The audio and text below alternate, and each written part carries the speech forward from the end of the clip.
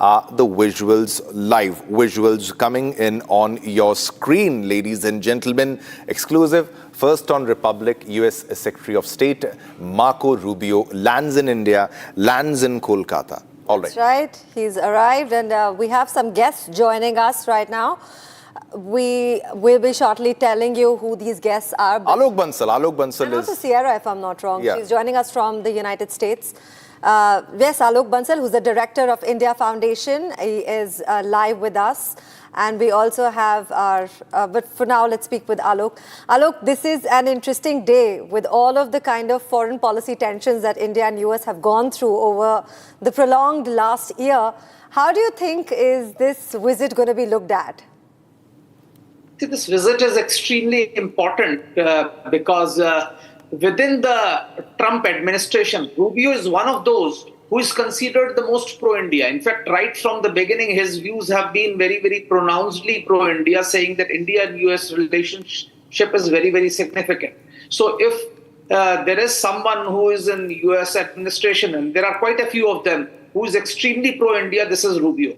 Having said that, in recent times, we have gone through a very, very tough phase, starting from tariffs.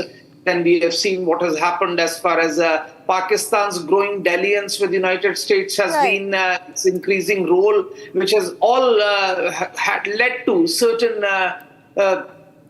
hardening of positions on both sides, and the relations have subsequently to some extent. And I think we need to repair this relationship. And I think it would be not wrong to say that Rubio is probably the best person who can repair this strained relationship.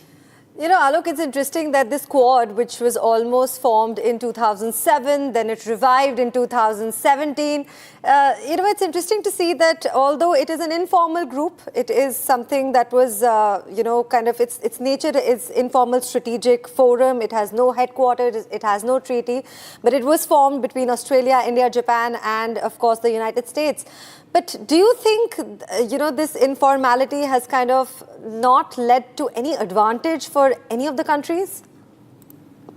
No, I wouldn't say that it has not led to any advantage. It has actually created a certain amount of understanding, certain transfer of technology, certain investments were planned under Quad to shift. In fact, a lot of shifting of investments from China to India happened under the rubric of Quad, though it may not have formally been identified as such. Right. But President Trump and his presidency has put this Quad grouping under severe strain. And in fact, there were skeptics who would say Quad is dead, but for an official pronouncement. So I think now that Rubio has landed, I think we could see some positive developments. Let's hope things improve from here on. Yeah, Mr. Bansal, now this is happening, this visit is happening while they are in tensions with the West Asian region. Now also, Donald Trump made a visit to China, Beijing. Don't you think that America is going through troubled times? It miscalculated its entire war scenario with Iran, and Iran came back stronger. It fought longer. It had the arsenal to continue the war, and the entire world is impacted because of the blockade in the Strait of Hormuz, and it's pretty serious this time compared to the previous times also. There is lack of fuel, there's shortage of fuel, LPG, and this can trickle down to other countries, those who are left. It's very less time that is left, Mr. Bansal.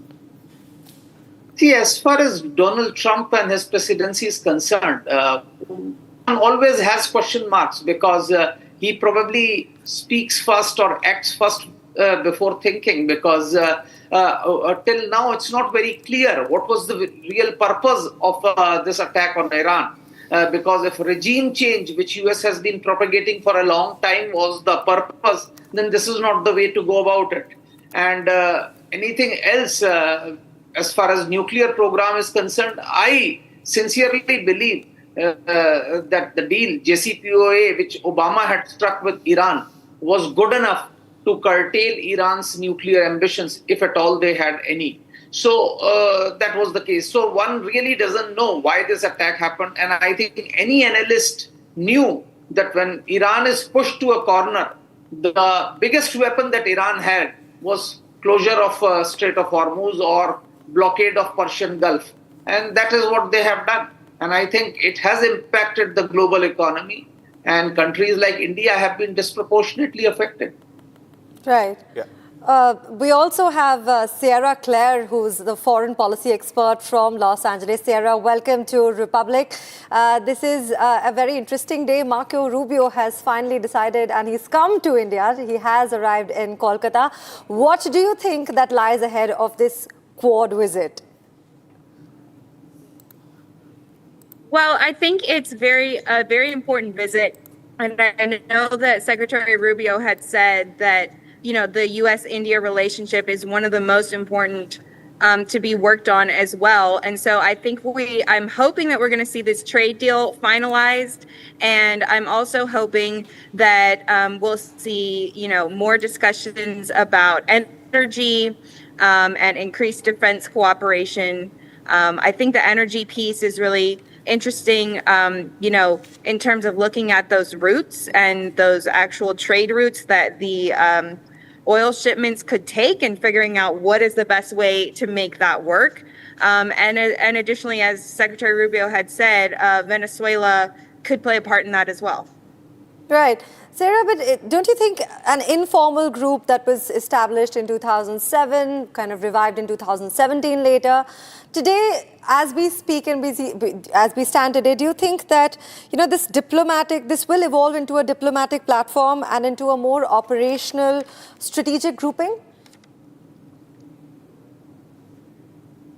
Yeah, absolutely. I mean, I think that, the strategic relationship between the U.S. and India can be, discussed as well and played up as well.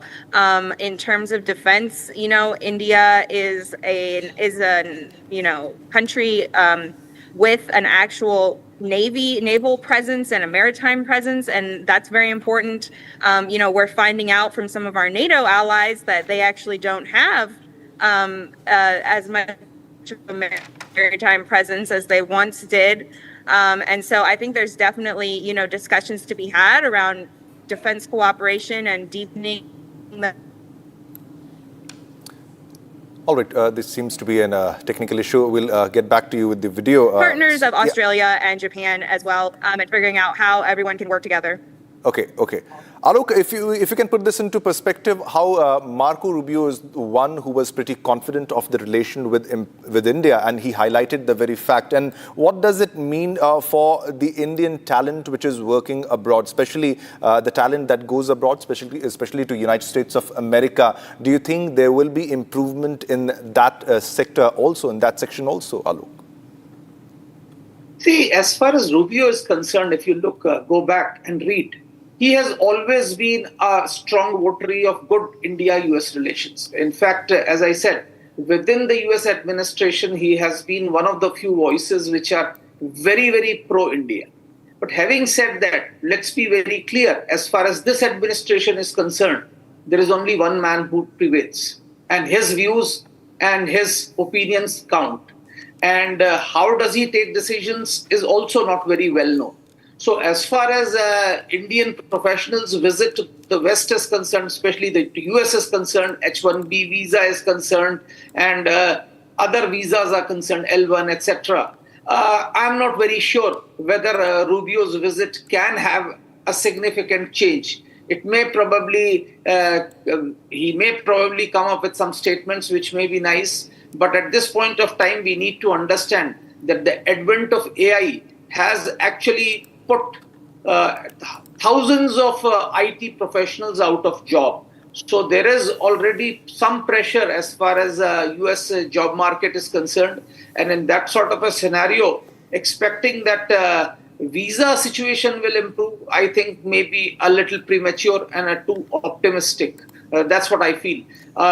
Issues like trade deal or defense collaboration are some things where we will see some improvement, and I'm quite hopeful that things will improve.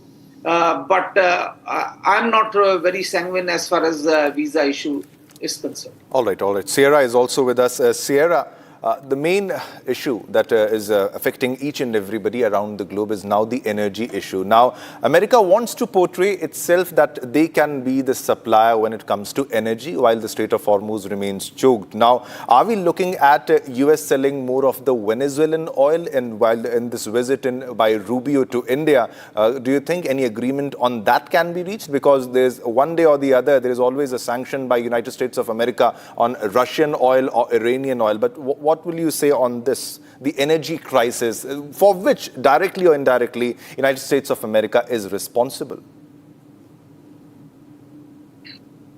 Yeah, I mean, I think the issue on the Russian oil is not that America wants to control India's oil supply or, use it as leverage or, try to take over in that way. India has diversified energy supplies, and America doesn't have a problem with that, except for the fact that we are trying to end a war in Ukraine. And so we're always looking for opportunities to bring about an end to that war. And I believe that India is as well. So that's just an area of cooperation that we would like to see cooperation from our Indian partners in ending this war on. Now, in terms of the Iranian issue, the Iranians have been holding this strait hostage for 47 years. And Trump called them on it. And he said, are you actually going to do this? And they showed that they're crazy enough to do it. They're willing to cause global economic crises, because their leadership is totally out of control. And I think we've been living with that hanging over our heads. And, Trump is actually dealing with it head on. Yeah, Sierra, but you understand the very fact that there has been several extensions, several waivers, waiver sanctions, a waiver for the Russian oil. Previously, as they used to say that all the ship that is en route, there will be a waiver on that. Now, there is also a 30 days extension on the Russian oil. Why am I again and again reflecting the point of oil and especially Russian oil? The American, the economy, the government, they understand it very clearly that they are one of the reasons there has been a severe impact, energy crisis, and they will have to correct it in the coming days, or it will be a catastrophe for each and everybody, including America, Sierra. Yeah, I think, my opinion is that Trump is going to correct this Iranian crisis very shortly, possibly even this weekend. So I think that we will see some changes coming about on that. And I think that the Trump administration is very well aware as well of, what the Iranians have done to the global energy market. There is a looming crisis. And, I think it also comes down to the partners, Iran's partners, who, need to think about their own interests, because they are going to be affected by a cascading energy crisis as well. And they're the ones who are asking Trump to delay. And so I think we all have to be realistic and start, trying to bring this actually to an end, because the Iranians have made it clear they're just not interested in negotiating. Right, Sierra, thank you. And I'd request you to stay online with us. We will be just coming back, but do stay with us, both Alok and Sierra. We'll be coming back to you shortly, but we have an interesting focus story for you. And also, let's move on to another top story. Now, Janardhan Bapu Rao, both the 86-year-old eminent social worker, will be honored with the Padma Shri for his exceptional contribution to social work, community development, rural upliftment, and the promotion of the Gram Gita philosophy across India. Now, dedicated to the ideals of revered Rashtra Sant Shri Tukdoji Maharaj, he has spent over 2 decades leading to extensive service initiatives through more than 10,000 rural branches. His life's work focuses on grassroots movement for cleanliness, for equality, character building and national integration. Now transforming the Guru Kunj Ashram into a premier center for holistic development and moral renewal. Take a look at this report at honoring his legacy.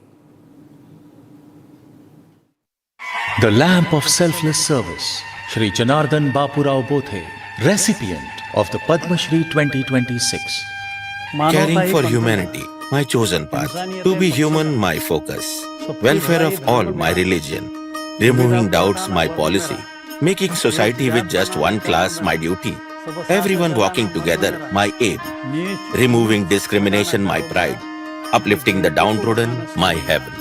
So said Rashtra Sant Tukdoji Maharaj. So lives Shri Janardhan Bapurao Bothe. This spiritual odyssey began in Gogri village, where Janardhan Bothe was born to a humble family devoted to Rashtra Sant Tukdoji Maharaj. One day, Rashtra Sant Tukdoji Maharaj visited their home. There he spotted young Janardhan and asked about him. Janardhan's father revealed he was his son. Seeing his potential, Maharaj requested the father to entrust Janardhan to his care. The father, filled with devotion, agreed, and Janardhan happily joined Maharaj. हे गुरुदेव मेरे दिल आओ सुंदर says बिछाया हूँ. Janardhan Bothe served as a personal secretary to Rashtra Sant Tukdoji Maharaj. Whether it was the historic Kisan Rail Yatra or the devotional teams sent to the NEFA border during the 1962 war to boost the morale of Indian soldiers. Following the death of Rashtra Sant Tukdoji Maharaj on October 11, 1968, Janardhan Bothe had a huge responsibility of carrying forward the legacy and teachings of the Gram Gita. राष्ट्र संत श्री तुकडोजी महाराज की जय. Gram Gita is an epic poem focusing on the holistic development of villages. It promotes self-reliance, unity, and social reform. The thoughts in Gram Gita are progressive thoughts for the country. It redefines the principle of prayer by anchoring it in collective action and daily service. From learnings of the Gram Gita, Janardhan Bothe initiated cleanliness drives, de-addiction campaigns, and environment conservation. He also supports more than 850 groups of women, thus promoting self-reliance. In 1972, Janardhan Bothe founded the Rashtra Sant Tukdoji Maharaj Education Society, under which 11 residential schools and hostels were established in Adivasi regions. These institutions have brought thousands of underprivileged students into mainstream education. When children from tribal region come and study with us, the feeling is extremely very satisfying. The Padma Shri honor for Janardhan Bothe has not only brought personal recognition, but has also amplified the legacy of Rashtra Sant Tukdoji Maharaj. Shri Janardhan Bapurao Bothe, Padma Shri 2026. Koti Koti Naman.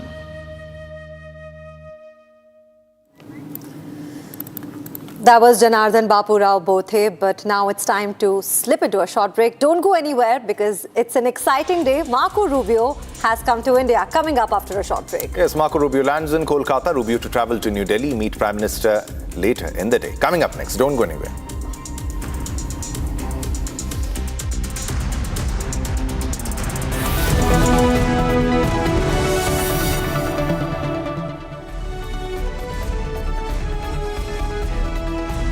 Amity University has one of India's largest merit scholarship programs for brilliant students.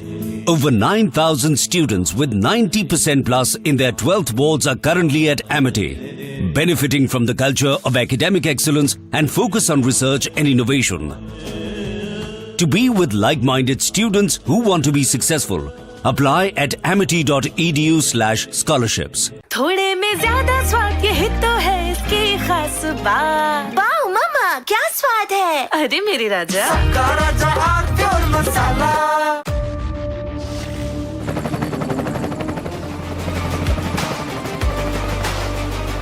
Character, the taste of success. चमकी चाट से क्या बना है? Sandwich लस्सी और छाछ. हर घूंट में चमकी चाट. ड्राई फ्रूट और दही बड़े. चमकी चाट से स्वाद बढ़े. असली स्वाद सिर्फ चमकी चाट.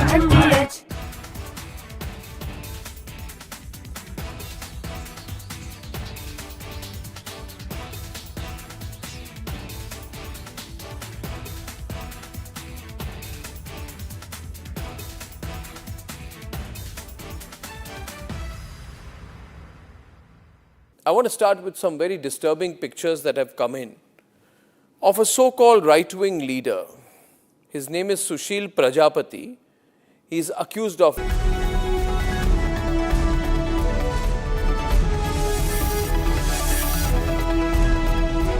प्यास बुझाए ठंडक लाए सबको भाई जीरा से MTH का जलजीरा जीरा से जीरा से असली रिफ्रेशिंग, असली स्वाद, असली मजा। MTH रानी, इस घर में कुछ है जो टूटता नहीं। ये पिलर कभी नहीं टूटेगा। रुंगटा स्टील TMT से बना। रुंगटा नहीं तो घर स्ट्रॉन्ग नहीं। रुंगटा स्टील TMT बार एकदम solid.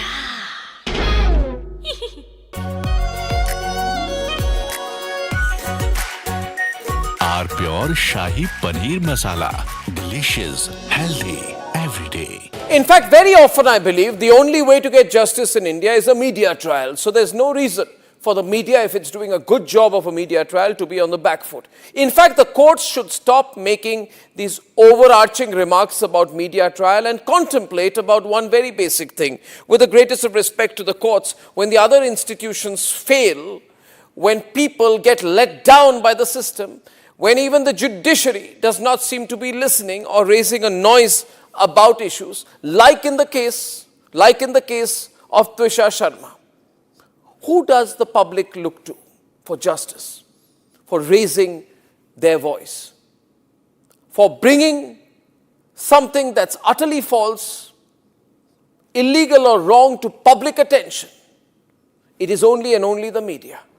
And today, therefore, we are doing a media trial in this specific case, ladies and gentlemen, of Twisha Sharma, the 33-year-old daughter-in-law of an ex-judge, in a case where the ex-judge and the ex-judge's advocate's son appear to be more than involved.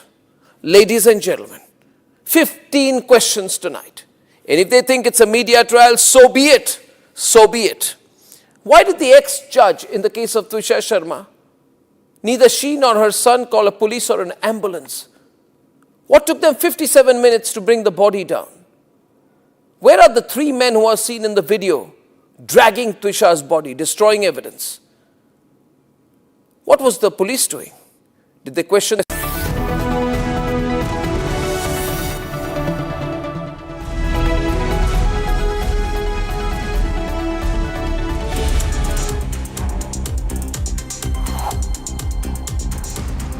Twisha Sharma's husband, Samat Singh, who was absconding for 10 days, was arrested by Bhopal police.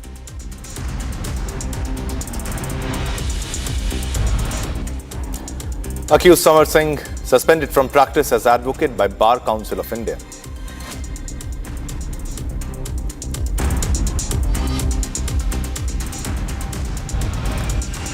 Nashik police files 1500-page charge sheet in TCS harassment and conversion case.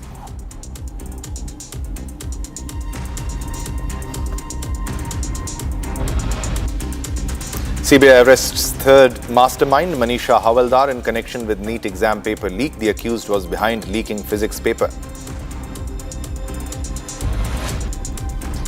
US Secretary of State Marco Rubio lands in Kolkata, after which he will head to Delhi for Quad meeting. Energy, security, trade and defense are the talks on focus. Tulsi Gabbard steps down as Director of National Intelligence, cites husband's bone cancer diagnosis as the reason. The third fuel price hike in 10 days, petrol up by 0.87 paise and diesel is up by 91 paise.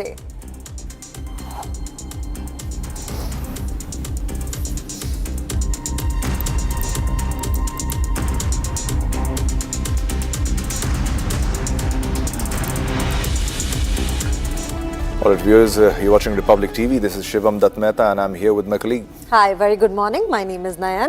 And let's go to a top story, that is US Secretary of State Marco Rubio has landed in India. He has landed in Kolkata and his 4-day high-stakes visit of Rubio is being closely watched by global diplomatic circles in him. That's right. He is landed in Kolkata and will be here till the 26th of May.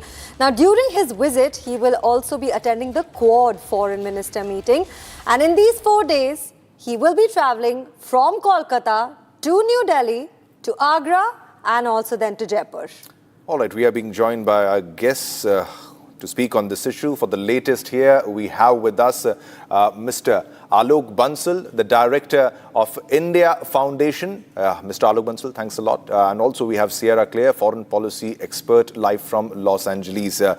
Sierra, coming to you first once again, what do you think will be the significance of the visit? How important it is from the American perspective? Then we'll take the Indian perspective from Mr. Alok. Well, I think from the American perspective, what this visit is really about is solidifying the U.S.-India relationship. President Trump has obviously prioritized rebalancing trade. And so I know that the trade deal is something that both the U.S. and India really want to see finalized just so we can get some normalization on the economic side. And then I think the significance is, as we're looking ahead at what threats America is facing, where we have things in common with India, where we have, common interests and how we can work together. And I think that India has really emerged as a partner that does have a lot of common interests with America. And this is during a time when we're finding out that some of our other allies may not have so many common interests. So it's actually a vitally important visit. And I think that there'll be a lot, that they'll accomplish a lot. All right. Mr. Bansal is also with us, Nayan. Yeah. That's right. The Indian point of view of this visit, what do you think, Mr. Bansal? Yeah. See, the visit is very, very important because both India and US are pluralistic democracies and have common values. And of course, at the moment, we also have most of our interests are also common. Though I personally believe that in today's world, interests are transient. They are not permanent. They actually change from time to time. You can see as far as Persian Gulf is still concerned, that itself, I think the US interest as far as Gulf is concerned have changed. There was a time when US was dependent on energy imports from Gulf. Today it's independent. So it doesn't directly impact except for the prices of energy.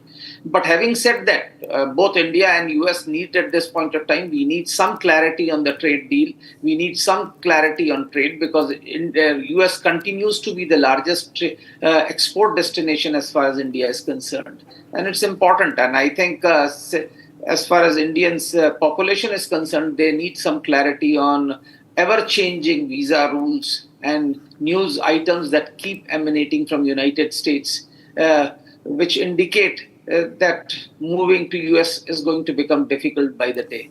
So those are the issues, I think, which are important. As far as defense is concerned, I think the relations have never actually suffered a setback. We have had a fairly robust relationship as far as defense is concerned, and that has continued irrespective of the recent tremors that we have felt as far as Indo-US relations are concerned.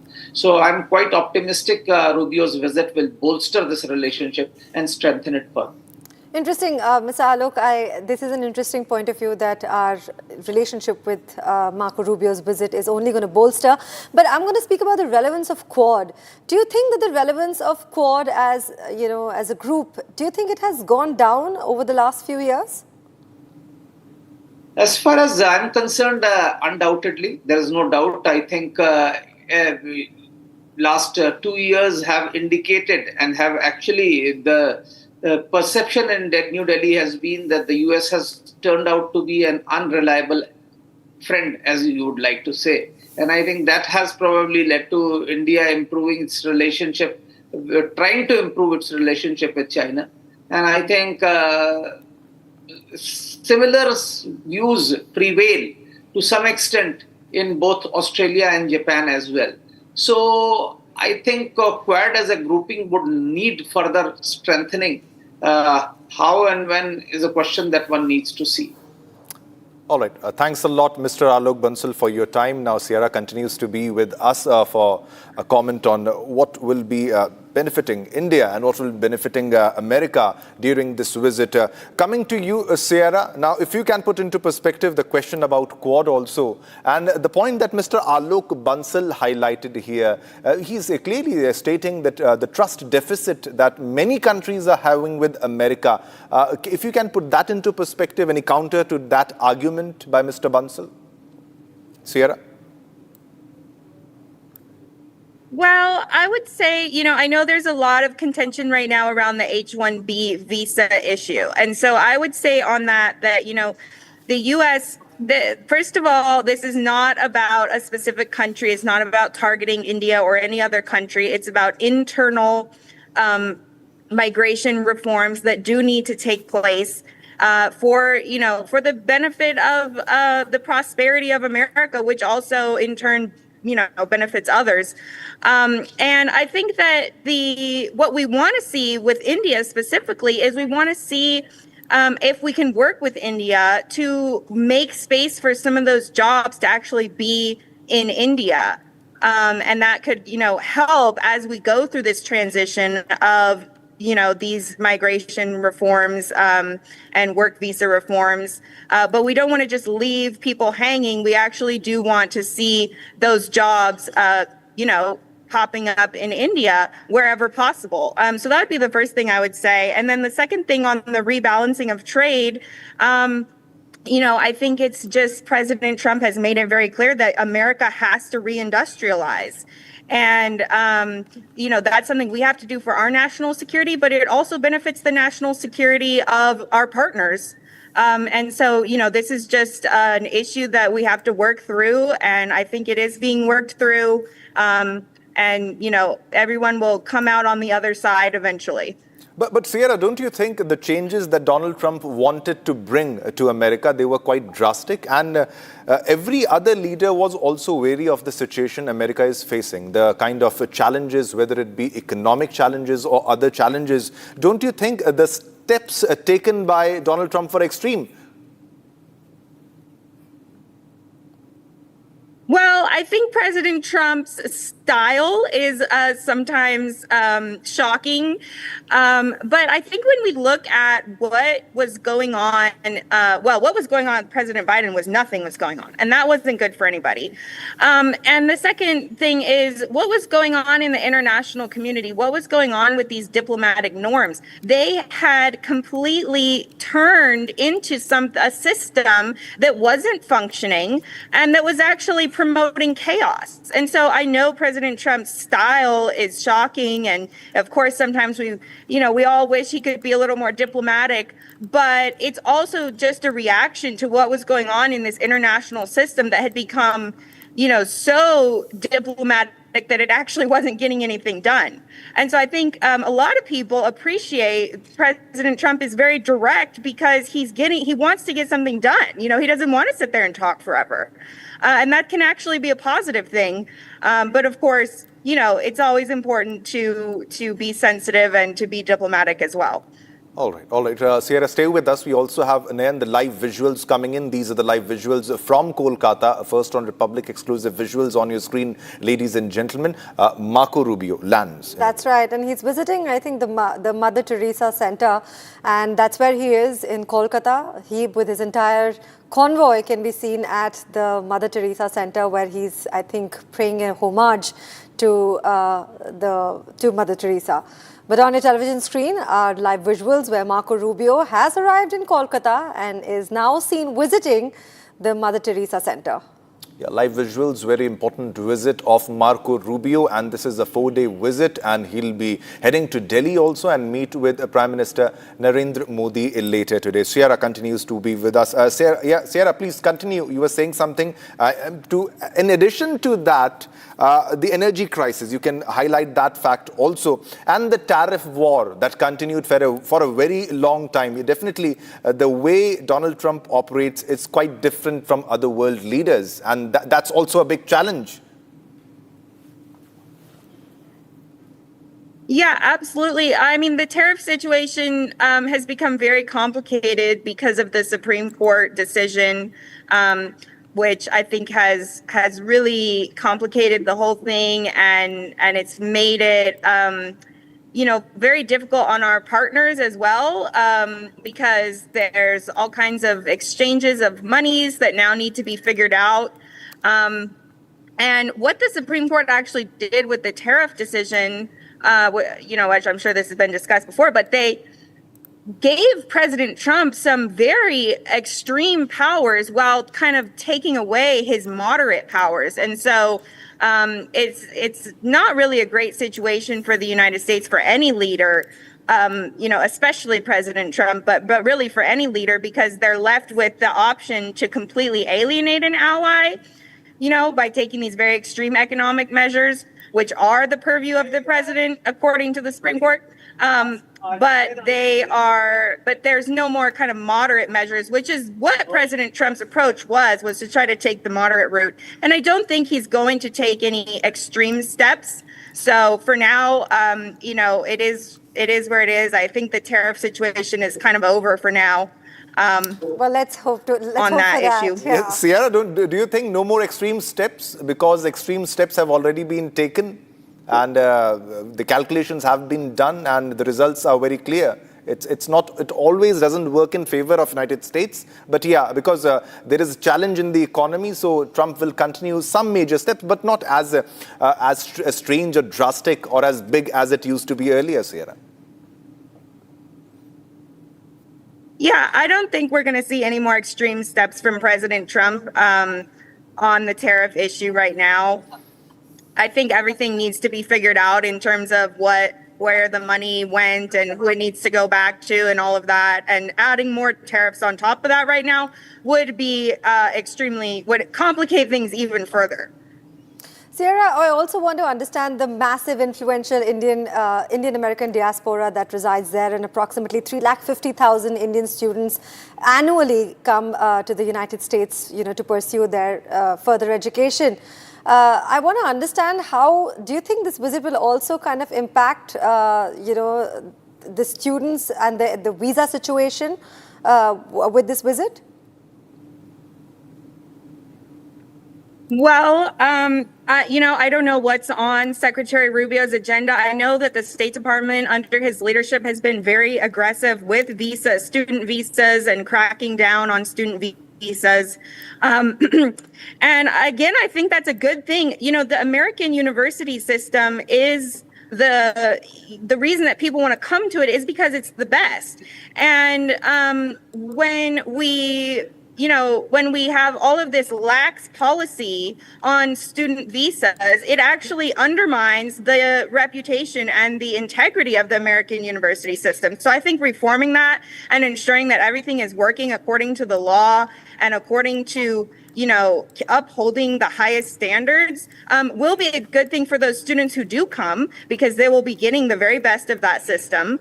And then in terms of, as you said, the visas, and there's a lot of travel, of course, that occurs between the U.S. and India.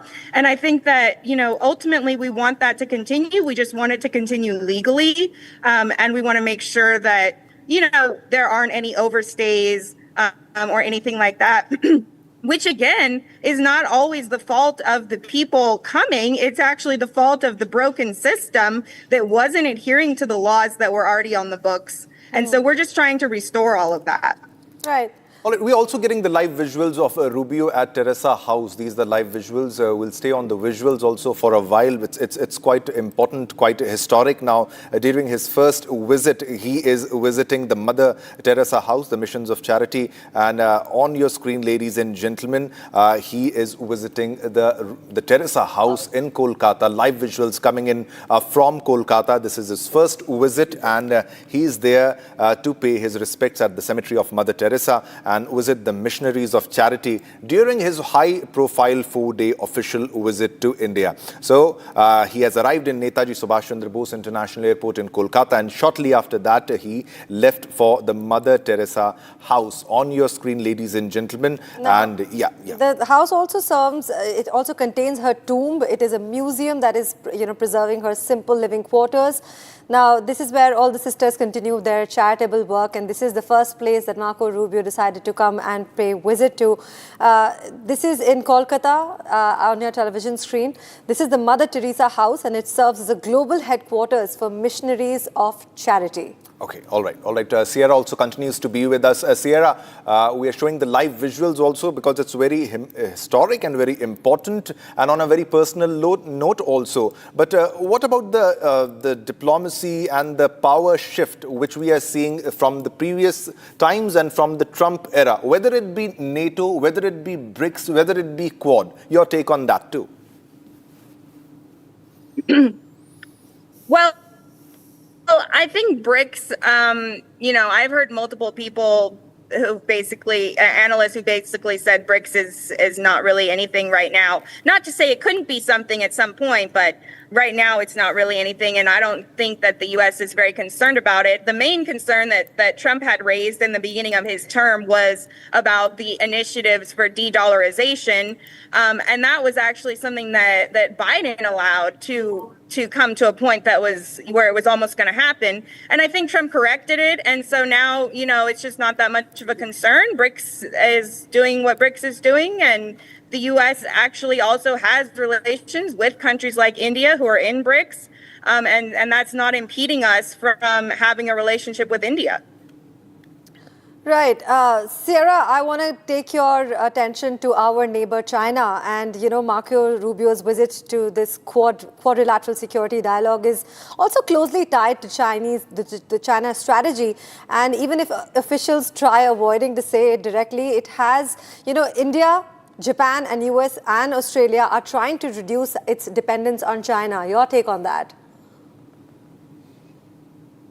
Yeah, I think China needs to be countered. I don't think it means that any one of these countries in the Quad are seeking a war or to escalate things. But I think that China needs to be countered, because when we look at the way that China operates on the international stage, they don't follow international norms. They like to say that they want peace and stability. But when you actually look at what they're doing, they support actions of destabilization all over the world, including in places like Africa, Southeast Asia, and even in our own country of the United States. So I think they need to be countered. And I think that strengthening these alliances and, a country like Japan, for example, that is taking more of an interest in its own military. These are conversations that need to be had. And luckily for India, that's, that they've already done that. They already have a strong military. And so I think it's just about, at this point, it's just about Sarah. How do we cooperate on that for security in places like the South China Sea and other areas. Right. Thanks Sierra, a lot, Sierra. Thank you so much for staying with us. We will, of course, speak to you again, but thank you for now. It's time to delve into another top story for the day. Thank you, Sierra. You joined us from LA. But now it's time to discuss the heading ahead agenda of his first visit, Marco Rubio's first visit to New Delhi, as he said from the Washington that he wants to sell India as much energy as they will buy. And uncertainty grows over the disruption in the Strait of Hormuz. Now, Rubio has also made it clear that the Trump administration wants American energy exports to become as large a part of India's import portfolio. Now, despite the relations between the two countries taking a dent in recent years, US and India remain key trading allies, and perhaps this is what Washington is banking on to make a deal with New Delhi to sell Venezuelan oil. Listen into Republic Consulting editor Saurav Shukla's take on this statement. In view of the world today, I'm going to talk about the very important visit by the US Secretary of State Marco Rubio to India. And ahead of his departure for this crucial trip, he spoke about India as a key partner and ally of the US, and also spoke about the energy crisis, which is very important for the world and especially for India. He spoke about the fact that the Venezuelan oil, which US has a great influence on now, India will be a key country where Venezuela will supply the oil to, and the interim president of Venezuela, he also indicated, is scheduled to visit India, which augurs well for India given the crisis that we are having following the disruption of Strait of Hormuz. And I would say that this is a great step forward in making sure that India gets that vital energy security. Also, India already has the capability to refine that product, the Venezuelan oil in particular. Only few countries in the world have that kind of refinery. India's Reliance has that kind of refinery. And the bigger messaging ahead of the trip was very important from Marco Rubio, given the fact that India-US relations have had a bumpy ride, but the fact that he's talking about in a very positive manner ahead of the trip gives an indication of the trajectory of the relationship. On the agenda, besides the bilateral partnership between the two countries, making sure that they continue to collaborate, work with each other on things like AI, defense, trade. There is also a Quad meeting. This is a grouping, a very important grouping, which Secretary Rubio spoke about, which has India, US, Australia, and Japan as partners. They will be having a meeting in Delhi, and obviously Indo-Pacific is one area which is very important that they will talk about. The growing influence of China and how these countries can make sure that there is freedom of navigation in the South China Sea. Also, how these countries collaborate with each other. And certainly, they will also expect these other foreign ministers, including the Indian Foreign Minister S. Jaishankar, that Secretary Rubio will also give them an insight on the meeting that President Trump had with President Xi. And clearly, they can take collaborative positions when it comes to dealing with China, because all of these countries are impacted in some ways by China's growing influence, and also China's devious way. And Secretary Rubio is somebody who has been one of the foremost critics when it comes to taking on China. When he was a senator as well, he took a very strident position, and all along, and as I've been saying, his voice matters even more in Washington, D.C. He's one of the closest advisors now to US President Donald Trump, and is a big contender for the 2028 Republican nomination. And Secretary Rubio's word matters in D.C., so that's the reason why this trip will be very crucial. And he's coming at a time when you have very, I would say, proactive US Ambassador Sergio Gore in Delhi, who is making sure that he's expanding his people-centric diplomacy. And one of the key highlights for Secretary Rubio while he is in Delhi will be to, I would say, headline a Freedom 250th event in Delhi, which kickstarts America's 250th birthday, which is this year, and is a big draw in Washington, D.C., and is on the top calendar here in D.C.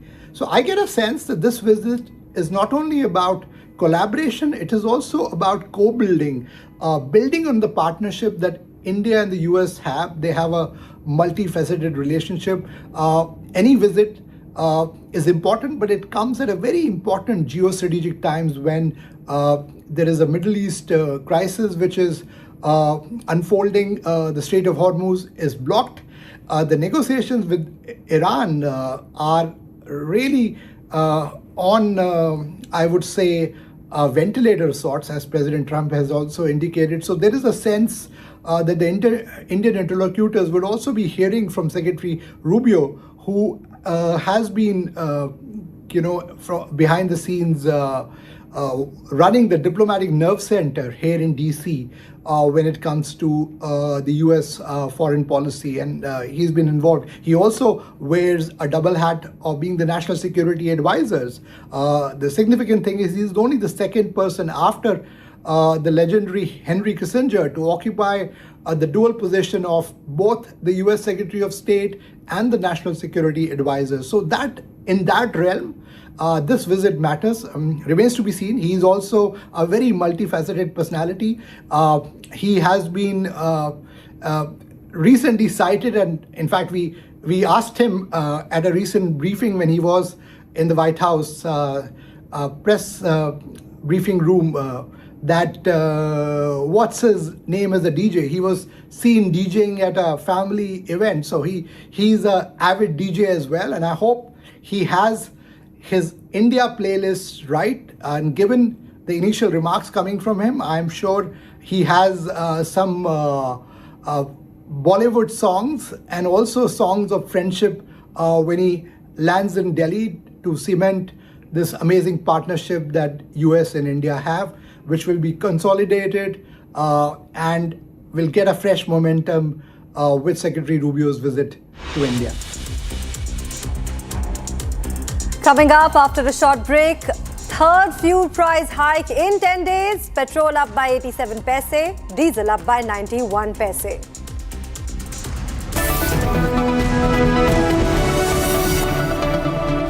Amity University has one of India's largest merit scholarship programs for brilliant students. Over 9,000 students with 90% plus in their 12th boards are currently at Amity, benefiting from the culture of academic excellence and focus on research and innovation. To be with like-minded students who want to be successful, apply at amity.edu/scholarships. Pure suji pasta उबालो मिलाओ और खाओ 8 minute में तैयार क्या taste है सबका राजा R pure masala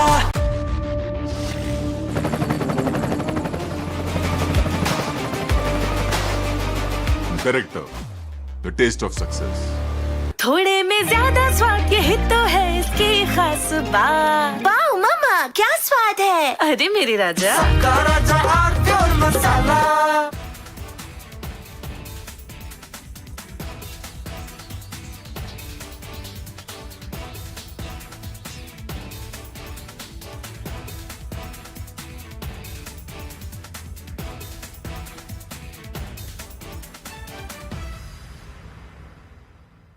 I want to start with some very disturbing pictures that have come in of a so-called right-wing leader. His name is Sushil Prajapati. He is accused of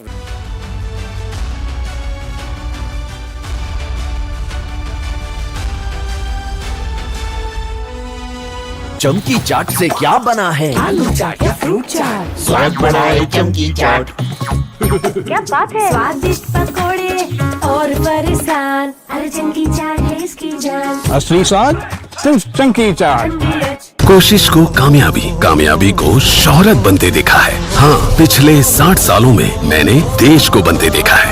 कमला पसंद 60 सालों से अनोखा स्वाद। R pure shahi paneer masala, delicious, healthy, everyday.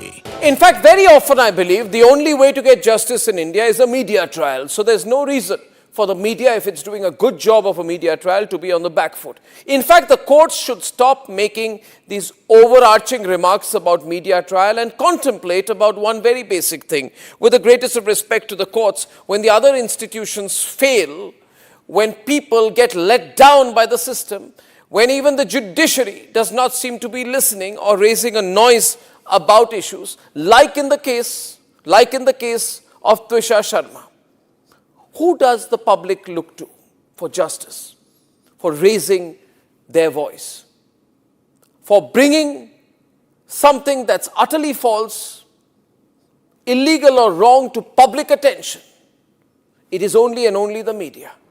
And today, therefore, we are doing a media trial. In this, from Asia's largest news headquarters, setting the agenda for Bharat.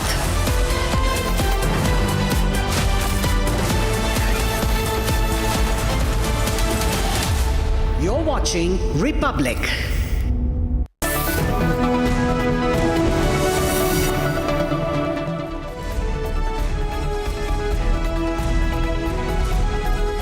A very warm welcome, viewers. You're watching Republic TV. This is Shivam Dutt Mehta, and the top focus today in this bulletin will be Marco Rubio's visit to India. He's already landed and he is in Kolkata. He'll be later heading to Delhi and be meeting Prime Minister Modi also. We'll get you all the top latest updates on that story and a lot more. But first up, let's have a look at the top headlines of the hour.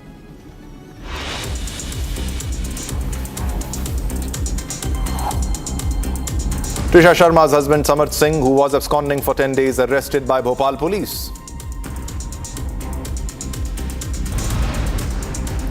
Accused is Samarth Singh, suspended from practice as advocate by Bar Council of India.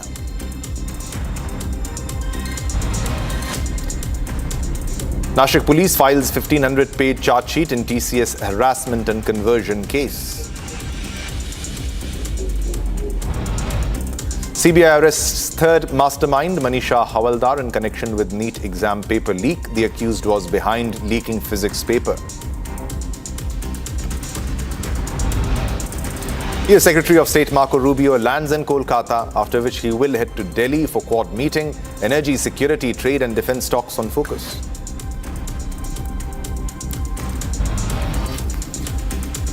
And the fuel prices have been hiked again in 10 days. Petrol up by 87 paisa, diesel by 91 paisa.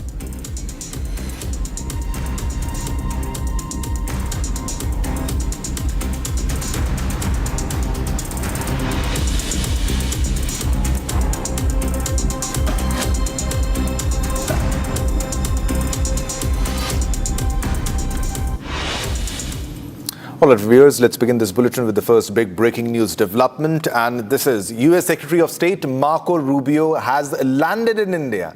And this is the 4-day high-stakes visit of Rubio. And this is closely being watched by the global diplomatic circles, by global diplomatic leaders. Very important visit right now. And he landed in Kolkata and he will be here in India till May 26. And after landing in Kolkata, the US State Secretary will be heading to Delhi, where he is scheduled to meet Prime Minister Narendra Modi later in the afternoon. And during his 4-day visit, Rubio will also be attending the Quad Foreign Ministers meeting, and these 4 days he will be traveling from Kolkata to New Delhi, Agra and also Jaipur. So it's a high-stakes travel and it's a high-stakes visit. Various things on the agenda, whether it be energy and also the West Asian conflict will also be discussed, because you can't avoid the energy crisis is the reason behind the entire war that is happening in the West Asian region, because of the virtual blockade which is in place in the Strait of Hormuz, and which has led to price hike, the fuel prices hike around the globe and also in India. And what to expect from the talks, the Quad unity against China. This is important as per the graphics also on your screens. And energy import deals. Are we looking at energy imports from United States of America? While there were many sanctions and even sanctions waiver on the Russian oil which was at sea, and a 30-day waiver extension by United States of America, sanctions waiver by United States of America, because America clearly understands the kind of crisis the world is in because of the West Asian conflict, because of the war that America was in with Iran. And though there is a temporary truce, but it continues to be volatile also, the situation. If you talk about the Strait of Hormuz, and the energy supply chain has been severely impacted, not just for India, but for many countries across the globe. And every now and then we are seeing a price hike. However, better placed comparatively to the other countries across the globe. This is India managing the fuel crisis. And also there was an appeal by Prime Minister Narendra Modi to cut on our fuel usage also. All right, we have a guest with us. I would like to welcome Major General Ashwini Sivach, who is joining us.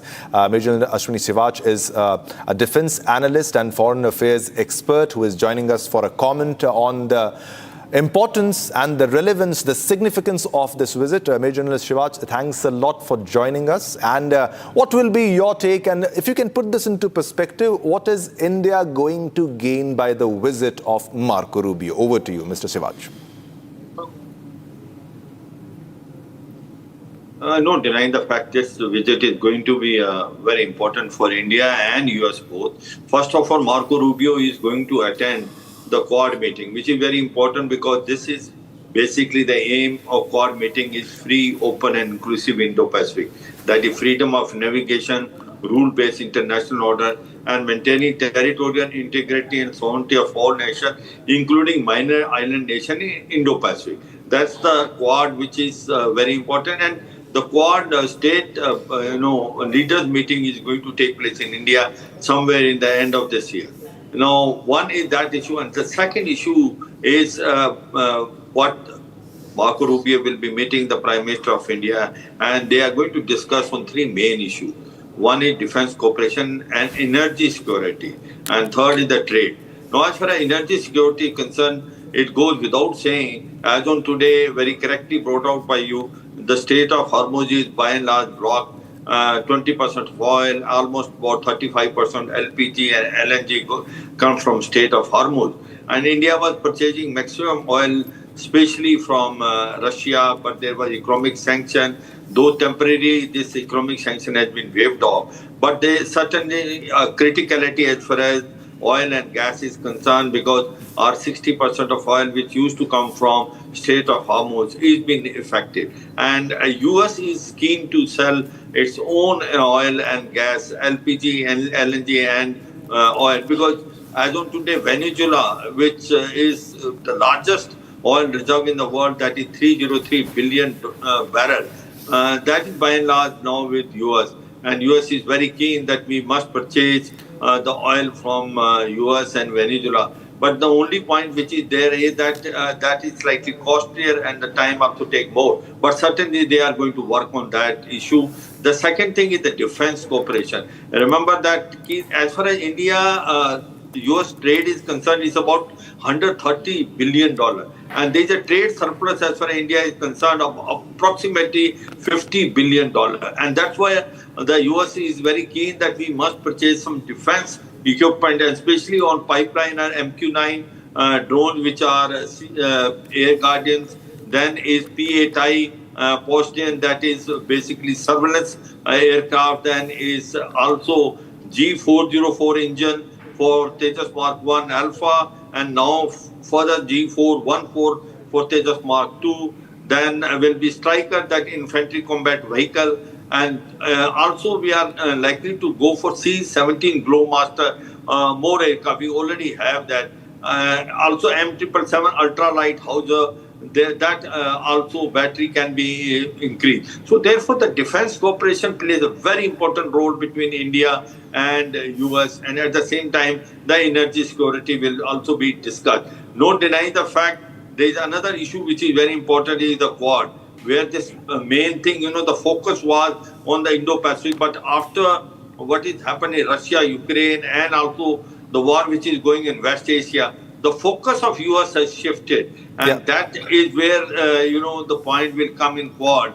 The focus must go back again to Indo-Pacific, because the way the Chinese are increasing their footprint in Indo-Pacific is very important. That is true. Purnima Nath also is with us for a comment on what's unfolding and the significance of this visit. Thanks a lot, Purnima Nath, for joining us for a comment. It's a historic visit, first visit of Marco Rubio, and that too, while there are tensions that are continuing. Yeah, I would like to say that not exactly in a warlike situation between US and Iran, but nothing less of that. Also, the Strait of Hormuz being choked, and you are getting the news every day in India also of a price hike. Today also there is a price hike while Marco Rubio just landed in India. Do you think a solution will be arrived, because the whole the responsibility would now lie on America to make the situation better from what it used to be? Because of the ongoing war, the entire world is looking at a recession, at inflation, madam. Thank you so much for having me. Namaste, Jai Hind. First of all, about Marco Rubio's visit, and I want to give some information. I know everybody gets head over heels when a American or Western entity or somebody from the Western countries visit India. I know, we all have to understand that this is more than just samosa and chai. This is more than just biryani. The fact is that Marco Rubio, specifically speaking, that when he wished Diwali, but he didn't mention Hindu. That's important for me as a Hindu Indian American, because Diwali is celebrated by all in, especially the Eastern religions. Originating from the land of Hindustan, and not mentioning about Hindus, in which literally the one major celebrate the one that actually celebrates Diwali or Deepavali. This is important for me, and he has landed in Kolkata. Why Kolkata? I hope there's no other hanky-panky going on in terms of destabilizational agenda. We know what was going on. Even the last Indian ambassador, U.S. ambassador to India, Eric Garcetti, was focusing on the northeastern region, and the fact that 5 out of 7 northeastern states in India today doesn't have Hindus as a majority is a massive concerning issue for me. One of the states minister even came to America and communicated that they are not part of India, and this is something that I'm watching and very closely watching, given the fact that Bangladesh's election and impacted, and Sheikh Hasina was ousted, and also the fact that American stooge was placed over there, and we know what caused it in terms of St. Martin's and the clash between U.S. base versus non-U.S. base and etc. like that. The point I'm trying to say is that I think this is more than the respect that Hindustan and Hindu population of global 1.25 billion people actually deserve. At this point of it's not discussed. It's not part of the communication today.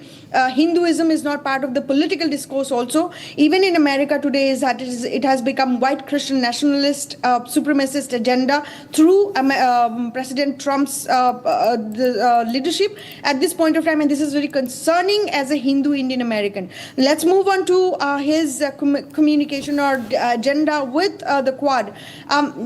Even going from the perspective of his boss, Mr. President Trump has called India recently a hellhole, is an insult to every Indians, especially some of the somebody like me who's actually Indian American, who's actually Hindu Indian American. So somebody like Marco Rubio going over there with a cleaning up perhaps the mess that Trump has created and re-establishing the strategic ties with India is probably a good thing. But at the end of the day, he has to also understand that there's this Christian conversion and Christian missionaries agenda that is happening in India is concerning to me. So from a perspective of Iran, if you see, you talked about the Quad and then also the respect of sovereignty. The entire Iranian West Asian conflict is because of the fact that America did not respect Iran's sovereignty, and they went and bombed during the conversation, when there was a negotiation going on. And there is no better example in front of our hand today that America did not respect somebody else's sovereignty just because they can. They are literally going after different leaders and kidnapping. They're threatening. They're trying to tell different countries saying that how they have to run their country. And this is something that you have to pay attention Yes, and to. also the first to visit, by your perspective and by your analysis, Ms. Nath, he visited Mother Teresa house, and thanks a lot. That was all the time that we had, and I think I gave enough time to both the guests here. Thanks a lot for the analysis, General Sivach and Purnima Nath. Now let's move on to another top story. Now, Dayanand Sagar University is partnering with NVIDIA to launch an AI factory on its Bengaluru campus. Now, the AI factory at DSU will be powered by NVIDIA's next generation Blackwell platform, enabling large-scale AI development and research. More details in this report.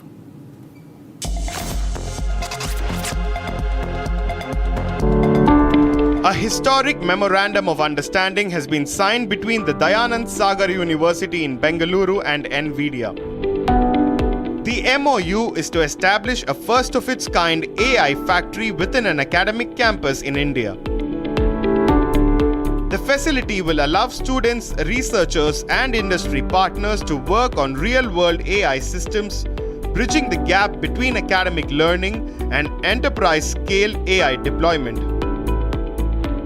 With a planned investment of over 175 crore rupees, DSU's AI factory will serve as a high-performance AI hub embedded within an academic ecosystem, bringing together advanced compute infrastructure, interdisciplinary research, and industry collaboration on a single integrated platform. As part of its broader vision, the university aims to skill approximately 20,000 students across disciplines in emerging AI domains. All right, viewers, it's time to slip into a short commercial break, but don't go anywhere because we have a lot more lined up after the break. Coming up after the break, Nashik police files 1,500-page charge sheet in TCS harassment and conversion case.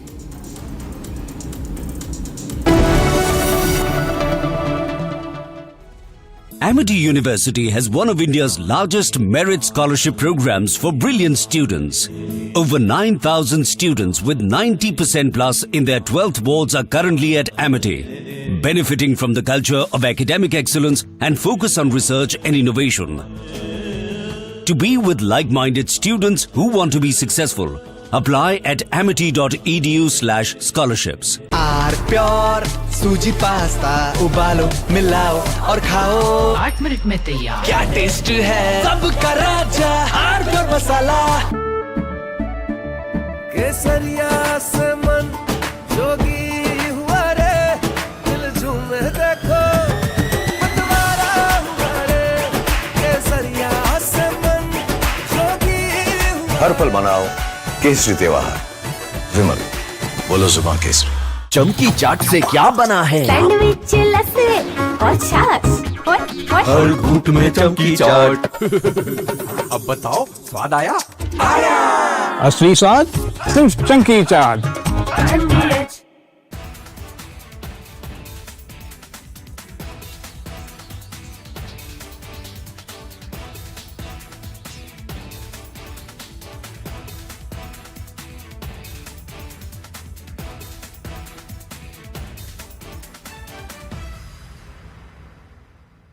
I want to start with some very disturbing pictures that have come in of a so-called right-wing leader.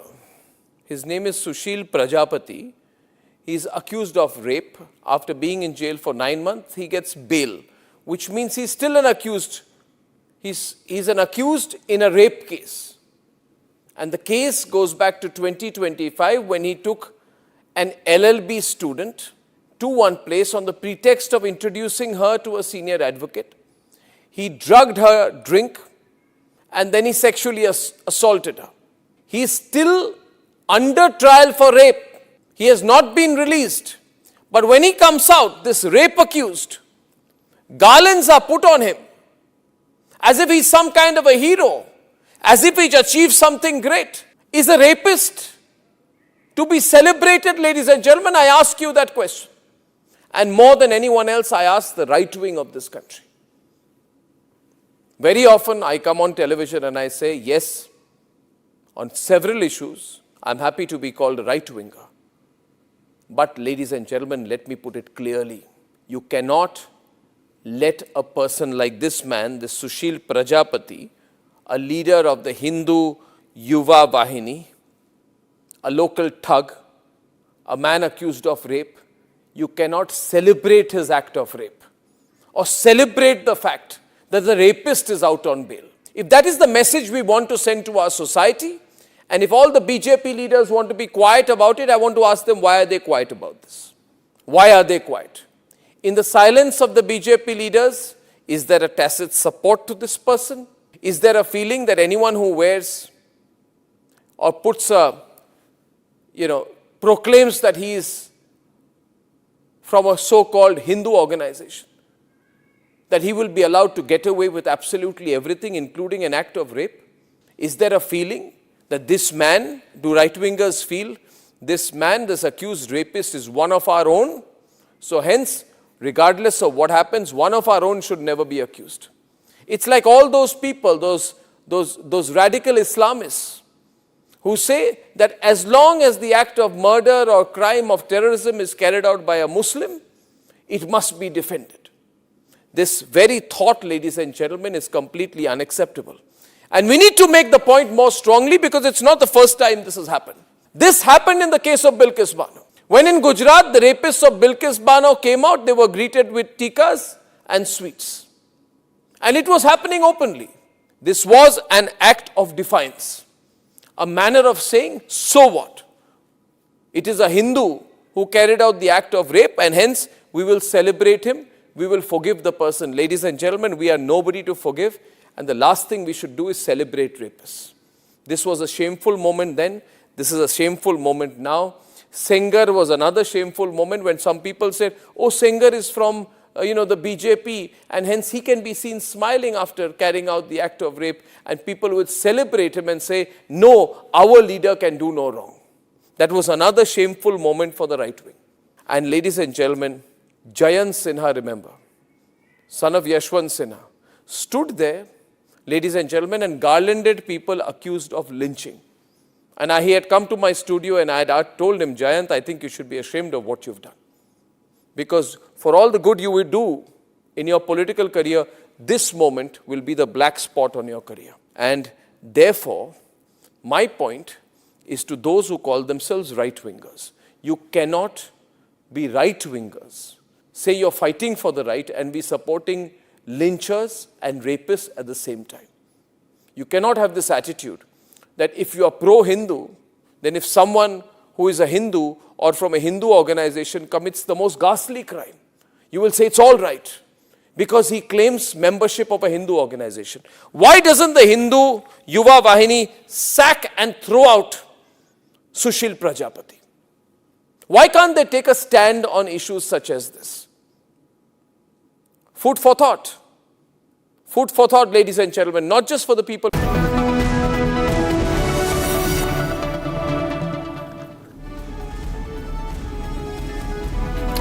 All right, viewers, welcome back. Now let's move on to another top story. Now, Tripti Mukherjee, a renowned Kantha stitch embroidery artist, will be honored with the Padma Shri for her exceptional contribution to the preservation of traditional handicrafts, women's empowerment and the promotion of rural entrepreneurship through her exquisite artistry. Now, Mukherjee, who has over 37 years of experience in Kantha stitch embroidery, has been recognized for her contribution to Indian handicrafts and for creating livelihood opportunities for marginalized women through training and skill development. Take a look at this report that honors her contributions and legacy.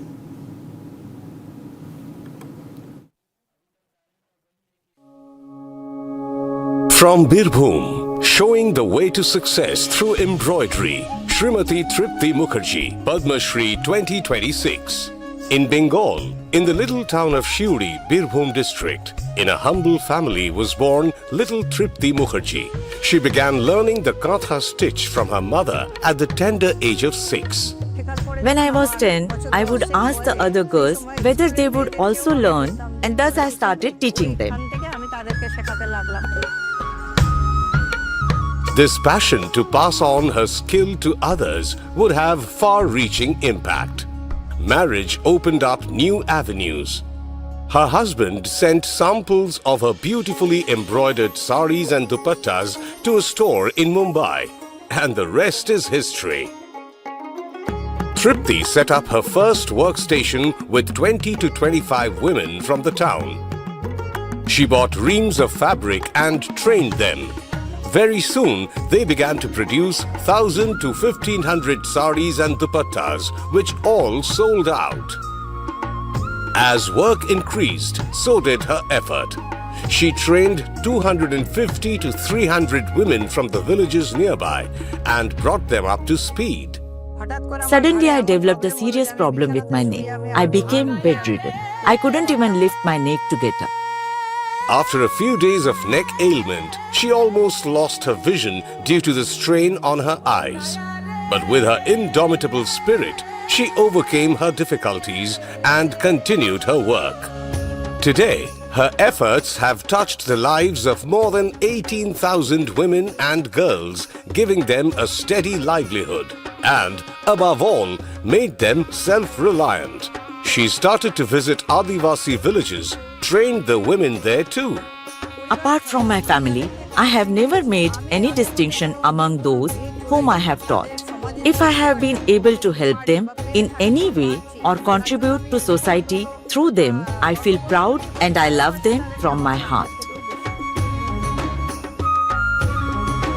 Today, the women of Birbhum, trained by Tripti, firmly believe that Gatha craft is a significant enterprise. Their joint efforts have been displayed and appreciated in art exhibitions abroad, making India proud. I would like to tell the next generation that they should remain enthusiastic and devote themselves with complete focus. They must never hold back and carry on their work with dedication. Srimati Tripti Mukherjee. कोटि कोटि नमस्कारः.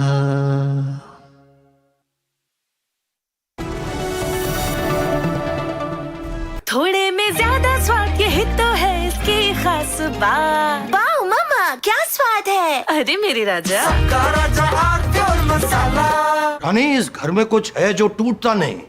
ये pillar कभी नहीं टूटेगा. Rungta steel TMT से बना. रुंगटा नहीं तो घर स्ट्रॉन्ग नहीं. रुंगटा स्टील टीएमटी बार एकदम सॉलिड. चमकी चाट से क्या बना है? सैंडविच लस्सी और छाछ. हर घूंट में चमकी चाट. ड्राई फ्रूट और दही बड़े. चमकी चाट से स्वाद बढ़े. असली स्वाद सिर्फ चमकी चाट.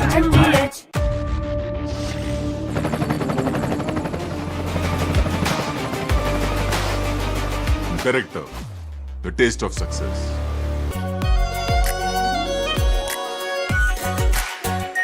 Are pure shahi paneer masala.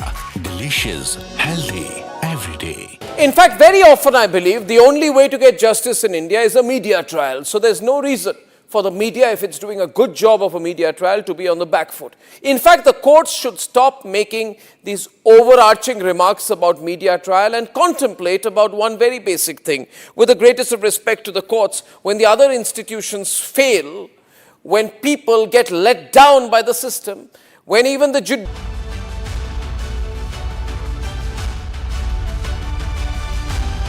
Are pure suji pasta उबालो मिलाओ और खाओ. 8 मिनट में तैयार. क्या टेस्ट है सबका राजा R pure masala. Amity University has one of India's largest merit scholarship programs for brilliant students. Over 9,000 students with 90% plus in their 12th boards are currently at Amity, benefiting from the culture of academic excellence and focus on research and innovation. To be with like-minded students who want to be successful, apply at amity.edu/scholarships. प्यास बुझाए ठंडक लाए सबको भाए जीरा से. MTH का जलजीरा जीरा से. जीरा से असली रिफ्रेशिंग, असली स्वाद, असली मजा. MTH.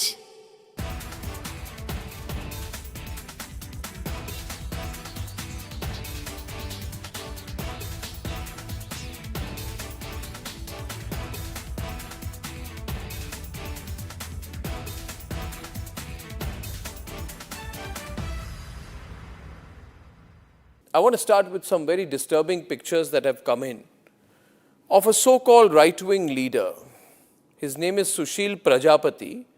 He's accused of rape. After being in jail for 9 months, he gets bail, which means he's still an accused. He's an accused in a rape case. And the case goes back to 2025 when he took an LLB student.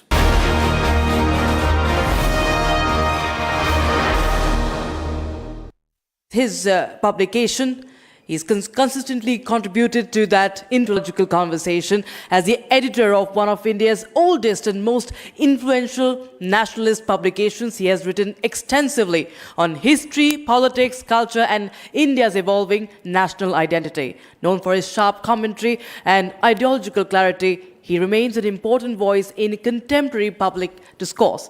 Ladies and gentlemen, I request all of you to please join me in welcoming Mr. Prafulla Ketkar, editor of Organizer Weekly. Thank you. I know I'm standing between you and the lunch. So I'll keep it very, very brief and sharp, very pointed. Exactly, 12 years ago, 13 years ago almost, May 18th, 2014, there is a publication from London called Sunday Guardian. It has written an editorial, and the headline of the editorial is India, Another Tryst with Destiny. And it says, today, 18th May 2014, may go down in history as the day when Britain finally left India. Remember, 16th of May 2014 Lok Sabha election results were declared. And Sunday Guardian, published from London, is saying that finally British has left India. Why it is saying so? It elaborates, Narendra Modi's victory in the election marks the end of a long era in which the structures of power did not differ greatly from those through which Britain ruled the subcontinent. India under the Congress party was in many ways a continuation of the British Raj by other means. But at the same time, the editorial makes very important point. It should be obvious that underlying changes in Indian society have brought us Mr. Modi and not the other way around. What are those underlying changes? Now switch over to 2026. Today, Al Jazeera on Bhojshala has a headline, Hindu order runs India. Court declares another medieval mosque a temple. Now, if you take these two reports, it explains us what the precise problem is, which Hindol was trying to explain. Please try and understand. Most of us believe, अरे यार ये जो 2 world war हुए थे ना, ये सबसे गंदे युद्ध हुए थे ना, पूरे वर्ल्ड का सबसे गंदा युद्ध जो हुआ है वो 30 years वॉर है जो यूरोप में हुआ. That entire 30-year war between the Catholics and the Protestants has shaped the entire intellectual and media discourse of the present world. जिसको आज हम टॉलरेंस कहते हैं, जिसको हम नेशन स्टेट कहते हैं, जिसको हम कहते हैं, जिसको हम इंडिविजुअलिज्म कहते हैं, जिसको हम साइंटिफिसिज्म कहते हैं, उसका सारा बेस जो है वो ये 30 years वॉर में था. क्या प्रॉब्लम था? प्रोटेस्टेंट चर्च को क्वेश्चन कर रहे थे. They were asking fundamental questions about existence, and because they were asking questions to the authority of the Pope and interpretation of Bible, they were either burned, killed, and that's why Galileo and Copernicus and Bruno, they had to face the persecution. That's why they become scientists. But what was the fundamental questions, especially the youth, they were asking? The fundamental simple question they were asking was whether earth is flat or spherical, whether earth is revolving around sun or sun is revolving around earth, isn't it? We know this. But यार हम अलग अलग भाषाओं में पढ़े लिखे लोग हैं. भारत में भी ज्योग्राफी पढ़ाया जाता है. उस ज्योग्राफी को हम अपनी भाषा में क्या कहते हैं? पक्का ना? 5000 वर्ष से हमारे ऋषि मुनियों को पता था कि भूगोल है और ख भी गोल है. Universe is spherical and the earth is spherical. We knew for more than 5000 years. Bhaskaracharya gave the exact mathematical calculation of this. And that is Bharat, that intellectuals of India, influenced by colonial constructs, decided to negate. Modernity means westernization. यार ये 3-piece पहनकर आता है तो modern है, कुर्ता पैजामा पहनकर आता है तो बैकवर्ड है, इंग्लिश में बोलता है तो मॉडर्न है, भारतीय भाषा में बोलता है तो बैकवर्ड है. Who has created those constructs? Now, their nation states were constructed, as Hindol rightly explained, on the basis of violence, exclusion. I believe in Protestantism. I believe that French is the only language. I believe that this is the original aesthetics. So, on these 3 ingredients, the race, the language, and one religion that became the basis for nation state for them. Norway बहुत lecture देता है ना आजकल minority rights और इस पर 1993 का Norway का रेगुलेशन है, where besides the Norwegian church, nobody has a right to propagate in Norway.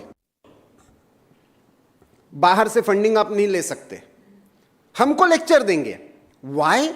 Because as a nation state, Eurocentric idea of nationalism is exclusionary. I am not this, that's why I am this. I am not English speaking Protestant, I am a French speaking Protestant, that's why I am a citizen of France. So if English and French speaking people cannot coexist, how a Marathi and Gujarati or Kannada and Tamil and Assamese and Bengalis can coexist? So you also must be different nations. That is the idea they have imposed and introduced. Because, and they made education and media as instruments for this. They created a class who started believing. British आने से पहले हमारे यहाँ पे बहुत सारे aggressions हुए थे. ग्रीक, शक, हुन्स, अरब, तुर्क, Mongol,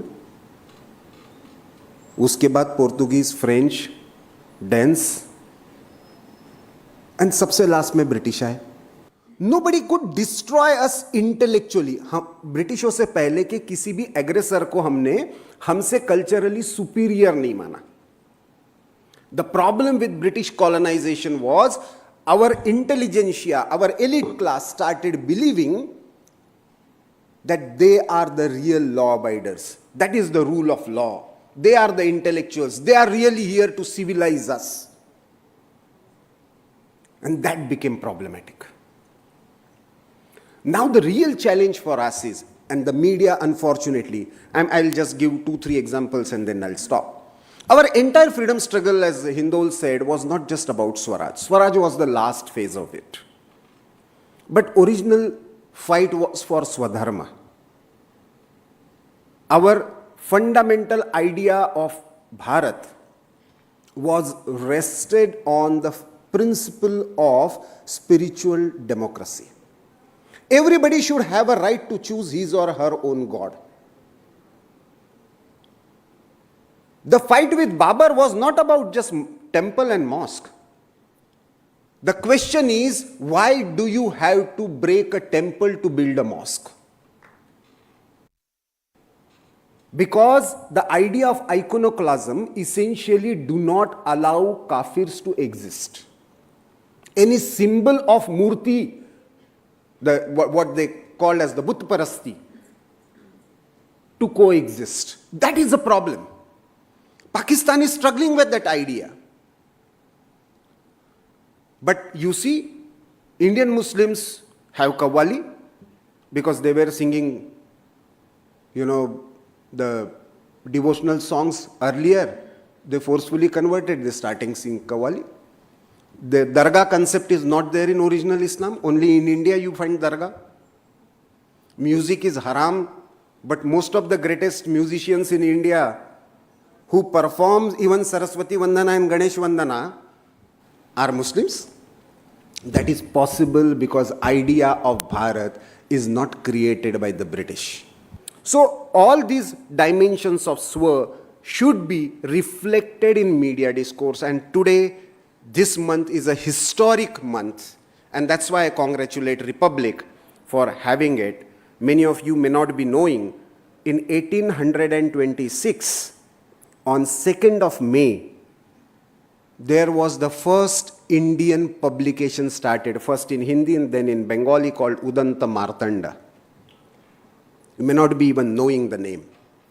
The first effort to start a media in Indian language.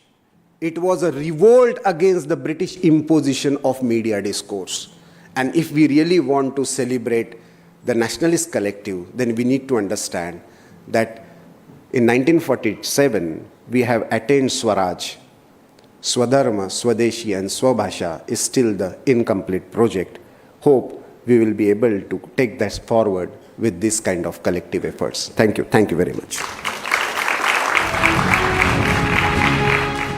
Among the leading voices in this intellectual movement, a noted historian, author, public intellectual. He has written extensively on Indian history, leadership, and civilizational identity. And through his work, he has explored stories of India that often remain outside the conventional narratives, stories that are rooted in Indian thought, resilience, and cultural continuity. So, ladies and gentlemen, please welcome on stage historian and author, Mr. Hindol Sen Gupta. Good afternoon, ladies and gentlemen. Thank you to Arnab Goswami and the Republic for giving me this opportunity to speak at the Nationalist Collective. I thought, ladies and gentlemen, today I will talk to you about why India should not be afraid of nationalism. This is a particularly pertinent question, a question that comes up again and again, especially as India deals with the world, because in the West, especially in Europe, there is a palpable concern always about the word nationalism and nationalist.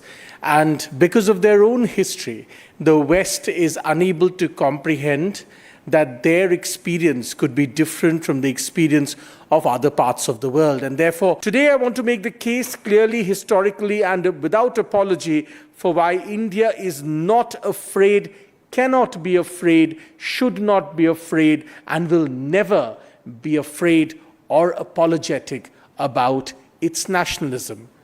We are unapologetic about our nationalism. We will always remain unafraid and unapologetic about expressing that nationalism. And why is that true?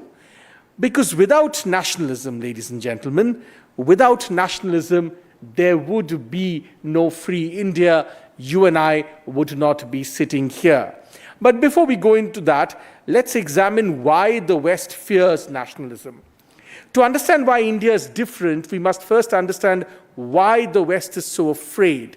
Europe's history of nationalism is frankly a horror story. It is a horror story that they wrote themselves. Let's go back to 1618. The Austrian Habsburg decide that they must impose Roman Catholicism on their Protestant subjects to impose a different kind of imperial and religious framework. This overreach created something that we later called or came to be known as the 30 Years' War. For 30 years, Catholics and Protestants fought hand in hand, as it were, against each other. They fought one of the most bloody, the most vicious conflicts, Protestant against Catholics, fighting it out to regain, in a sense, their control of a particular kind of religious identity. They were looking to establish their own particular religious identity, which killed. Remember what the 30 Years' War did. 30 years of slaughter, 30 years of plague, 30 years of famine that killed a quarter and a third of an entire population of Central Europe. When it finally ended with the Treaty of Westphalia in 1648, Europe had created the blueprint of the modern nation state. But that blueprint, from the beginning, was stained with blood.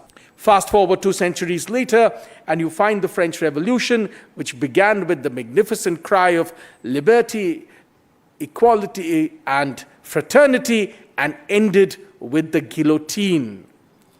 Napoleon rode those revolutionary nationalist energies to conquer most of Europe, leaving a trail of devastation that reshaped the continent. And then came the 20th century. The rise of Mussolini in Italy, the rise of Hitler in Germany, who weaponized national pride into the machinery of the Holocaust. 6 million Jews, 5 million others murdered in an industrial assembly line of death. The bombing of London, British imperialism in Asia, the bombing of the Pearl Harbor, and of course, at the very end, Hiroshima and Nagasaki, the apocalyptic finale of nationalist ambition taken to its monstrous extreme. Is it any wonder then, ladies and gentlemen, that Europe is afraid of the nationalism word, of the nationalist tendencies. They have faced bloodshed of a kind, they have seen bloodshed and slaughter of a kind that few others have seen in the history of humankind, and which is why Europe even today shudders at nationalism. In the decades since, American foreign policy has added a new chapter to the story. The wars in Vietnam, Iraq, Afghanistan, all justified in the language of national interest, freedom, a civilizational mission, or a civilizing mission, if you will. The West's relationship with nationalism is therefore traumatized, and for good reason. But India's relationship is different. It must be different. India did not use nationalism to conquer. India used nationalism to survive. Without nationalism, fundamentally, India would have not survived. I want to make a deeper argument also, ladies and gentlemen, and it requires us to think more carefully about what India actually is. Most countries, states, they were created recently, sometimes arbitrarily, by treaties, wars, departure of colonial rulers. India is not a nation state. India is a civilizational state. There is a profound difference in this. For instance, Pakistan is a nation state. It was created in 1947, Bangladesh in 1970. Most African countries, 1960s, even France and Germany, in their current borders and in their current identities, are products of the 19th century. India is very different. A nation state is a political construct, ladies and gentlemen. A civilizational state, in many ways, is something deeper, something more organic. It is, as some philosophers have called it, a living, breathing organism of culture, philosophy, memory, and indeed, I would also argue, spiritual practice that predates politics by thousands of years. In conclusion, if we throw away Indian nationalism, what is it that we are throwing away? Indian civilization survived thousands of years of invasion. It survived conquest, destructions of temples and universities. It survived the systematic looting, drains of billions of dollars of wealth. It survived partition. It survived the who died during partition. Through all of this, through all this fire and sword and famine and humiliation, what has kept Indian civilization alive? What has kept the lamps, as it were, of Deepavali burning in the darkest years? What has kept the music of our entirely sublime musical tradition alive in various parts of our own country? It is this love for this land, the pride in this culture, and it is this patriotism, this nationalism. And that's why, ladies and gentlemen, from Republic's nationalist conclave and this stage, I am proud to say I am a nationalist, I was a nationalist, and I forever will be an Indian nationalist. Indian nationalism lives with me in my heart, exactly like the memory of my mother lives in my heart. Thank you, ladies and gentlemen.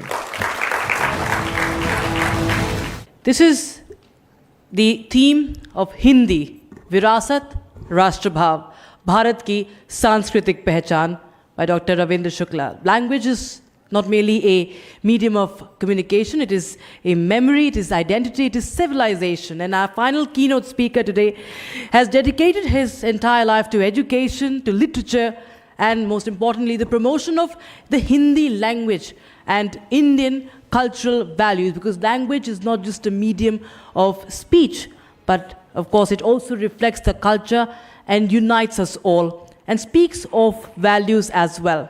It goes beyond words. And our guest is a former Education Minister of Uttar Pradesh, currently the chairperson of Hindi Sahitya Bharati. He has consistently worked towards preserving India's linguistic and literary heritage. Ladies and gentlemen, I request all of you to join me in welcoming on stage Dr. Ravindra Shukla, chairperson, Hindi Sahitya Bharati, and he's also a poet. So, बहुत बहुत धन्यवाद हमारे साथ जुड़ने के लिए, doctor Shukla.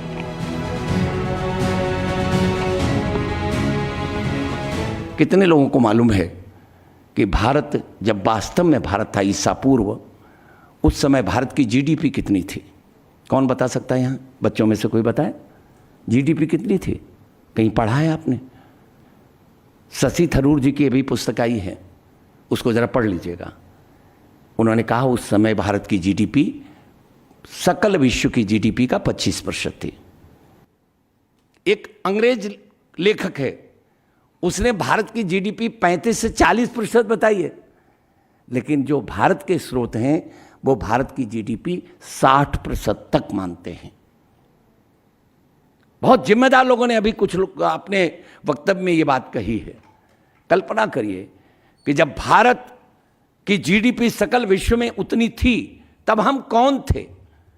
किसने हमें बर्बाद किया?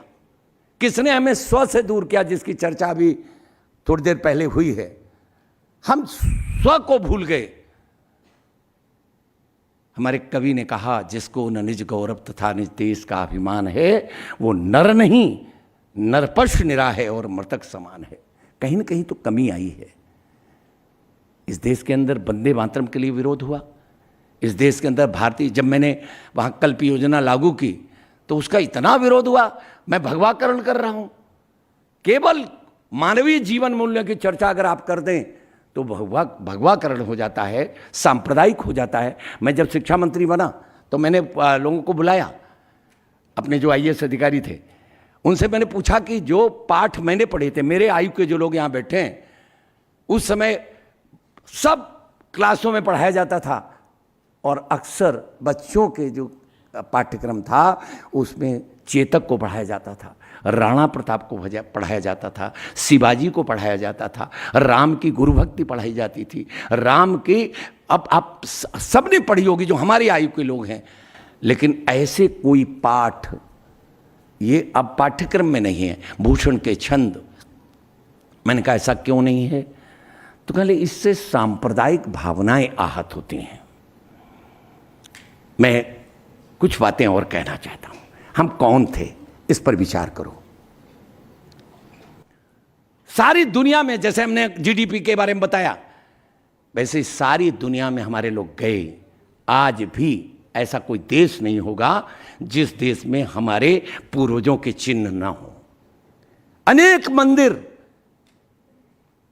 ऐसे देशों में बने हुए हैं पुराने, आप कभी कल्पना करिएगा उनकी। कौन गया वहां? तुलसी धर्म की परिभाषा पूछ ली, भले क्या है, तो उन्होंने बड़ा एक वाक्य में बता दिया, पर धर्म नहीं भाई, पर पीड़ा सम नहीं अधमाई। दूसरे का हित करने से बड़ा कोई धर्म नहीं है और दूसरे को कष्ट देने से बड़ा कोई अधर्म नहीं है। ये तुलसी ने जब कहा तो इसके अर्थ हो गए कि मैं के लिए जो जीता है, जैसे मैंने पहले आपको एक अपने गीत के माध्यम से बताया, मैं के लिए जीने वाला व्यक्ति ये धार्मिक नहीं है और हम के लिए जीने वाला व्यक्ति ये धार्मिक है। और इसीलिए सनातन धर्म की परिभाषा करते हुए अनेक ऋषियों ने अनेक प्रकार की रचनाएं की। उसमें एक ईशोपनिषद है, ईशोपनिषद को देख लीजिएगा। उसमें कहा गया, ईशावास्यमिदं सर्वम यद किंचित जगत्याम जगन तेन त्यक्तेन भुंजीता। तुलसी ने इसकी परिभाषा की। तुलसी ने कहा, ईश्वर अंश जीव अविनाशी चेतन अमल सहज सुखराशि। हमारे यहाँ माना गया कि हम ये जो शरीर है, ये शरीर तो भौतिक है और इसका जन्म यहाँ हुआ है। इसमें 5 तत्व हैं।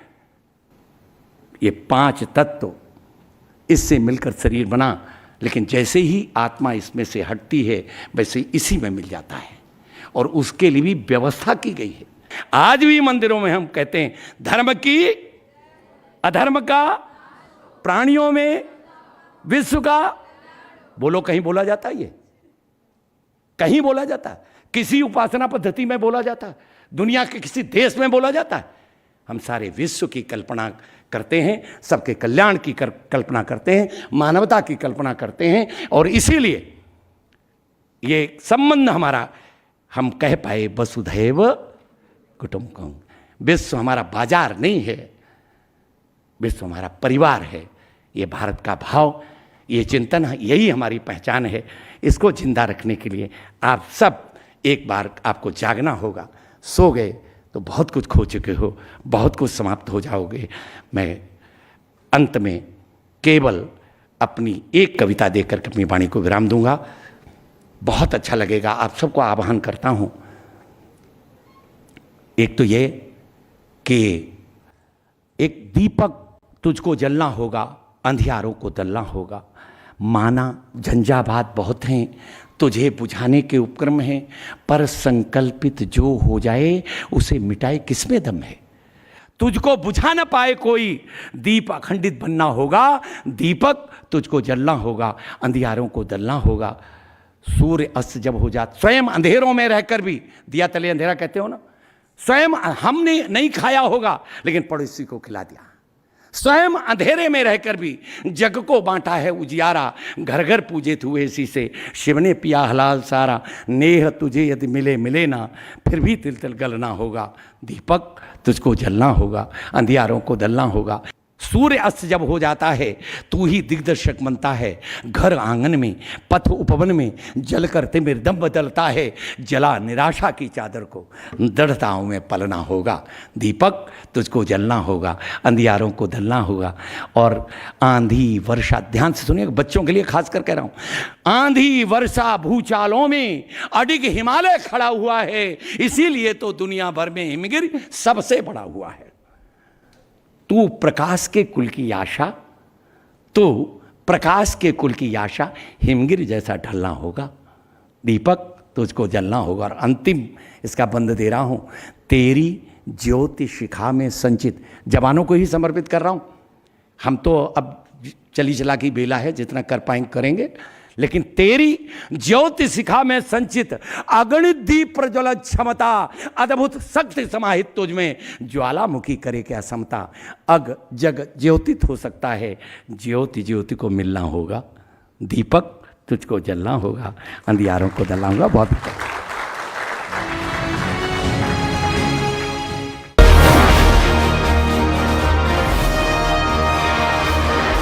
चमकी चाट से क्या बना है? आलू चाट या फ्रूट चाट, स्वाद बनाए चमकी चाट। क्या बात है। स्वादिष्ट पकोड़े और परेशान, अरे चमकी चाट है इसकी जान। असली स्वाद सिर्फ चमकी चाट। केसरिया से मन जोगी हुआ रे, दिल झूमे देखो मतवारा हुआ रे। केसरिया से मन जोगी हर पल मनाओ केसरी त्योहार। विमल, बोलो जुबान केसरी। थोड़े में ज्यादा स्वाद, यही तो है इसकी खास बात। वाओ मामा क्या स्वाद है, अरे मेरे राजा। In fact, very often I believe the only way to get justice in India is a media trial. So there's no reason for the media, if it's doing a good job of a media trial, to be on the back foot. In fact, the courts should stop making these overarching remarks about media trial and contemplate about one very basic thing. With the greatest of respect to the courts, when the other institutions fail, when people get let down by the system, when even the judiciary does not seem to be listening or raising a noise about issues, like in the case of Twisha Sharma, who does the public look to for justice, for raising their voice, for bringing something that's utterly false, illegal or wrong to public attention? It is only and only the media. And today, therefore, we are doing a media trial in this specific case, ladies and gentlemen, of Twisha Sharma, the 33-year-old daughter-in-law of an ex-judge, in a case where the ex-judge and the ex-judge's advocate's son appear to be more than involved. Ladies and gentlemen, 15 questions tonight. And if they think it's a media trial, so be it. So be it. Why did the ex-judge in the case of Twisha Sharma, neither she nor her son call a police or an ambulance? What took them 57 minutes to bring the body down? Where are the 3 men who are seen in the video dragging Twisha's body, destroying evidence? What was the police doing? Did they question the house staff? Did they question the judge? Was Twisha carrying headphones in her bag, in her hand, or a rope? Where is it now? Where is that so-called belt that cops claim was used by her to commit suicide? Why was it hidden? The mother-in-law, the ex-judge, walks up calmly while the body is being dragged down and evidence is being destroyed before the judge's eyes. Is that normal? Why don't the judges raise a hue and cry about it? Why don't the appellate courts take up this case suo motu? So people don't start believing that when an ex-judge is concerned, the victim will never get justice. Ladies and gentlemen, what was the ex-judge carrying in her hand when she went down? Where is all the CCTV footage? Did the police collect it? Why did the ex-judge's son Samarth Singh escape after bringing the body of his wife to AIIMS? Is it true that the ex-judge's son's medical examination was not conducted? From Asia's largest news headquarters, setting the agenda for Bharat.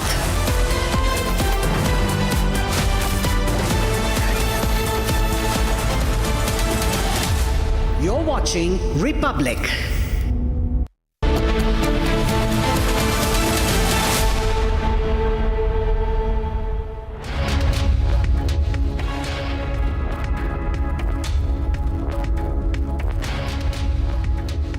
Hello and a very warm welcome. My name is Naya and you're watching Live and Breaking. Now, Marco Rubio, the US Secretary of State, has decided to come for his first visit to India. He's currently in Kolkata and will be traveling to New Delhi. A wide variety of topics are going to be discussed, from the Quad coordination to the defense to the tariffs. A lot is going to happen and we're going to track all of that for you. But first, let's head and delve into the headlines. Headlines brought to you by Canara Bank. Together we can. Trisha Sharma's husband, Samarth Singh, who was absconding for 10 days, is arrested by Bhopal police. Accused Samarth Singh suspends from practice as advocate by the Bar Council of India. Nashik police files a 1,500-page charge sheet in TCS harassment and conversion case. CBI arrests third mastermind Manisha Havaldar in connection with the NEET exam paper leak. Now, the accused was behind the leaking of the physics paper. US Secretary of State Marco Rubio has landed in Kolkata, after which he will head to Delhi for the Quad Energy meeting. The energy, the security, trade and defense talks are going to be on focus. Meanwhile, Tulsi Gabbard steps down as Director of National Intelligence, cites husband's bone cancer diagnosis the reason. The third fuel price hike in 10 days has happened. The petrol is up by 87 paise and diesel is up by 91 paise.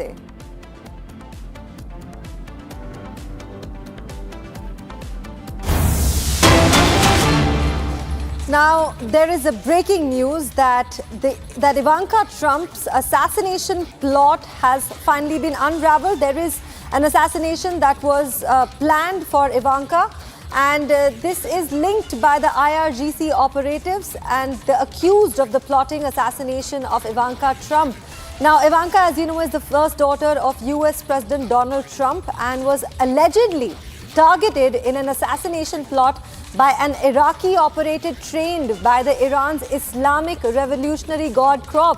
This is a big breaking news, ladies and gentlemen. The daughter of Donald Trump, Ivanka Trump, has been targeted for an assassination. Now, according to the news reports by the New York Post, the suspect identified as Mohammad Bakir Saad Dawood al-Sadi, a 32-year-old young lad, has allegedly sought revenge for the 2020 US drone strike ordered by President Donald Trump in his earlier term that killed the Iranian military commander Qasem Soleimani. Now, this 32-year-old man has avenged the death of seeking the vengeance of the death of Qasem Soleimani and has plotted an assassination on Ivanka Trump. Now, there's also a news report that says al-Sadi possessed a blueprint of Ivanka Trump's Florida residence and has allegedly posted online threats warning Americans that neither your palaces nor your Secret Service will protect you. Now, this is the former Iraqi diplomat Al-Daud directly taking out threats on Ivanka Trump and, of course, the United States as a whole. In fact, the former Iraqi diplomat Intifad Kanbar told the newspaper that Al-Saadi has repeatedly spoken of killing Ivanka Trump and to burn down the house of Donald Trump. And he has burned down because he says that Donald Trump has burned down their home. I have Mr. Deepak Vora, who is an ambassador. Mr. Deepak, these are strange times. People are seeking revenge and avenging the death of Qasem Soleimani, and now there are direct assassinations that are taking place on Ivanka Trump. Your take on that, Mr. Deepak? Well, thank you very much. Always a pleasure to be with you. Can you hear me? I can hear you, Mr. Deepak. My name is Nayan. Thank you very much. I'm far away. I'm in a beautiful, beautiful city called Tinsukia in Assam. So I'm reporting to you from there. It's wonderful. You know, this kind of nonsense, we are beginning to see it with increasing frequency. Let me link it to a resolution that was introduced in the Iranian parliament, which said that whoever gets Donald Trump and Benjamin Netanyahu will get $50 or $55 million. Those guys have lost it. Here's the parliament of a nation authorizing the elimination of two global leaders. No, it's not that. So this fellow who's saying I did it for Qasem Soleimani, and that was many years ago. This is arrant nonsense. The evidence and my own experience of 20 years in this region is that he has been encouraged by the IRGC fellows who are known terrorists to try and hit who they think would be an easy target, not the President of the United States, but his daughter, who has really very little to do with all this. You know, she travels here and there, she's been to India, etc.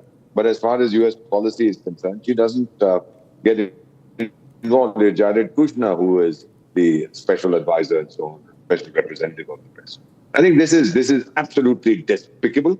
And if the plot has been smashed, I do hope they get to the bottom of it and we find out who this fellow is and what was the motivation. I rather suspect, ma'am, the motivation is the oldest M in the world, money. And the Iranian parliament has said, we'll give you money. So this fellow may have been thinking there's a good way to get rich over.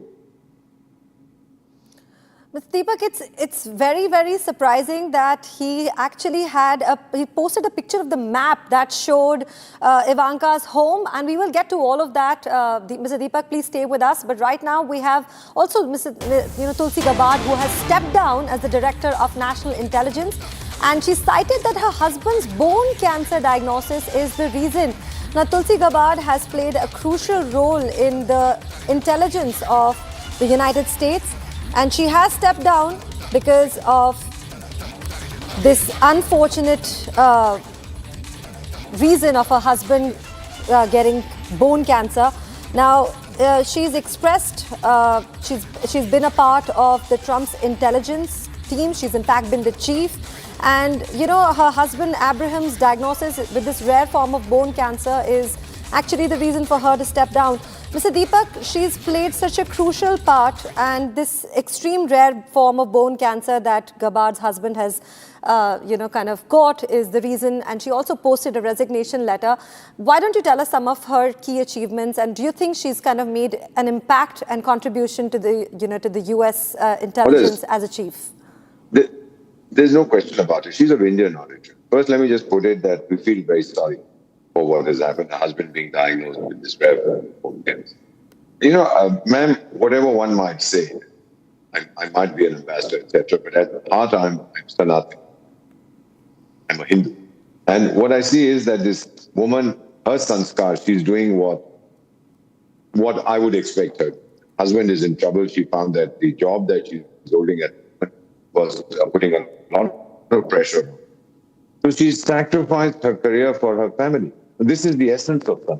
I think I would congratulate her on one part, saying, well done. And on the other, I do hope your husband recovers. Dedicate your time to looking after him. That's what should be done. Yes, she has done a lot. She's achieved a lot. She has managed to keep the United States safe. We've not had another 9/11. There have been plots that have been busted under. I would say that people will miss her. Her community will miss her. Whatever she might have said, there was a time when she had even said that our neighbor Jihadistan was planning to build missiles that could hit the United States, and that they might have to take some action to prevent Jihadistan. Might recall this. And then a former Jihadistani High Commissioner in Delhi, an absolute idiot, said, well, if the United States attacks us, we'll attack Mumbai and Delhi with nuclear bombs. An absolute idiot. So she has certainly spoken her mind.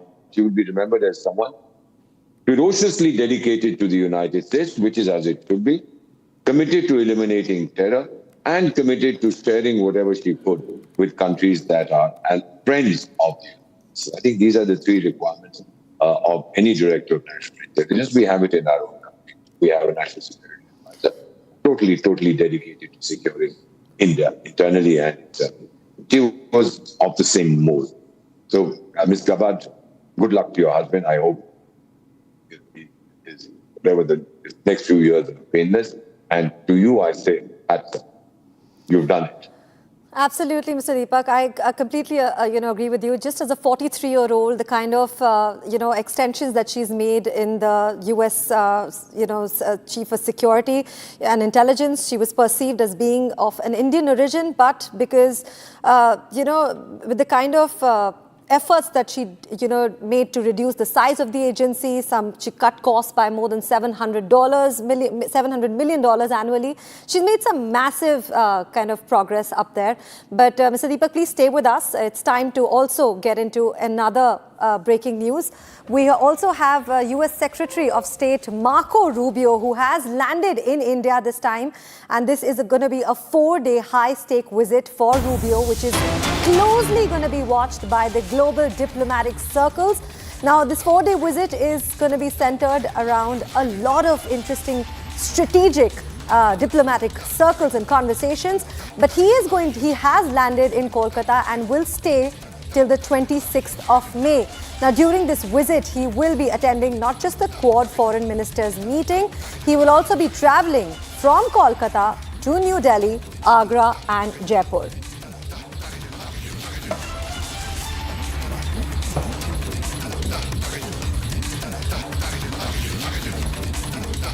Mr. Deepak, thank you for staying with us. Like I said, these are interesting and very strange times at the same time. How do you see, what do you think about the relevance of Quad? Do you think from its inception till as we speak today, that is 23rd of May, how do you think the relevance of Quad has changed, and has it kind of impacted India in any way? Because like I said, the relevance I feel has kind of reduced over the many years. Well, that's absolutely right. You pointed it out brilliantly. Let me just say, I was watching the images of this fellow Secretary of State Rubio getting into the car, and missionaries of charity, the women in the white saris with the blue border, were accompanying, and they were trying to make a statement that Mother Teresa's legacy is still alive and kicking, particularly in Kolkata. So this is the old view, the old vision of Kolkata, and he was, of course, wanting to be photographed there and seen in his own. As far as the Quad is concerned, he'll be attending the meeting.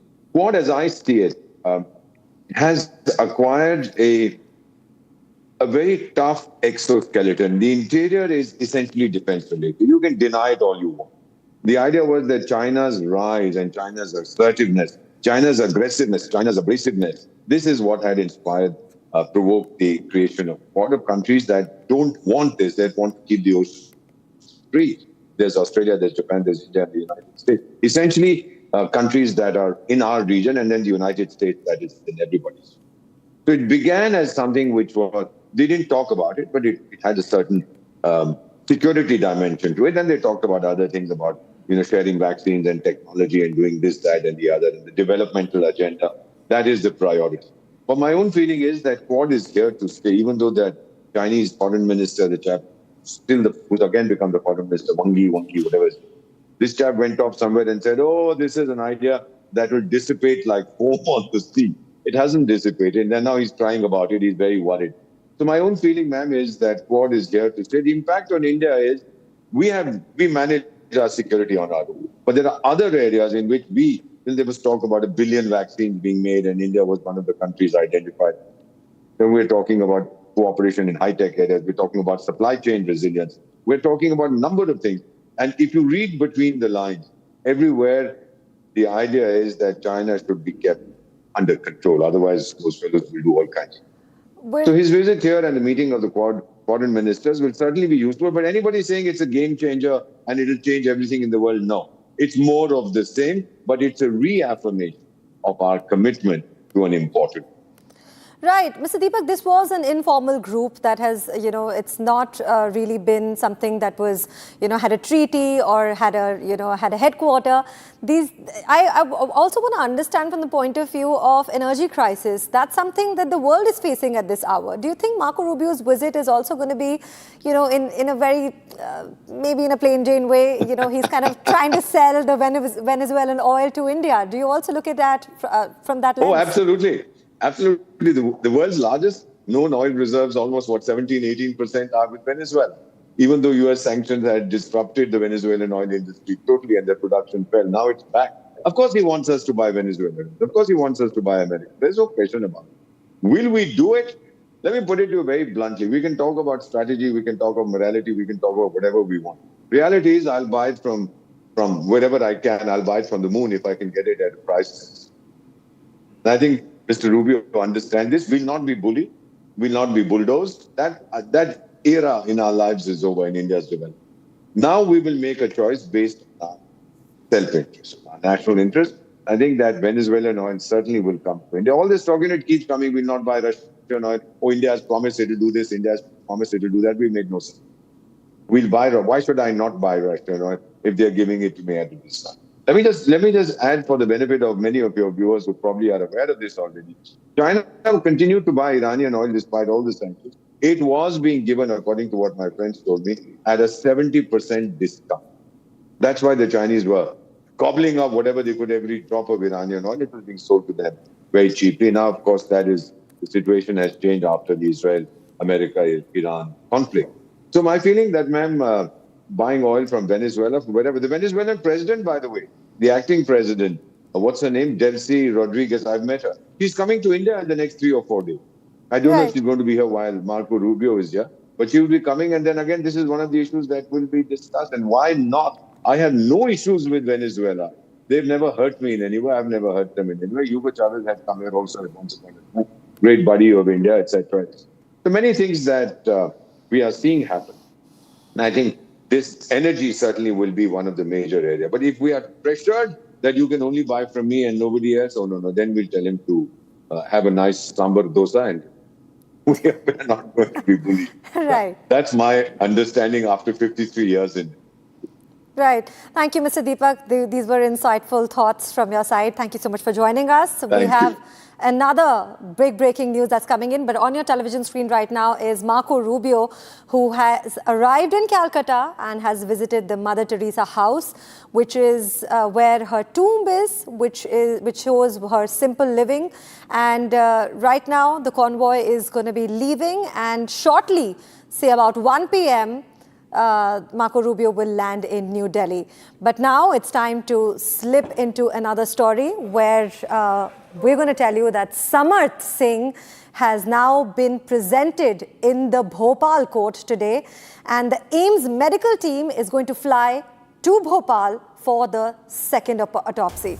Now, all of that is going to happen, and Samarth is finally going to be presented at the court. This is a much-awaited win, not just for Republic, but for the people of India, for their faith in the Constitution and the law and order. Samarth, who has been absconding for the last 10 days plus, the husband of late Twisha Sharma, has finally been presented at the Bhopal court. And as we know, he had been absconding, in fact, will be presented in the Bhopal court shortly. He has not yet been presented. He will be presented at the Bhopal court. Who has been absconding for the last 10 days is now going to be presented at the Bhopal court. But right now, we have Shambhavi from Bhopal. Shambhavi, this is a big win for the people of the country. This is, I think it's a moment that I think which brings smile to a lot of Indians. In fact, all the Indians of the country who have been relentlessly pursuing this case, and so have you been on the ground. What do you have, what time is going to be the hearing, and when is he going to be presented in the court?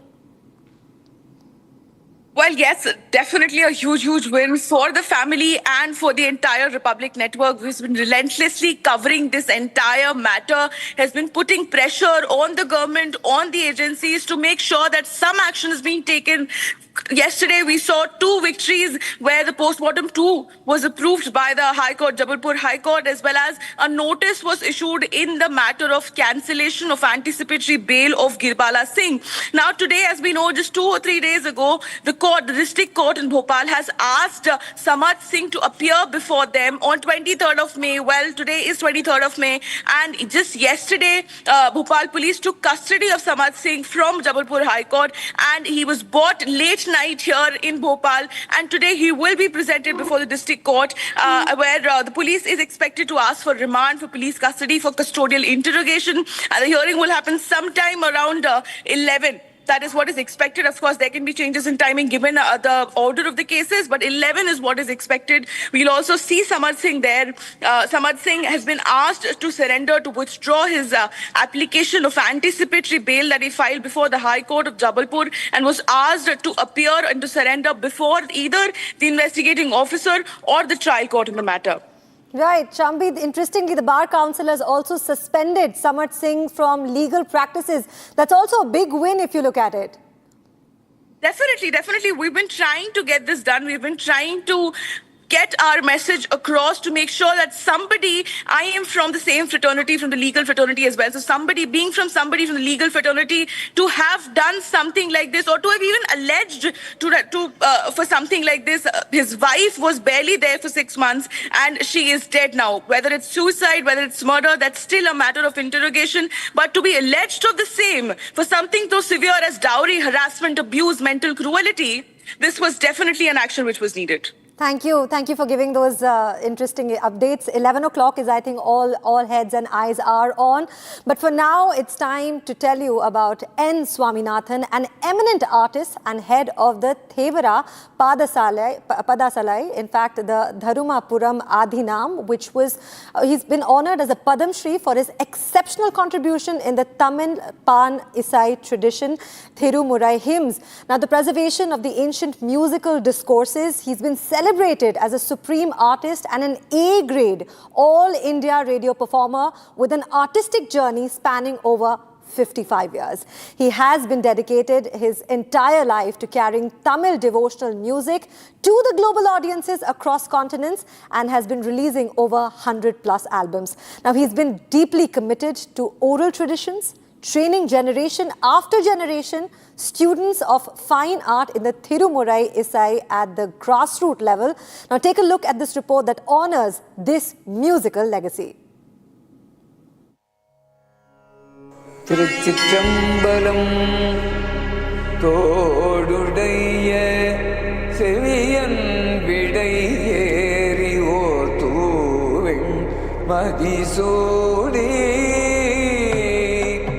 The man who sings 9,000 songs, Shri N. Swaminathan, Padma Shri 2026.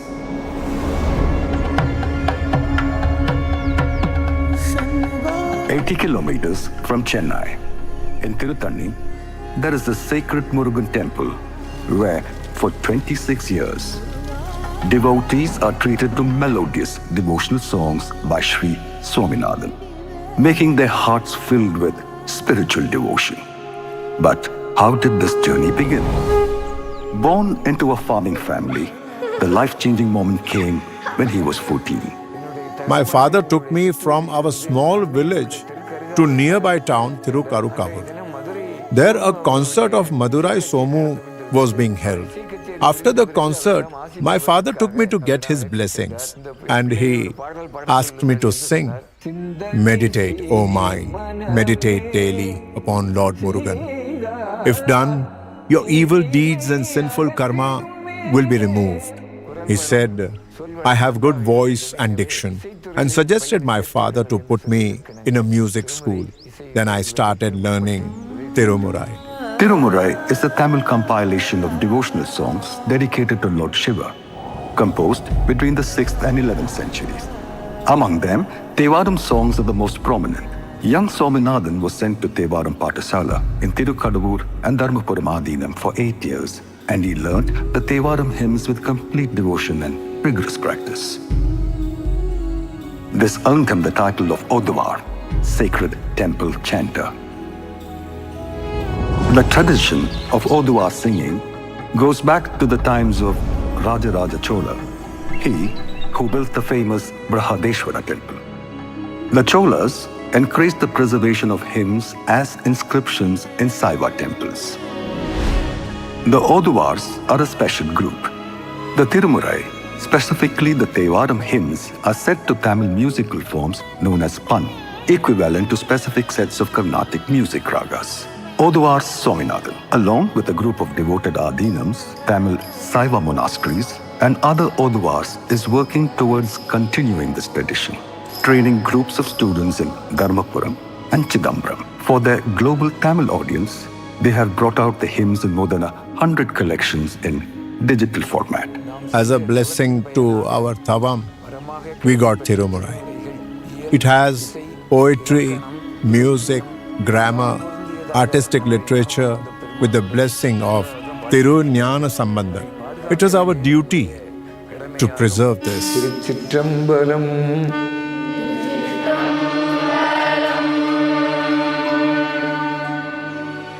Shri N. Swaminathan, Padma Shri Awardee, 2026.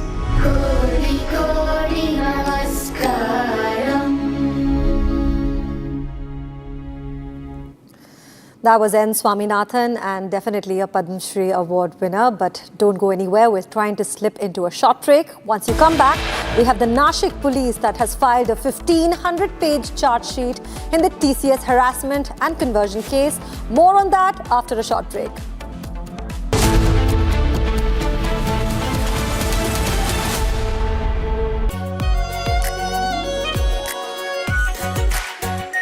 Our pure Shahi Paneer Masala.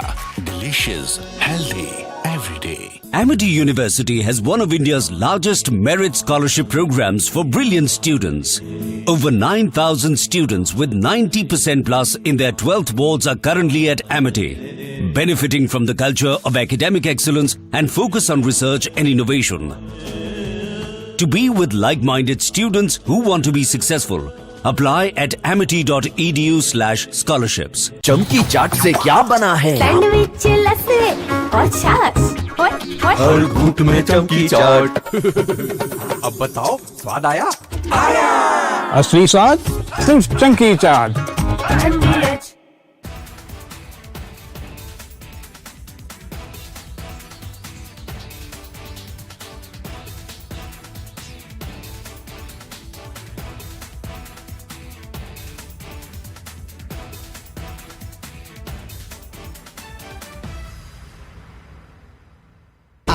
Pure suji pasta उबालो मिलाओ और खाओ 8 minute में तैयार क्या taste है सबका राजा R pure masala I want to start with some very disturbing pictures that have come in of a so-called right-wing leader.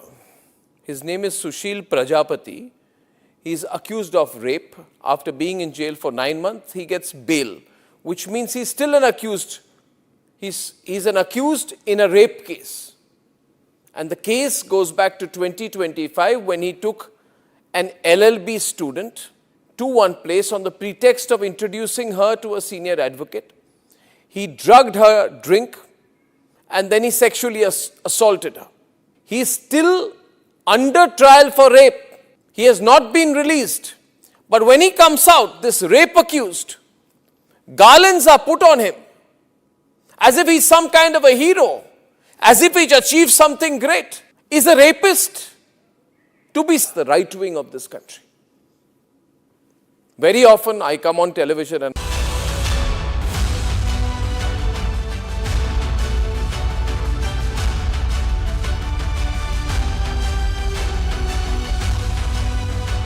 थोड़े में ज्यादा स्वाद, यही तो है इसकी खास बात। वाओ मम्मा, क्या स्वाद स्वाद है? अरे मेरे राजा, राजा आटे और मसाला।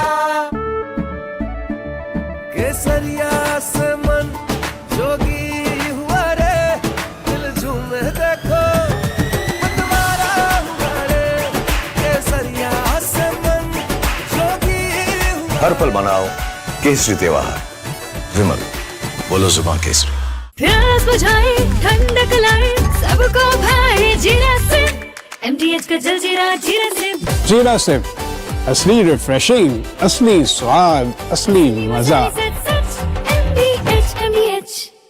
In fact, very often I believe the only way to get justice in India is a media trial. So there's no reason for the media, if it's doing a good job of a media trial, to be on the back foot. In fact, the courts should stop making these overarching remarks about media trial and contemplate about one very basic thing. With the greatest of respect to the courts, when the other institutions fail, when people get let down by the system, when even the judiciary does not seem to be listening or raising a noise about issues.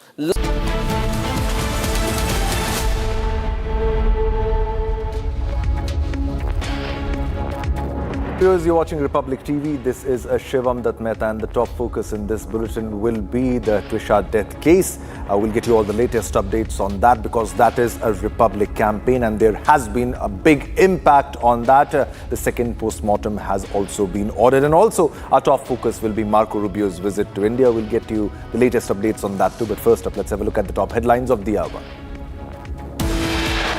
Headlines brought to you by Canara Bank. Together we can.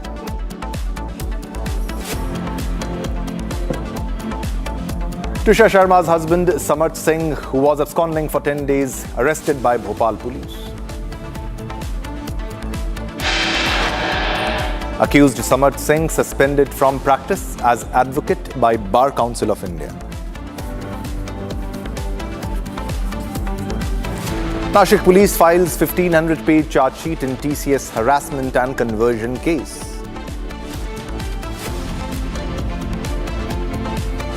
And CBI arrests third mastermind Manisha Havaldar in connection with the NEET exam paper leak. The accused was behind leaking physics paper.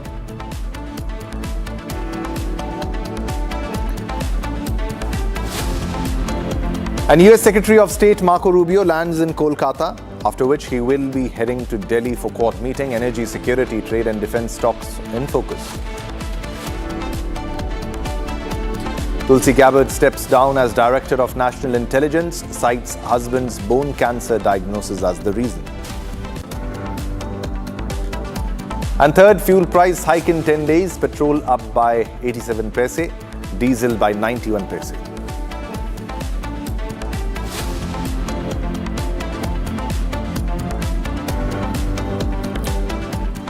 All right, viewers, let's begin this bulletin with a big breaking news development that we are getting in the Trisha death mystery case, where Samarth, the husband of Trisha, to be presented in Bhopal court today. Big breaking news development. Samarth to be presented in Bhopal court today. And AIIMS medical team to fly to Bhopal for the second post-mortem, that is the second autopsy. Big breaking news development coming in on the case that Republic has constantly followed, and there has been a big impact in the entire case, where the second post-mortem will be conducted by the AIIMS medical team, which will fly to Bhopal for the second autopsy. Now, this AIIMS medical team, it will be from Delhi, who will be flying to Bhopal because that would be a better option comparatively for the body to be taken to Delhi for the second post-mortem. And also, the order was to keep the body preserved till the time the autopsy is taking place. The autopsy will be happening. And also, the big development here of Samarth to be presented in Bhopal court today. He was on the run for a very long time and he has been taken into police custody. He wanted to surrender, but the police arrested him. Now, Samarth Singh taken into police custody, and 10 days that too after his wife Trisha Sharma was found hanging at their home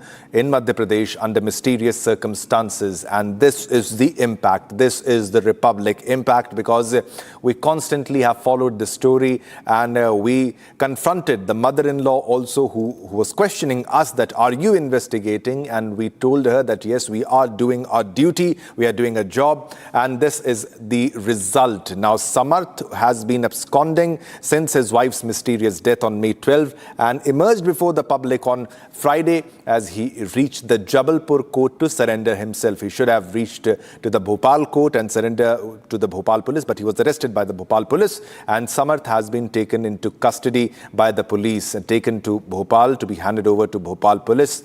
Big breaking news development coming in.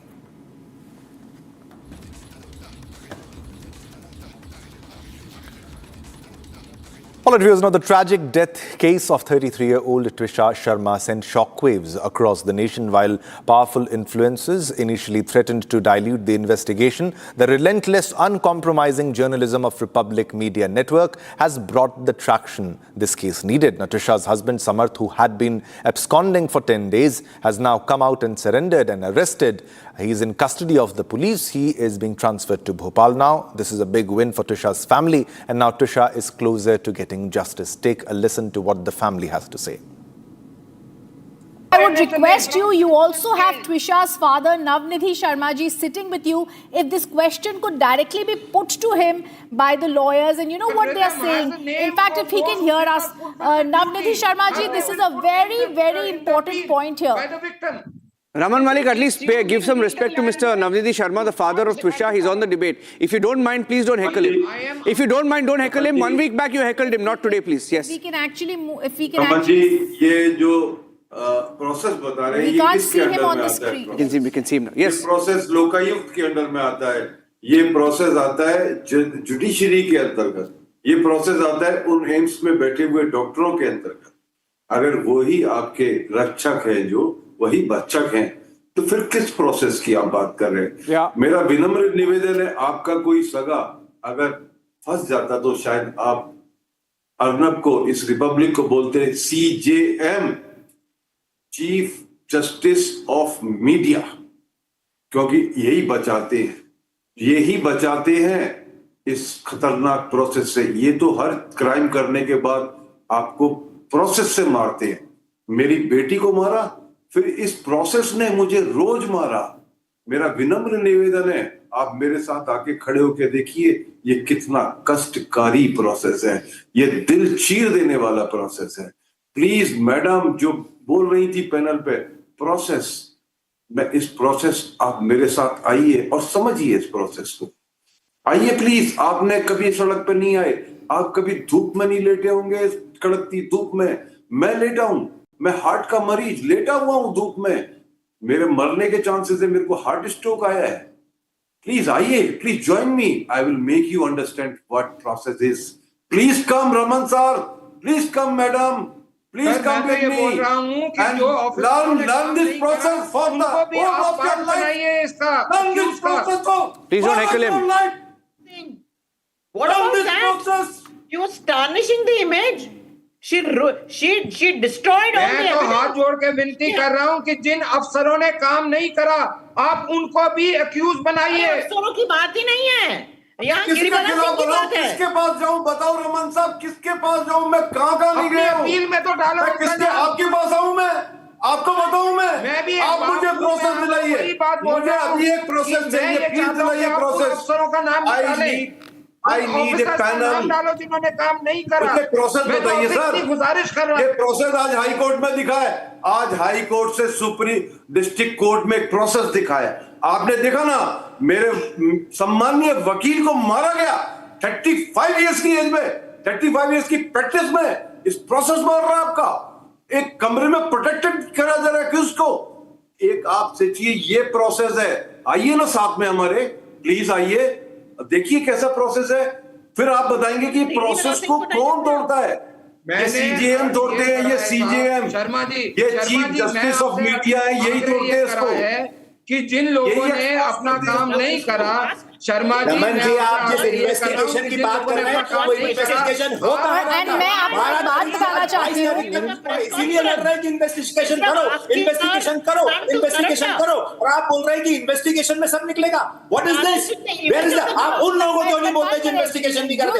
हमको क्यों बोल रहे हैं कि हमको investigation पे depend करना चाहिए? Where you? Raman Malik is already on the back foot. Raman Malik. Navnidhi Raman Malik. Sharma, Abhishek, you know, Anurag, I can hear the anger in what you are saying. Raman continues to say follow the process. But viewers, just for a minute, let this sink in. The father who lost his daughter, for 10 days he's not grieved. He's not grieved. I've been on the phone line with him every day.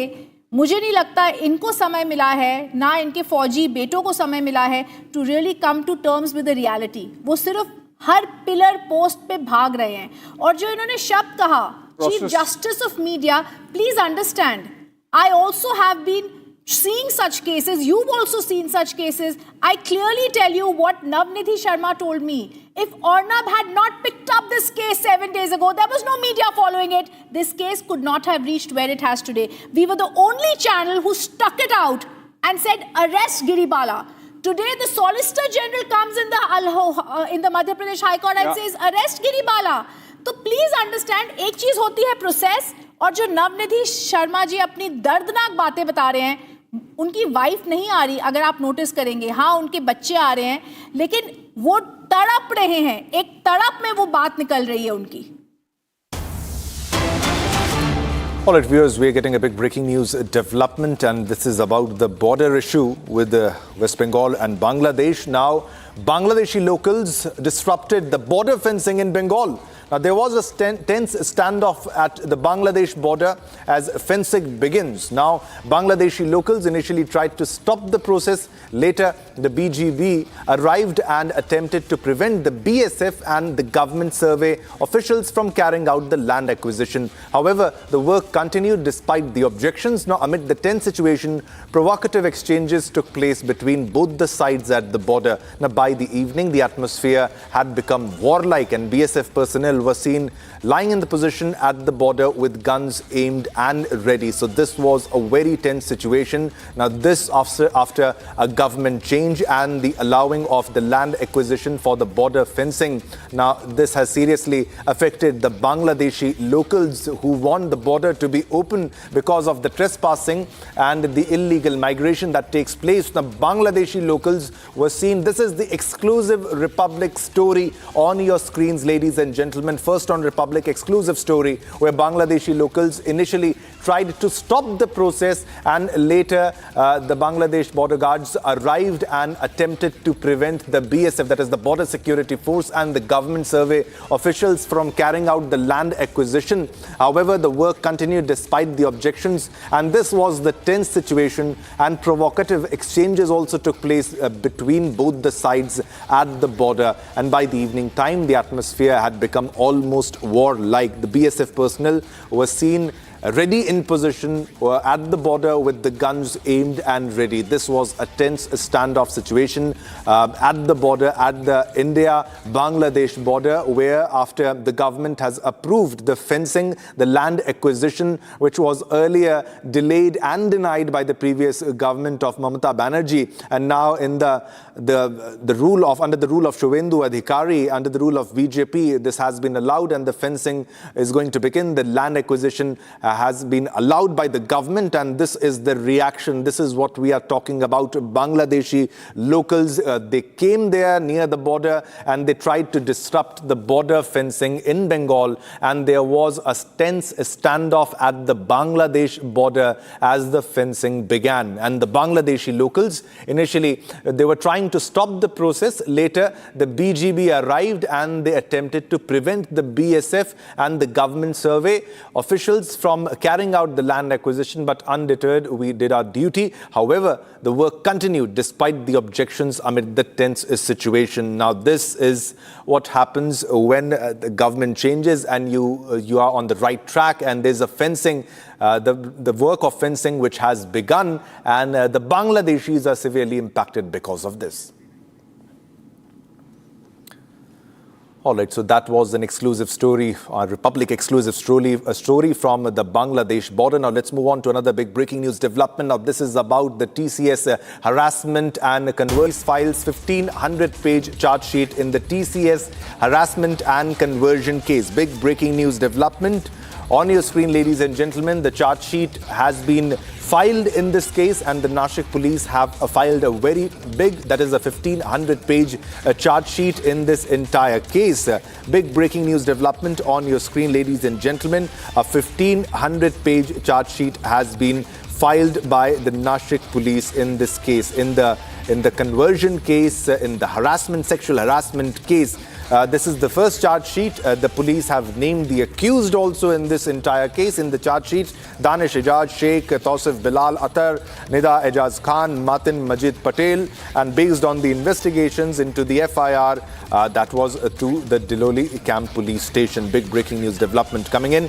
That is months after the sexual harassment and religious conversion case, which involved the IT major TCS at its Nashik center. It snowballed into a very big issue, and now the police has finally filed a 1500-page charge sheet in the entire matter. The SIT of the Nashik police was investigating the entire matter, the sensitive case, and this case, which has been referred to as the corporate jihad, and in this action has been taken place. At least the charge sheet has now been filed, and it's a huge 1500-page charge sheet that has been filed. Now, police had registered 9 FIRs between March 26 to April 3rd, 1 at the Diloli camp, 8 at Mumbai Naka police stations. There were various complaints in this entire matter by 9 junior employees who have alleged sexual abuse, harassment and religious coercion in this case.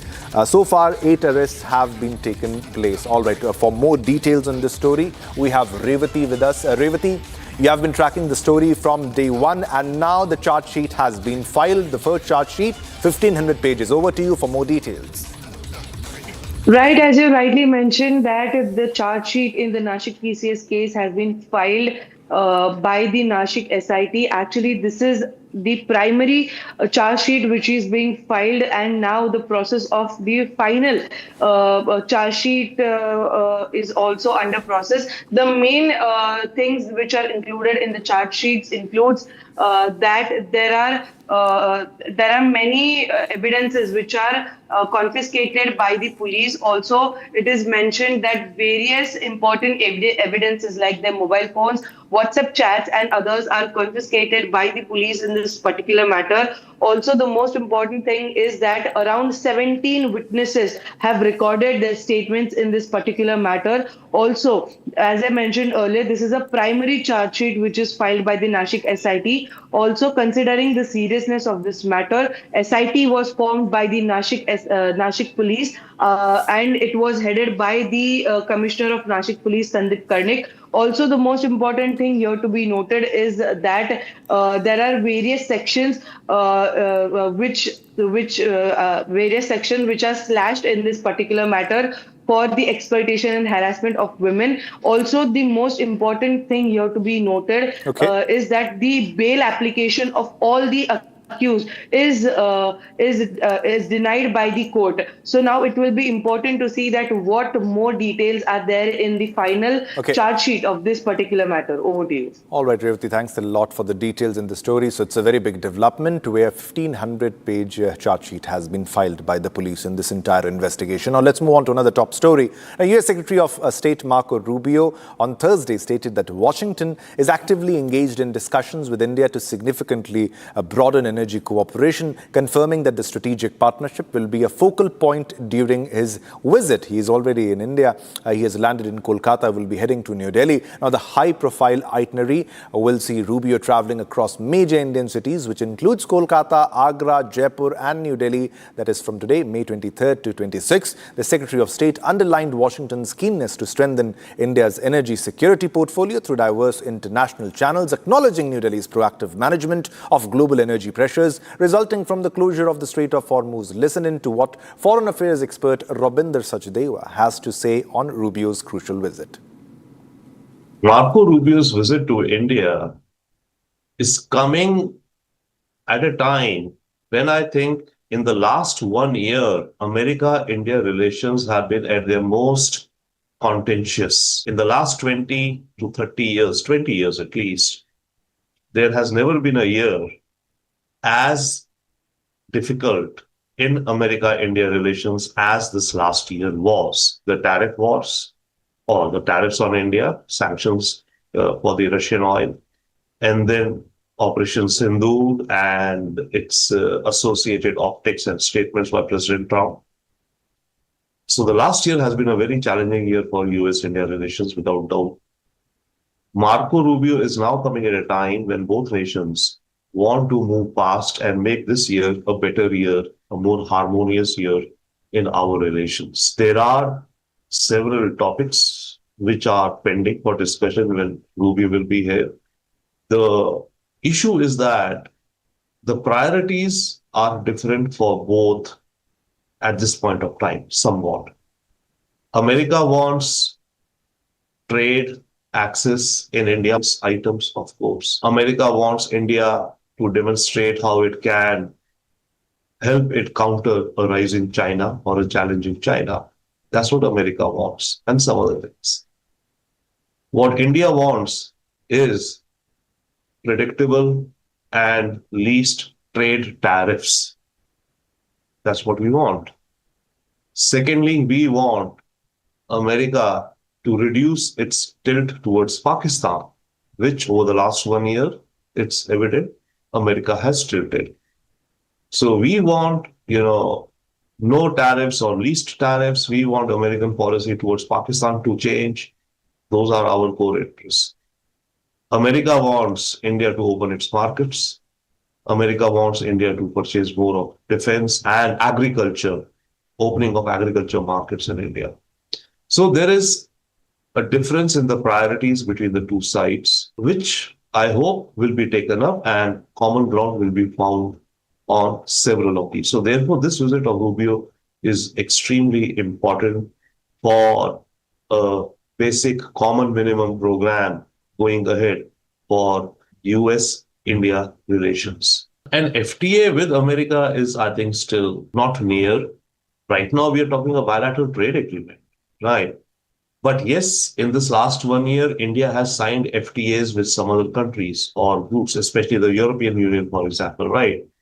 So that shows to America that India is proceeding ahead, building up its additional pipelines of trade exchanges, because the tariffs, sanctions on India are hampering the trade. So very much so, matters of trade will be utmost in discussion, without doubt. And also remember that the interim trade deal which we had, I think in February, which was 18% tariffs on India agreed upon. Now that tariff has been ruled illegal by the US courts, but still the tariffs are out there and there are investigations under Section 301, under Section 232, in which America will again impose tariffs via a different route. So what would be the contour of the emerging trade arrangement between the two countries will certainly be on top of agenda during Rubio's visit. And then, of course, the matter of Quad, because when he's here, and ostensibly he's coming for the Quad foreign ministers meeting. So what are the discussions in Quad, particularly rare earths? That would be important discussion, as well as this meeting of the Quad of the foreign ministers will prepare the ground for the meeting of the Quad leaders down the line, because this year, India is supposed to host the Quad. We were supposed to host the Quad last year. For some reason, the meeting did not happen, right? So this year, again, the Quad summit has to be held, and probably and should be President Trump should be coming also for that meeting, and the Japanese leader and the Australian leader. So this meeting of the ministers of the Quad countries would also do the homework for the scheduling and the agenda for the Quad leaders summit later in the year when Trump should come to India. So that would be another dimension of discussions during Rubio's visit. He will, of course, talk to India about reducing our purchase of Russian oil. Though right now they've given a 30-day waiver, but then in the long term, they want very much India to stop buying oil from Russia. So that would also be under discussions. And then, of course, the matter of, the Iran war and, of course, the matter of the Russia-Ukraine war. These would also be topics. All right, viewers, it's time to slip into a short commercial break, but don't go anywhere because we have a lot more lined up after the break. Coming up, third fuel price hike in just 10 days. Petrol now up by 87 paise, diesel by 91 paise.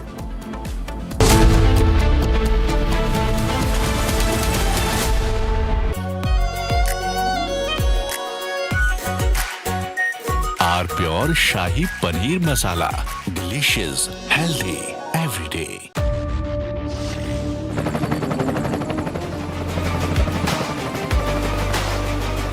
Character, the taste of success. प्यास बुझाए ठंडक लाए सबको भाए जीरा से MDH का जल जीरा जीरा से जीरा से असली रिफ्रेशिंग, असली स्वाद, असली मजा. MDH.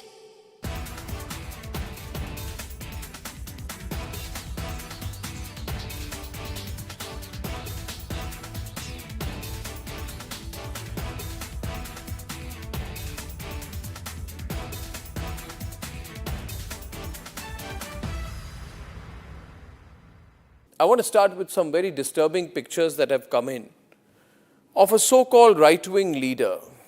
His name is Sushil Prajapati. चमकी चाट से क्या बना है? सैंडविच लस्सी और छाछ हर घूंट में चमकी चाट. ड्राई फ्रूट और दही बड़े. चमकी चाट से स्वाद बढ़े. असली स्वाद सिर्फ चमकी चाट. केसरिया से मन जोगी हुआ रे, दिल झूमे देखो मतवारा हुआ रे.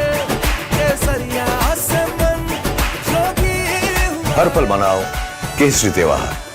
विमल और खाओ 8 मिनट में तैयार. क्या टेस्ट है सबका राजा आर्नब मसाला.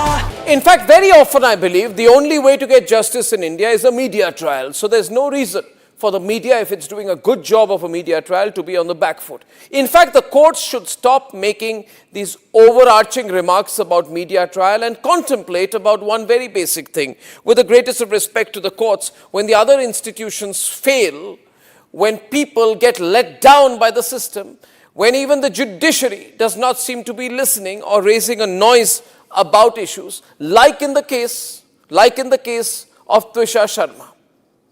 Who does the public look to for justice? For raising that's utterly false, illegal or wrong to public attention? It is only and only the media.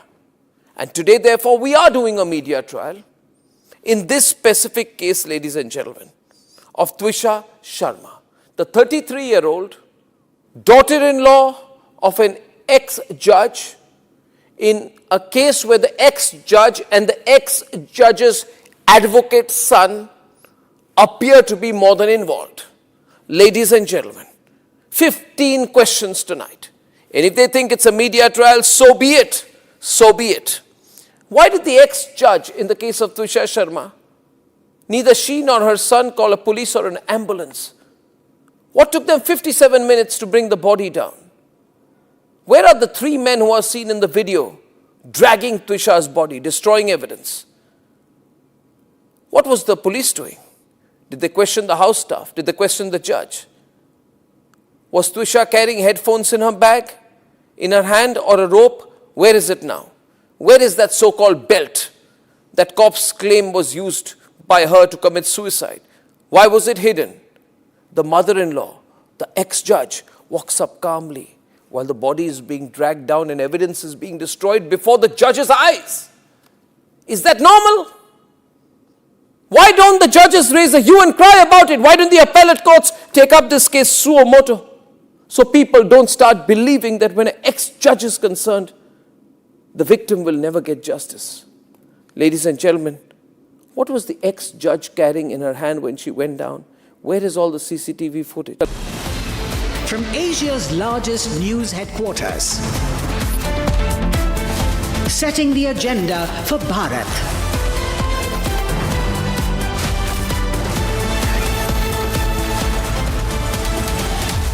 You're watching Republic.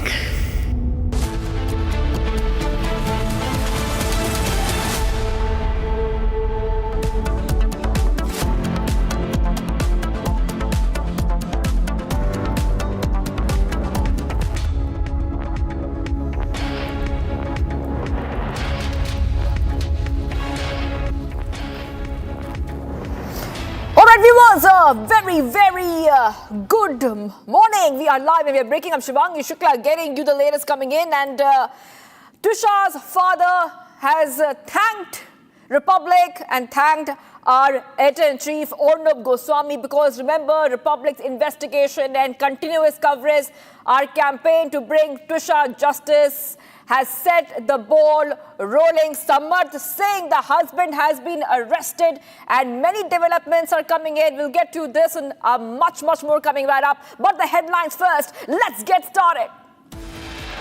Headlines brought to you by Canara Bank. Together we can. Tushar Sharma's husband Samarth Singh, who was absconding for 10 days, arrested by Bhopal police. Accused Samarth Singh suspended from practice as advocate by Bar Council of India. Nashik police files 1,500-page charge sheet in TCS harassment and conversion case. CBI arrests third mastermind Manisha Havaldar in connection with a NEET exam paper leak. The accused was behind leaking the physics paper.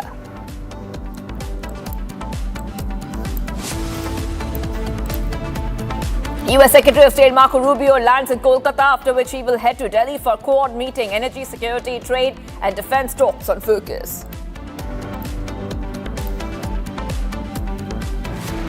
Tulsi Gabbard steps down as the Director of National Intelligence, cites husband's bone cancer diagnosis. Third fuel price hike by 10 days, petrol up by 0 paise and petrol up by 87 paise.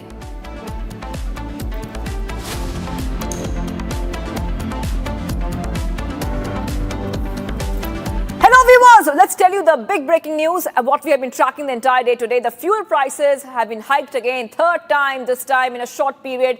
Petrol has risen by 87 paise, diesel by 91 paise. Third fuel price hike. Petrol, diesel gets costlier. Petrol prices up by rupees 0.87 per litre. Diesel also hiked by 0.91 rupees per litre. So back-to-back updates coming in here. On Republic TV, we see that the price hike has come in once again. Let's put out some of those details for you. Yes, on your screen, you can see that this is the cities on one hand, Delhi, Mumbai, Kolkata, Chennai, and the price hike. Okay, these are diesel. These are diesel prices now. Delhi, Mumbai, Kolkata, Chennai, and Jammu. You can see the price hike, May 14 to May 23rd. Definitely a big increase there when it comes to the prices. So petrol and diesel prices have been hiked for third time in this month itself amid the Middle East crisis.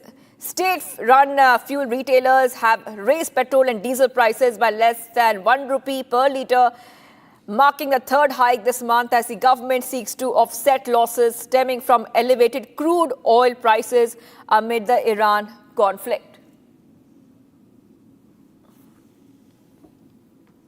Okay, let's go straight across to the big breaking news coming in right now. Samarth to be presented in Bhopal court. Let's move ahead to the other story we are tracking, that is Justice for Tushar campaign. We're getting some updates coming in here on Republic TV. Let's go to that now. Samarth to be presented in Bhopal court today. AIIMS medical team to fly to Bhopal for the second autopsy. Huge updates coming in here on Republic TV. And yesterday we showed you those dramatic visuals of Tushar's husband, late Tushar's husband Samarth Singh, arrested after 10 days on the run. We showed you those dramatic visuals. Samarth evaded the police for 10 days since his wife, late Trisha, was found hanging at their home in Bhopal. Samarth Singh has finally been arrested. Trisha's family has alleged she was harassed for dowry and demanded strict action against Samarth and his mother, retired Judge Giribala Singh. Samarth, a lawyer, went to Jabalpur court to surrender hours after withdrawing his anticipatory bail application in the Madhya Pradesh High Court. तरीके से कोई ceiling नहीं है और वही गिरिबाला जिस पर परिवार वाले आरोप लगा रहे हैं कि सबूत जो है वो मिटाए जा सकते हैं गिरिबाला द्वारा, वो गिरिबाला जो है वो अभी बेल पर है। सोमवार को उसी बेल पर जो है वो 3 बार जो है पुलिस ने नोटिस दिया। Okay, that was our correspondents who are reporting live for us. Yes, okay, so that was Palak getting us all those details, and she was reported right outside the residence of Giribala. Okay, that is the residence of Giribala, and this what we are showing you is the residence of the mother-in-law Giribala and Samarth. This is the matrimonial home, by the way, of late Trisha. Exclusive pictures coming in. These are pictures from outside Giribala's house. Giribala is the mother-in-law of late Trisha, and this is exactly the matrimonial home of Trisha. So back-to-back updates coming in here on Republic TV viewers. We continue our relentless coverage, and the latest breaking news that we're getting for you is that Samarth will be presented soon in the Bhopal court, and the AIIMS medical team will be flying to Bhopal for the second autopsy. Exclusive pictures coming only on Republic TV from outside. Okay, these are pictures coming in from outside the police station. So these are all the latest updates that we are getting for our viewers. Back-to-back updates coming in here on Republic TV. So now the next update for you is that very soon, Samarth will be presented in Bhopal court today. Yesterday we saw highly dramatic visuals which had come in yesterday before Samarth was arrested. CBI has taken over the case. Samarth was taken into custody in Jabalpur after 10 days of evading arrest, following the court's rejection of his surrender attempt there. The CBI has stepped in as well. The Madhya Pradesh government has transferred the investigation into Trisha's death to the CBI amid the allegations of bias and delay. Also, let's tell you about the autopsy. That's a third update. Talking about the autopsy, remember that the family wanted a second post-mortem to be done. A fresh autopsy has been ordered. The High Court has approved a second post-mortem at AIIMS Bhopal by a Delhi team following the family's concerns over the first report. So these are some of the updates that we're getting for you. These are updates we're getting for you because now our campaign to bring Trisha justice has set the ball rolling. Exclusive pictures coming in here on Republic TV. 2 pictures. Left-hand side, right outside the police station. Right-hand side is the matrimonial home of late Trisha. This is Giribala, the mother-in-law's house. Yesterday, we showed you these dramatic visuals of Samarth, who's a lawyer and husband of Trisha, being arrested in Jabalpur after a court there refused his surrender, directing him to Bhopal instead. Let's go to Shambhavi, who's joining us. Shambhavi, what can we expect today? Take our viewers through the latest. Which are the top developments we can expect today in the Trisha death case investigation? Well, the biggest development today is that Samarth is going to be produced before the district court, before the trial court here, as directed by the High Court of Jabalpur yesterday. What actually happened, just for a little bit of brief for our viewers, the court yesterday, there were 3 cases in court. One was the anticipatory bail, which was filed by Samarth Singh. Another one was the cancellation of anticipatory bail, which was filed by Trisha's families. And the third one was the demand for a second post-mortem. Now, what happened in the demand for a second post-mortem? That finally got approved. The Republic has been campaigning extensively for justice for Trisha and has been demanding a second post-mortem as well as cancellation of Giribala's anticipatory bail.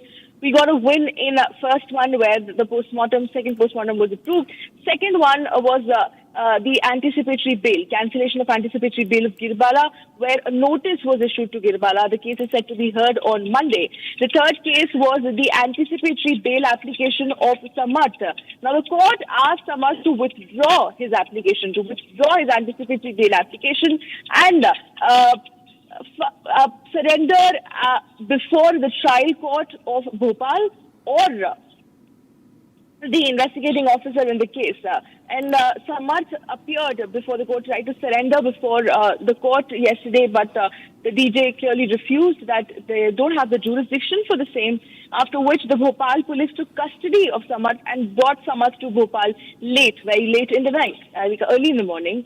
And now Samarth Singh is set to be produced before the trial court. The trial court just a couple of days ago has said that the Samarth Singh needs to be produced before the court on 23rd of May. Today is 23rd of May. We'll see what will happen. Now, ideally, now that the police has taken custody of Samarth Singh, there must have been custodial interrogation. There will be custodial interrogation.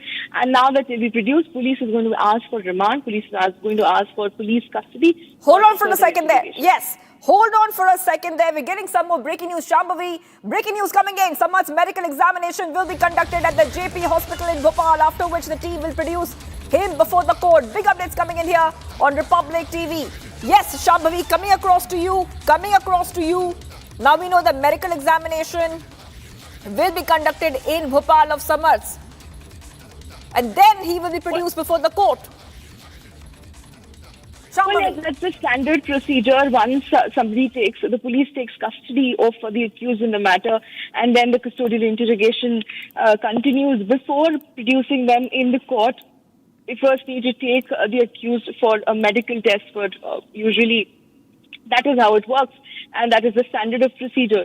So we know that before being produced in the court, Samarth will be taken to a local hospital, to a local government hospital, where his medical test will be done, and only once after it is completed, he will be then produced before the court, where the police is going to ask for a police custody for a certain number of days. We'll see what their exact fare is once the case starts.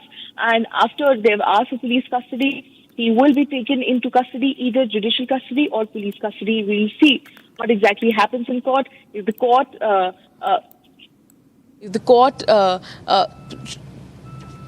points towards police custody or judicial custody, Shivangi.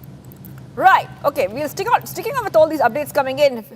Okay. Now we also know that the BCI, the Bar Council, has suspended license of Samarth over the Trisha Sharma death case. Finally, Shambhavi, this has happened, and we remember our editor-in-chief, Arnab Goswami, speak about this. He brought this exact point up, that his license should be suspended. It's a big Republic impact. Yes, Shambhavi. Definitely, Shivangi. In this case, that we know that Republic has been campaigning extensively for 10 days now, and we had several demands. A lot of them have been acted upon. A lot of them have been fulfilled. One of our demands was to initiate an administrative inquiry in Girbala's case, Girbala Singh's case, and that was initiated. The MP government wrote to the Consumer Dispute Redressal Commission that they should initiate an administrative inquiry and submit a report at the earliest in Girbala Singh's case and her capacity to work as a president of the Consumer Dispute Redressal Commission. And another one of our demands was asked for a second postmortem. That also got approved, that also got accepted just yesterday. A huge win for the family and for Republic as well. Apart from that, we were also asking for the Bar Council, for the legal fraternity, for the legal body of the country to cancel and to suspend Samarth Singh's license, given that there's very severe and serious allegations, Shivangi, in this case. There's dowry harassment case, mental cruelty, abuse. These are the sections, these are the charges that has been leveled against both the mother and son duo. So that becomes a natural, ordinary, obvious step. So Getting to some you more can breaking see news that... coming in. Shambhavi, hold on for a second there. Getting आप बता दीजिए ना। जवाब नहीं दे क्या जानना चाह रहे हैं हम ये जानना चाह रहे हैं आप लोग क्या आगे क्या स्टैंड लेने वाले हैं आप ले लिया ना सरेंडर कर दिया उन्होंने मंडे को गिरिबाला जो है उनकी एंटिसिपेटेड बेल को लेकर सुनवाई एंटिसिपेटरी आप अपने है ना कहां पर घर पे एक सेकंड हम लोग क्या वो खुद अपना केस लड़ रही है मेरी बात त्रिशा के परिवार वाले कह रहे हैं कि गिरिबाला ने क्या गिरिबाला जी खुद अपना केस लड़ रही हैं प्लीज किसको जवाब देना पहले डिसाइड कर लो आप लोग बताइए मैडम को किसने बोला कि एंटिसिपेटरी बेल पे वो ऑलरेडी बेल पे हैं नहीं सुनवाई है सोमवार को ये पूछ रही हूँ मैं नोटिस इशू हुए हैं वो देखिए सर क्या वो खेत क्या वो अपना केस लड़ रही है समर्थ के लेकर क्योंकि उन्हें तो कोर्ट में पेश होना है ना आज करेगी पुलिस तो आप बेल के लिए लगेंगे देखिए आप देख सकते हैं अंदर वकीलों की जो पूरी टीम है वो अभी अंदर जो है वो All right, we're getting some reactions coming in. A team of reporters are outside Giribala's house and we're trying to get some answers there. We'll try to go across to Shambhavi as well. If we have Shambhavi, we'll try to go across to Shambhavi because this story is moving at extremely fast pace.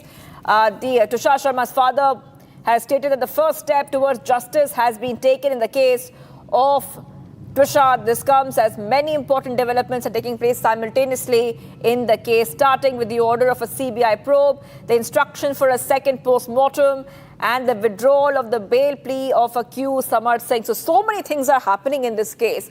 But if we have to summarize, viewers, and if you're watching us, what is happening is that Republic's relentless coverage and a campaign to bring Tushar justice has got the ball rolling. Samarth, the husband, has been arrested. And we have a lot of other developments that will be coming in later in the day. Samarth will be presented in Bhopal court today, and AIMS medical team will be flying to Bhopal for the second autopsy. Getting you some more breaking news coming in right now on Republic TV. CBI to conduct on-site investigation from scratch. Big updates coming in here. Let's go to the second set of the breaking updates we have for you. Okay, CBI, we remember there was a big win. Big win for the family because the family, when speaking to Republic, the family of Tushar, had said they want CBI to step in.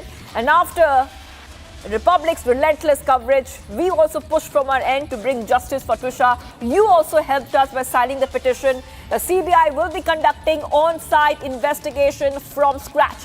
Back-to-back updates coming in here on Republic TV. CBI will be conducting the fresh investigation in the Tushar case. Let's go to Shambhavi. Shambhavi, now that the CBI will be conducting the investigation from scratch, by the way, from scratch, the CBI will be looking at all the documents. They can investigate the documents, the evidence, all the accused involved. Yes, go ahead. Shambhavi. Shivangi, that was very well needed that the entire probe, the entire investigation starts from scratch, because when we see at various documents, at various aspects of this entire investigation, there are so many loopholes, there's so many discrepancies, there's so many things which are wrong. And that is, I'll start with something very basic but very important. Even in FIR at two different places, the age of the victim has been written different. At one place it's 31, at one place it's 33 in the same FIR, by the way. Then if we come to the post-mortem report, the height of the victim has been changed by at least 8 to 10 centimeters. That is a lot, especially in a case we are alleging that a person has hung herself. So that height becomes very crucial, because then the height of the ceiling, the amount of space that they would need to hang themselves, a lot of technicalities that even a common man would understand. You don't need a doctor to understand these things. Apart from these, even the family shared the color of the undergarments of the victim were also changed in the post-mortem report. What could possibly be the reason to do something like that, which was personally verified by Major Harshit, that is Tushar's brother's wife in the case. So such cases, the area was not sealed for the longest time. The area where this actually happened, the spot, was not sealed for the longest time. And what reason was given to the family? That it cannot be sealed because it's an open space.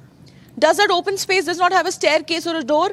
Is it impossible for them to seal a place? So there are so many issues, there's so many discrepancies, there's so many irregularities in the case, that it was very much needed that a case starts from scratch, that the probe starts from scratch, that the investigation is started from scratch, so that nothing in the case is left or is missed by the eyes. Yes. I'm going to go across to Abhishek, who's joining us live. Abhishek is joining us live. Abhishek, if you can hear me, what is happening? You're outside a police station now. What can we expect? बिल्कुल शिवानी, सबसे पहले मैं आपको बता दूं मेरी मौजूदगी Katara hills police station के बाहर है। यहीं पर जो है आरोपी समर्थ सिंह को रखा गया। कल देर रात 2 बजे के आसपास आरोपी समर्थ सिंह को भोपाल में स्थित कटारा हिल्स पुलिस स्टेशन लाया गया।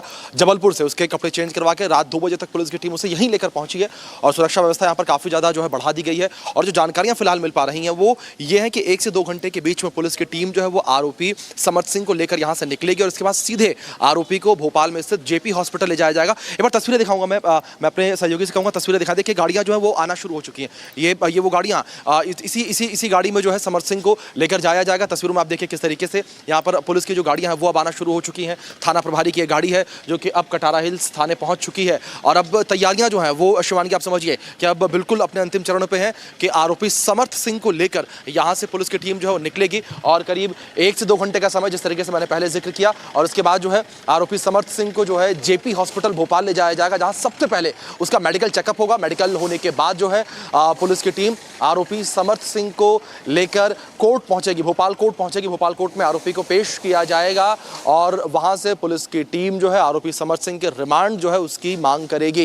ये तस्वीरें देखिए आप, गाड़ी अंदर जा चुकी है, गाड़ी जो है थाना परिसर के अंदर जाके अब लग चुकी है और पुलिस की टीम भी आप देखिए किस तरीके से बड़ी संख्या में यहाँ पर करीब दर्जन भर से अधिक पुलिस कर्मी जो है वो नजर आ रहे हैं और अब तैयारियां पूरी की जा रही हैं कि किसी भी वक्त अब जो है आरोपी समर्थ सिंह को लेकर यहाँ पुलिस की टीम निकलेगी। ये तस्वीरें हैं आप देखिए। अमूमन अगर कटारा हिल्स थाने को लेकर बात करें तो अमूमन ये शांत इलाका माना जाता है। यहाँ पर कुछ क्राइम के उतने खास जो उस तरीके से केसेस नहीं आते, लेकिन आज यहाँ हलचल बहुत ज़्यादा है क्योंकि जिस तरीके से आरोपी समर्थ सिंह को रखा गया है थाने में और अब तैयारियां भी जो है वो लगातार पुलिस टीम के द्वारा की जा रही हैं और किसी भी वक्त जो है पुलिस यहाँ से लेकर निकलेगी आरोपी समर्थ सिंह को। गाड़ी थाना परिसर के अंदर इस वक्त लगती हुई लगातार ये तस्वीरें हम आपको दिखा रहे हैं। बैरिकेड यहाँ पर लगाए गए, मीडिया पर्सन्स को जो है अंदर नहीं आने दिया जा रहा और अन्य जो आम लोग हैं उन्हें भी फिलहाल जो है पाबंदी है अंदर जाने के लिए सिक्योरिटी रीजंस की वजह से, क्योंकि जाहिर तौर पर देखिए शिवानगी एक हाई प्रोफाइल केस ये बन चुका है क्योंकि पूरे देश की निगाहें इस पर टिकी हुई और रिपब्लिक मीडिया लगातार जो है इसको लेकर अपडेट सच जो है वो अपने दर्शकों तक पहुंचाता रहा है, दिखाता रहा है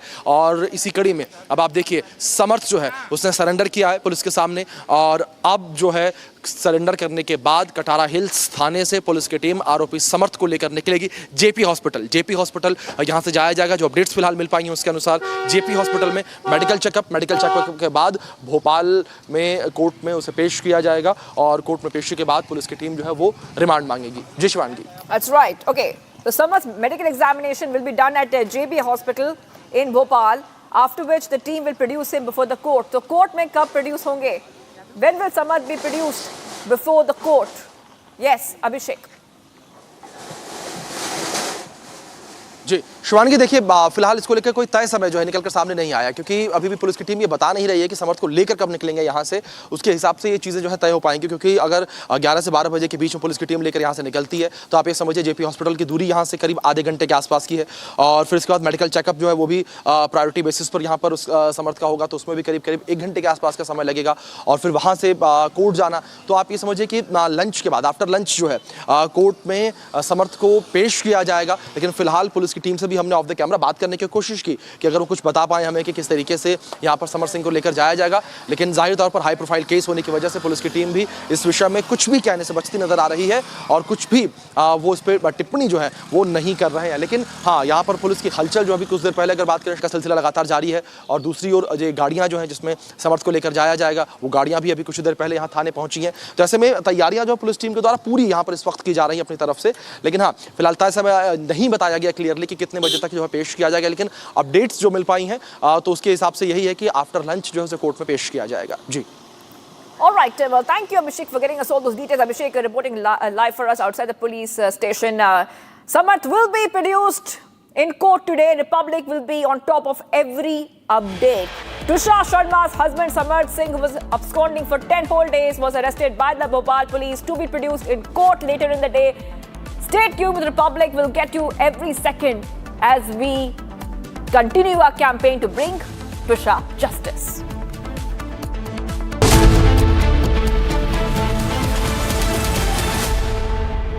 थोड़े में ज्यादा स्वाद, यही तो है इसकी खास बात। वाओ मम्मा, क्या स्वाद है? है। अरे मेरे राजा। जब तक लाजवाब न बन जाए उसे नहीं इत्मीनान है। तभी तो रिचमैन बनना नहीं आसान है। चमकी चाट से क्या बना है? आलू चाट या फ्रूट चाट, स्वाद बढ़ाए चमकी चाट। क्या बात है? स्वादिष्ट पकोड़े और परेशान, अरे चमकी चाट है इसकी जान। असली स्वाद सिर्फ चंकी चाट।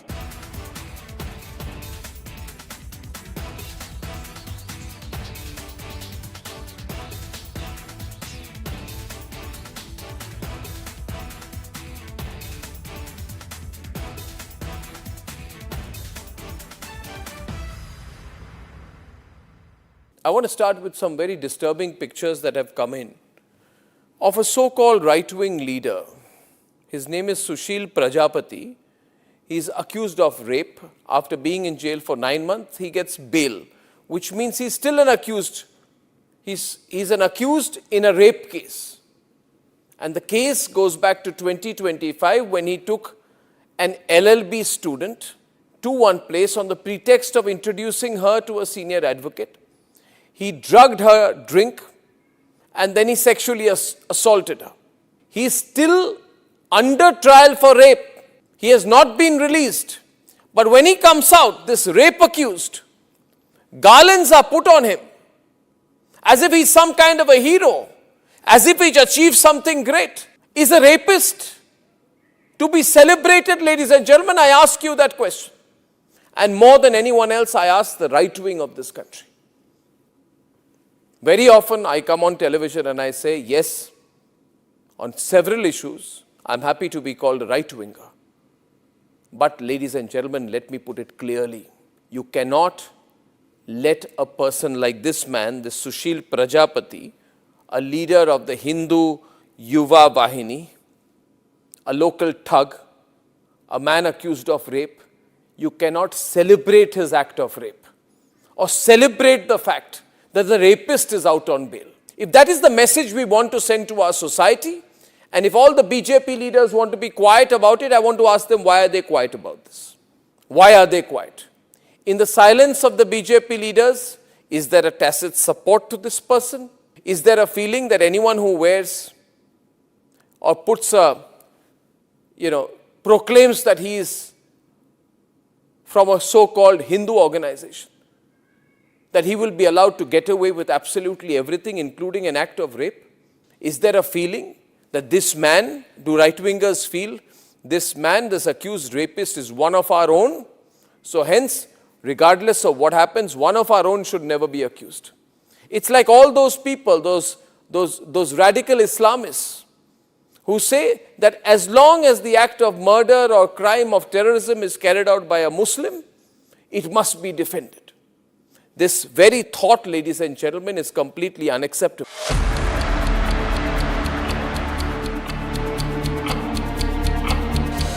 Within hours of Twisha's death, as per the call detail records of this terrible person called Giribala Singh, some judge who thought she's a judge, judges will get away. She made over 40 calls after the death of her daughter-in-law, many of them to judges. Why was she calling judges?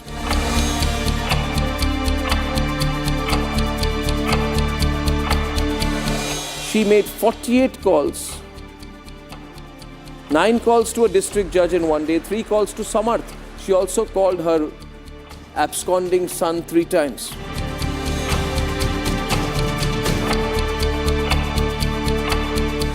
Court orders Samarth to withdraw his bail plea. That's the big breaking news that's now coming in. His counsel submits he will surrender before the concerned court in 5 days. Examined at that time, now finally after Republic's pressure, Samarth Singh is going to finally be surrendering.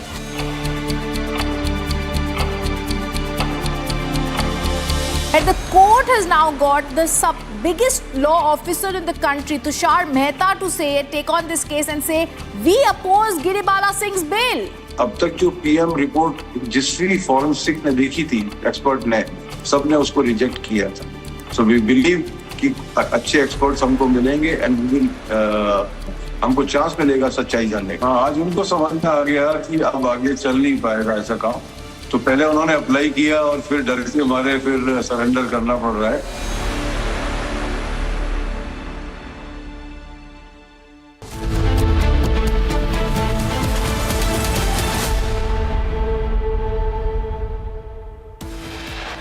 Headlines brought to you by Canara Bank.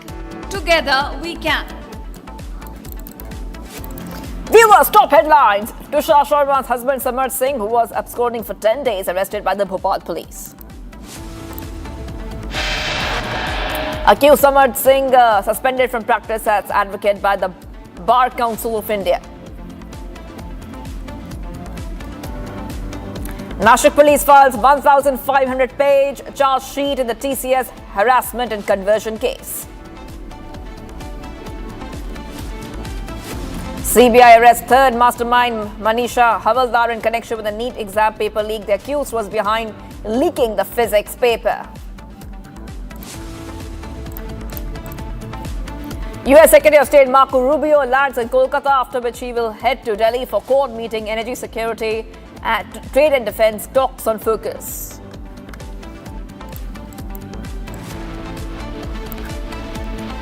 Tulsi Gabbard steps down as Director of National Intelligence, cites husband's bone cancer diagnosis. And third fuel price hike in 10 days, petrol up by 87 paise, diesel up by 91 paise.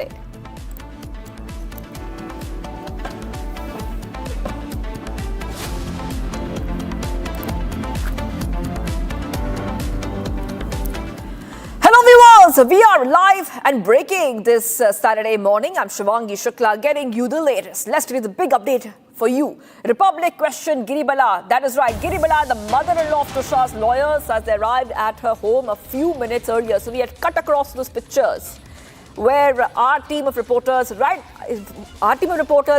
right outside the mother-in-law's house, the matrimonial home of Tusha. And we questioned the lawyer about the alleged evidence tampering and the bail application moved by Giribala. We'll take a look at how these lawyers are responding and what really happened, the entire sequence of events, how they played out in real time. These are the questions that Republic team is asking. आप sir media को support नहीं कर रहे हैं, आप कोई भी बयान का जवाब नहीं दे रहे। सर मुंह अगर माइक ले लोगे तो मुंह के आगे ही माइक रखेंगे। Madam have some manners. Sir हमारा काम है। नहीं इस तरीका नहीं है कि आप तरीका आप हमें मत सिखाइए, हमारा काम है, मीडिया का काम है सर, सवाल पूछना और आप जवाब नहीं दे। क्या जानना चाह रहे हैं? हम ये जानना चाह रहे हैं आप लोग क्या आगे क्या स्टैंड लेने वाले हैं? ले लिया ना, सरेंडर कर दिया उन्होंने। मंडे को गिरिबाला जो है उनकी एंटिसिपेटेड बेल को लेकर सुनवाई। एंटिसिपेटेड आप अपने है ना कहाँ पर घर पे? एक सेकंड हम लोग क्या वो खुद अपना केस लड़ रही है? के परिवार वाले कह रहे हैं कि गिरिबाला क्या गिरिबाला जी खुद अपना केस लड़ रही है? किसको जवाब देना पहले डिसाइड कर लो आप लोग। मैडम को किसने बोला कि एंटिसिपेटरी बेल पे? वो ऑलरेडी बेल पे हैं। नहीं सुनवाई है सोमवार को, ये पूछ रही हूँ मैं। नोटिस इशू हुए हैं वो देखिए। सर क्या वो केस क्या वो अपना केस खुद लड़ रही है? समर्थ के लेकर क्योंकि उन्हें तो कोर्ट में पेश होना है ना, आज करेगी police. Viewers, let's move ahead right now. The U.S. Secretary of State Marco Rubio has stated that Washington is actively engaged in discussions with India to significantly broaden energy cooperation, confirming that the strategic partnership will be a focal point during his upcoming official visit to New Delhi. The high-profile itinerary will see Rubio traveling across major Indian cities, including Kolkata, Agra, Jaipur, and New Delhi from May 23rd to 26. The Secretary of State underlined Washington's keenness to strengthen India's energy security portfolio through diverse international channels, acknowledging New Delhi's proactive management of global energy pressures resulting from the closure of Strait of Hormuz. Listen in to what Foreign Affairs expert Robinder Sachdev has to say on Rubio's crucial visit. Marco Rubio's visit to India is coming at a time when I think in the last 1 year, America-India relations have been at their most contentious. In the last 20 to 30 years, 20 years at least, there has never been a year as difficult in America-India relations as this last year was. The tariff wars, or the tariffs on India, sanctions for the Russian oil, and then Operation Sindoor and its associated optics and statements by President Trump. So the last year has been a very challenging year for US-India relations, without doubt. Marco Rubio is now coming at a time when both nations want to move past and make this year a better year, a more harmonious year in our relations. There are several topics which are pending for discussion when Rubio will be here. The issue is that the priorities are different for both at this point of time, somewhat. America wants trade access in India, market access in India. America wants India to buy more defense items, of course. America wants India to demonstrate how it can help it counter a rising China or a challenging China. That's what America wants, and some other things. What India wants is predictable and least trade tariffs. That's what we want. Secondly, we want America to reduce its tilt towards Pakistan, which over the last 1 year, it's evident America has tilted. So we want, no tariffs or least tariffs. We want American policy towards Pakistan to change. Those are our core interests. America wants India to open its markets. America wants India to purchase more of defense and agriculture, opening of agriculture markets in India. So there is a difference in the priorities between the two sides, which I hope will be taken up and common ground will be found on several of these. So therefore, this visit of Rubio is extremely important for a basic common minimum program going ahead for US-India relations. An FTA with America is, I think, still not near. Right now, we are talking a bilateral trade agreement, right? But yes, in this last 1 year, India has signed FTAs with some other countries or groups, especially the European Union, for example, right? So that shows to America that India is proceeding ahead, building up its additional pipelines of trade exchanges, because the tariffs, sanctions on India are hampering the trade. So very much so, matters of trade will be utmost in discussion, without doubt. And also remember that the interim trade deal which we had, I think in February, which was 18% tariffs on India agreed upon. Now that tariff has been ruled illegal by the US courts, but still the tariffs are out there and there are investigations under Section 301, under Section 232, in which America will again impose tariffs via a different route. So what would be the contour of the emerging trade arrangement between the two countries will certainly be on top of agenda during Rubio's visit. And then, of course, the matter of Quad, because when he's here, and ostensibly he's coming for the Quad foreign ministers meeting.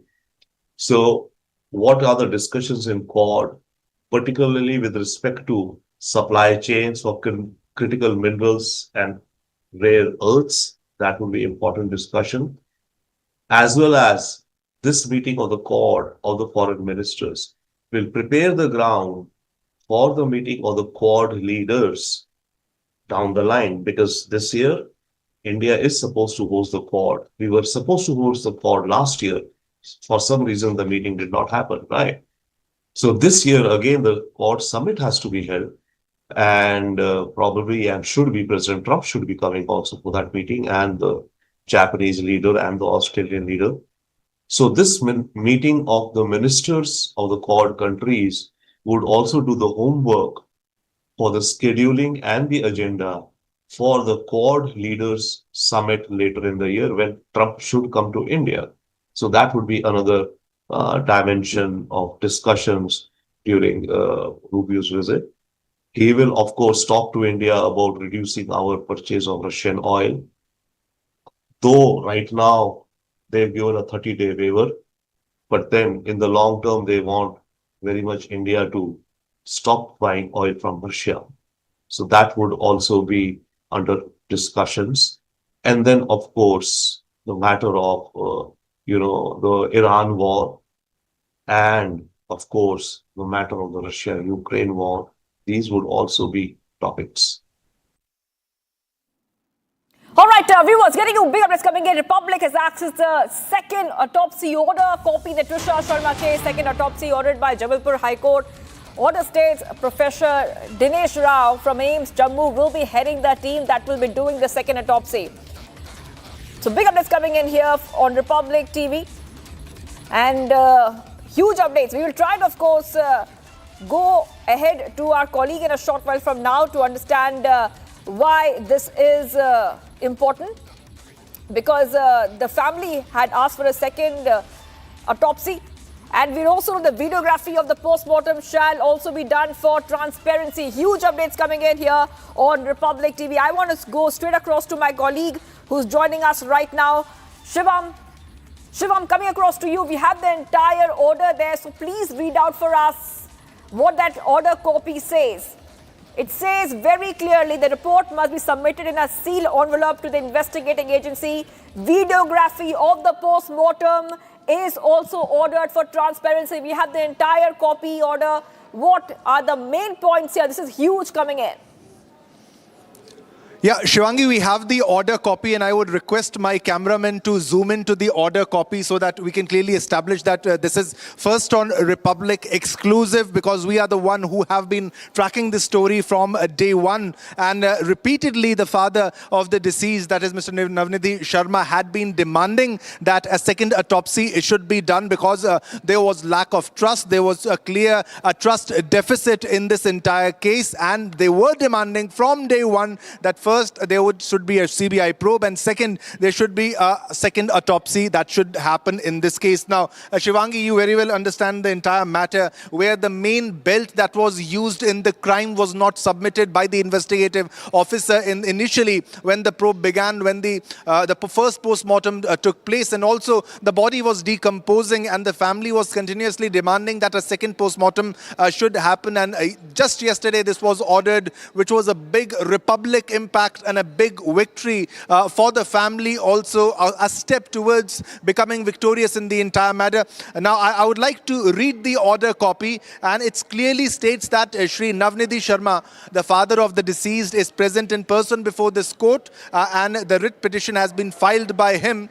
And also, I would like to go on to the sections. It mentions 82, 85, 35 of the BNS Section 2023, Section 3 and 4 of Diary Prohibition Act to immediately direct the respondents number 1 and to 4 to secure and preserve the mortal remains of the deceased, that is Srimati Trisha Sharma in this case, which is lying at the mortuary in AIIMS Bhopal, and restrain them from releasing the body for cremation, burial or otherwise disposing of it. Because you know, Shivangi, how they were trying to release the body so that they can do the cremation. The family was denying that we don't want to do the cremation in this case. We want a second autopsy in this case. And now the order further states that, and also directs the respondents for conducting a second post-mortem examination of the body of the deceased by a duly constituted board by director of the All India Institute of Medical Sciences, that is from AIIMS in New Delhi or AIIMS Jammu, by a team headed by Dr. Dinesh Rao. Who is Dinesh Rao? Mr. Dinesh Rao, Dr. Dinesh Rao is working as a professor, and he is an HOD in the forensic medicine AIIMS Jammu, either at AIIMS Delhi or at AIIMS Jammu.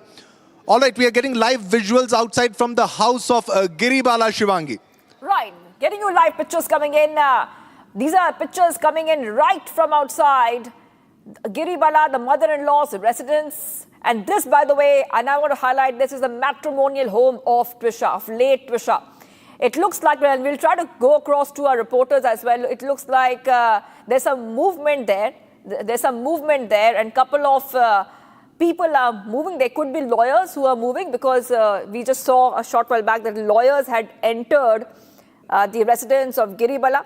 And it looks like they are moving out from that residence. Once we go across to our reporters who are on the ground, we'll understand what is happening there. But there's a movement there and they are moving out. We're trying to get a reaction. From them as well. Let's see if they give a reaction before moving out. These are pictures coming in live from Giribala's home. It looks like a couple of lawyers who had entered are leaving. We're trying to get a reaction from them. And once we get, okay, it looks like they're trying to get a reaction, but let's see what's happening on the ground.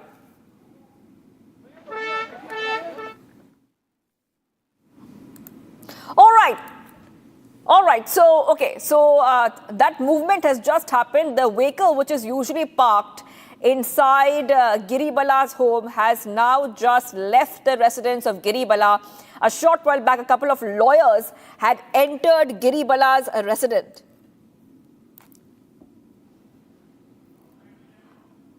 All right.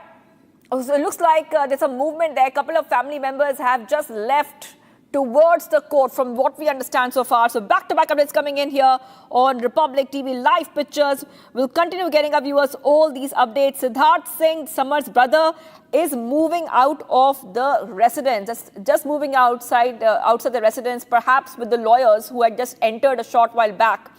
And we were trying to get a reaction, the press there, trying to get a reaction before they moved out. So some movement there from Giribala's home. This is the matrimonial home of the late Trisha.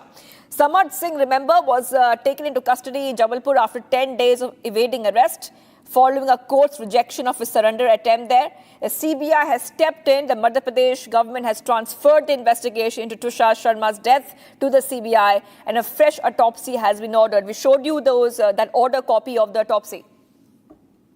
Let's go to Shivam, who's joining us. Shivam, we know that Samarth will be produced in a Bhopal court today. It looks like Siddharth Singh, who is Samarth's brother, is moving out of the residence. Those pictures came in. Yes, Shivam.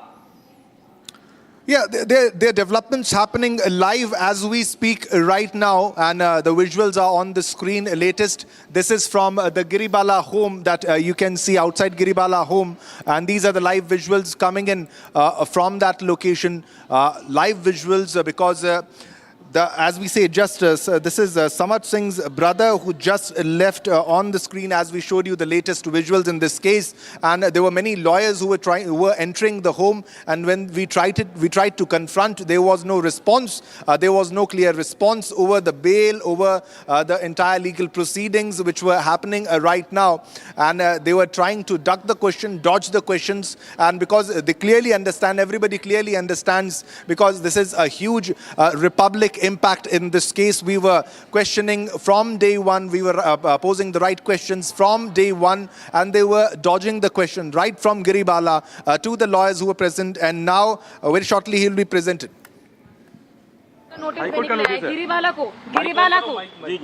Giribala की गिरफ्तारी के लिए किस चीज के लिए sir notice की जानकारी दीजिए, बयान दर्ज करने के लिए। अंग्रेजी में है वो सर, आपको पता है, प्लीज आप बताइए सर, एटलीस्ट वो अंग्रेजी में है वो बयान दर्ज कराने। सर क्या बयान दर्ज करने के लिए गिरफ्तारी किस चीज का नोटिस है? वहां पर सर नोटिस है, वारंट है, क्या है? अंदर है गिरिबाला जी, अंदर है मैडम, है क्या? सर किस चीज का नोटिस है, प्लीज सर। सर एक बयान मेरे अधिकारी बता देंगे। आप सर यहाँ नोटिस सर्व करने आए हैं सर, प्लीज एक बयान। ठीक है, देखिए अभी जो तस्वीरें हम आपको दिखा रहे हैं, सर कैमरे में नहीं, एक मिनट सर, अरे इनका नाम भूल गया यार, मैं नाम भी तो देना पड़ेगा। तो ये तस्वीर इस वक्त आप देख रहे हैं गिरिबाला के घर के अंदर दो पुलिस अधिकारी पहुंचे हुए हैं। हाईकोर्ट का नोटिस है ना, वो पालक कुछ नोटिस सर्व करने के लिए आए हैं। हाईकोर्ट का नोटिस संदर्भ में था, इसकी उन्होंने जानकारी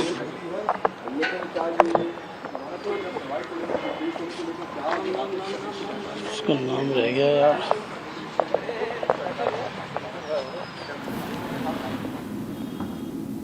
All right, first Republic TV pictures coming in on Republic. We just told you a short while back, the brother of Samarth has just left the residence, moved out of the residence.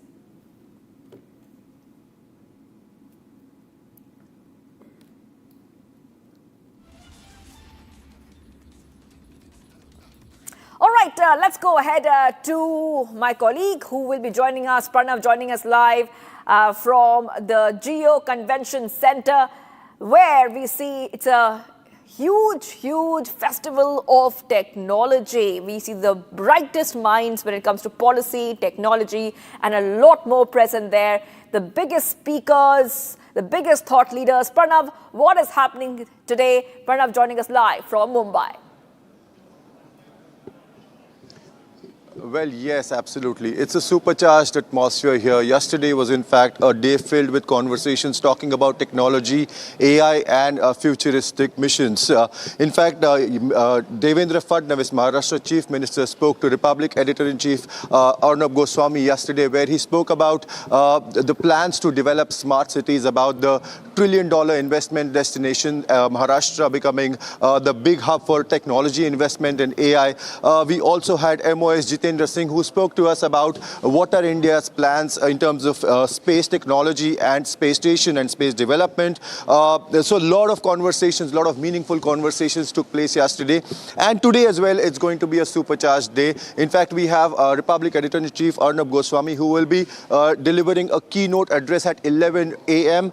So our viewers must stay tuned to that, because it is going to be an insightful one, talking about journalism in times of AI, in times of technology, where it is digital news that is driving the news delivery platform. We will be looking at that at 11 o'clock today. Post that, we will be having a conversation with Sridhar Vembu, the Indian entrepreneur who chose, Bengaluru, or a small village in India, over Silicon Valley. He will be talking to us about technology development. He will be talking to us about the plans to develop India as the tech hub, while choosing India as the destination over global, the Silicon Valley. So yes, a lot of conversations, lot of exciting dialogue that is slated to take place today at BKC here at Imagine Next.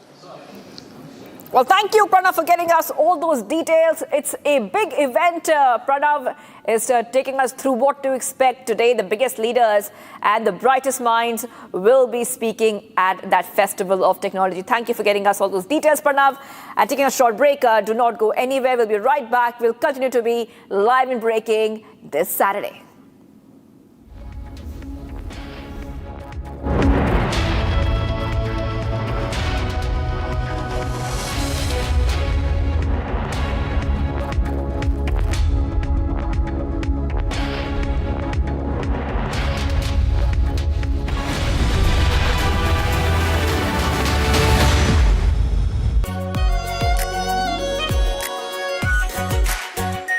R pure shahi paneer masala, delicious, healthy everyday. केसरिया से मन जोगी हुआ रे, दिल झूमे देखो मतवारा हुआ रे। केसरिया से मन जोगी हुआ। हर पल मनाओ केसरी त्योहार, विमल बोलो जुबान केसरी। चमकी चाट से क्या बना है? सैंडविच, लस्सी और छाछ। हर घूंट में चमकी चाट। अब बताओ, स्वाद आया? असली स्वाद सिर्फ चमकी चाट। In fact, very often I believe the only way to get justice in India is a media trial. So there's no reason for the media, if it's doing a good job of a media trial, to be on the back foot. In fact, the courts should stop making these overarching remarks about media trial and contemplate about one very basic thing. With the greatest of respect to the courts, when the other institutions fail, when people get let down by the system, when even the judiciary does not seem to be listening or raising a noise about issues, like in the case of Twisha Sharma. Who does the public look to for justice, for raising their voice, for bringing something that's utterly false, illegal or wrong to public attention? It is only and only the media. And today, therefore, we are doing a media trial in this specific case, ladies and gentlemen, of Twisha Sharma, the 33-year-old daughter-in-law of an ex-judge, in a case where the ex-judge and the ex-judge's advocate son appear to be more than involved. Ladies and gentlemen, 15 questions tonight. And if they think it's a media trial, so be it. So be it. Why did the ex-judge in the case of Twisha Sharma, neither she nor her son call a police or an ambulance? What took them 57 minutes to bring the body down? Where are the 3 men who are seen in the video dragging Twisha's body, destroying evidence? What was the police doing? Did they question the house staff? Did they question the judge? Was Twisha carrying headphones in her bag, in her hand, or a rope? Where is it now? Where is that so-called belt that cops claim was used by her to commit suicide? Why was it hidden? The mother-in-law, the ex-judge, walks up calmly while the body is being dragged down and evidence is being destroyed before the judge's eyes. Is that normal?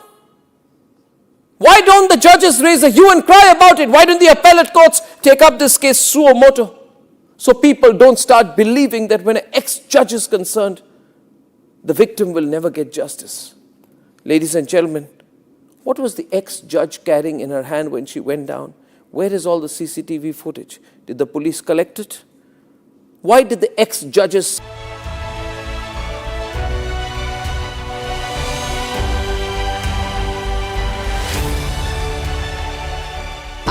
Pure suji pasta उबालो मिलाओ और खाओ 8 minute में तैयार क्या taste है सबका राजा आर प्योर मसाला अनीस घर में कुछ है जो टूटता नहीं ये पिलर कभी नहीं टूटेगा रुंगटा स्टील टीएमटी से बना रुंगटा नहीं तो घर स्ट्रॉन्ग नहीं रुंगटा स्टील टीएमटी बार एकदम solid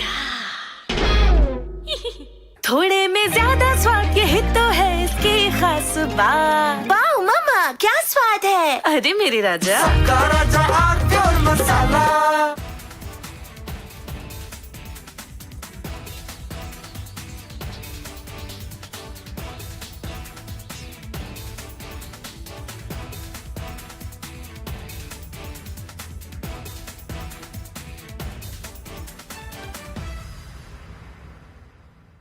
I want to start with some very disturbing pictures that have come in of a so-called right-wing leader. His name is Sushil Prajapati. He is accused of rape. After being in jail for 9 months, he gets bail, which means he's still an accused. He's an accused in a rape case. And the case goes back to 2025 when he took an LLB student to one place on the pretext of introducing her to a senior advocate. He drugged her drink and then he sexually assaulted her. He is still under trial for rape. He has not been released. But when he comes out, this rape accused, garlands are put on him as if he's some kind of a hero, as if he's achieved something great. Is a rapist to be celebrated, ladies and gentlemen? I ask you that question. And more than anyone else, I ask the right wing of this country. Very often I come on television and I say, yes, on several issues, I'm happy to be called a right-winger. But ladies and gentlemen, let me put it clearly. You cannot let a person like this man, this Sushil Prajapati,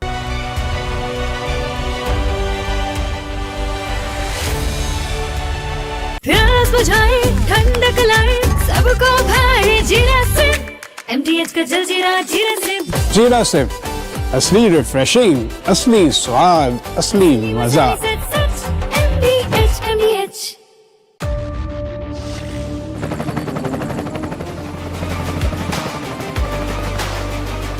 Character, the taste of success.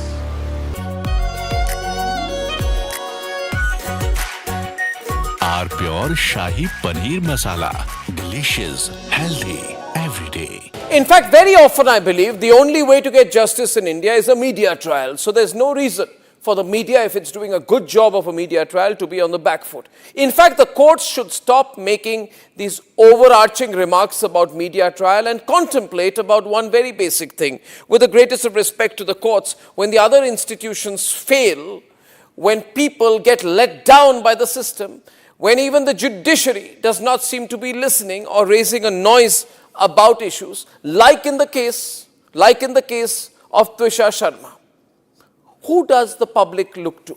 for justice, for raising their voice, for bringing something that's utterly false, illegal or wrong to public attention.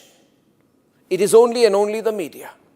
And today, therefore, we are doing a media trial in this specific case, ladies and gentlemen, of Twisha Sharma, the 33-year-old daughter-in-law of an ex-judge, in a case where the ex-judge and the ex-judge's advocate's son appear to be more than involved. Ladies and gentlemen, 15 questions tonight. And if they think it's a media trial, so be it. So be it. Why did the ex-judge in the case of Twisha Sharma, neither she nor her son call a police or an ambulance? What took them 57 minutes to bring the body down? Where are the 3 men who are seen in the video dragging Twisha's body, destroying evidence? What was the police doing? Did they question the house staff? Did they question the judge? Was Twisha carrying headphones in her bag, in her hand, or a rope? Where is it now? From Asia's largest news headquarters, setting the agenda for Bharat.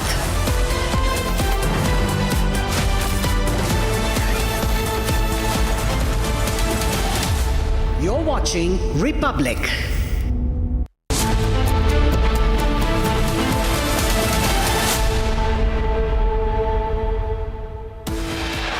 Headlines brought to you by Canara Bank. Together we can. Twisha Sharma's husband Samrat Singh, who was absconding for 10 days, arrested by Bhopal police.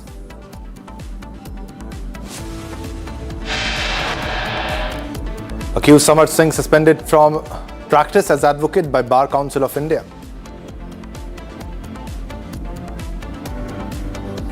Nashik police files 1500-page charge sheet in TCS harassment and conversion case.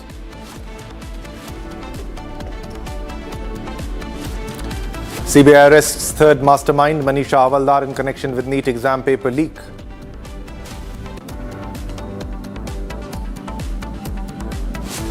US Secretary of State Marco Rubio in Kolkata, after which he will head to Delhi for Quad meeting. Energy, security, trade and defence talks on focus.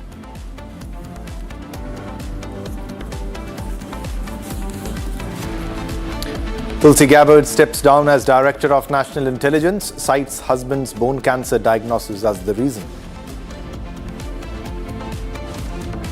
And this is the third fuel price hike in 10 days. Petrol up by 87 paise, diesel up by 91 paise.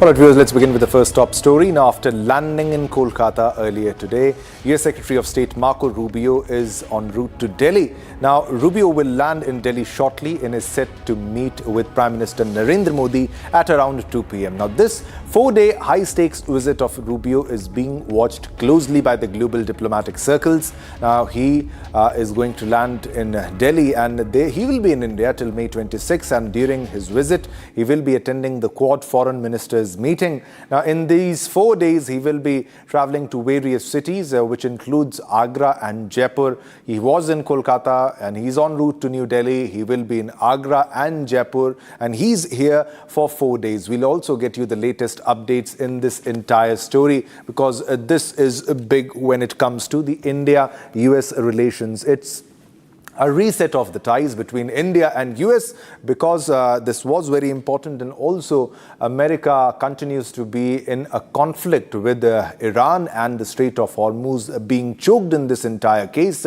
and they want to reach out to other countries in this case. And now this important visit of Marco Rubio, a top focus story of today, historic visit, his first visit after a very long time for Secretary of State of United States of America. Now, energy will be in agenda and other trade will be in agenda, and this will be tracked. We are tracking minute-to-minute updates, and we'll be shortly joined by a guest also, and we'll move on to our guests for an interaction on this story and for analysis on what's unfolding. But we are closely tracking all the developments in this entire case. A big day for US-India relations. All right, now I would like to welcome Mr. Rabindra Sachdev, Foreign Affairs expert, for a comment on this entire issue. Thanks a lot, Rabindra, for joining. And what will be your take? And if you can put this into perspective, what is India going to benefit by the visit of Marco Rubio? I think in the big picture, the first thing Rubio's visit should accomplish is that it should set a forward-looking positive outlook in US-India relations after the tumultuous, chaotic last 1 year. The last 1 year of US-India relations was perhaps the lowest ebb in terms of rhetoric between the two. There have been differences in the past, but never so much as such a intensity as was in the last 1 year. So the top agenda of the Rubio visit, and we would want, is that US and India get back on track towards, discussions on various topics and do not lob, googlies at each other. All right, Mr. Sachdev, let's talk about the energy crisis that India is facing, and not just India, the many countries across the globe.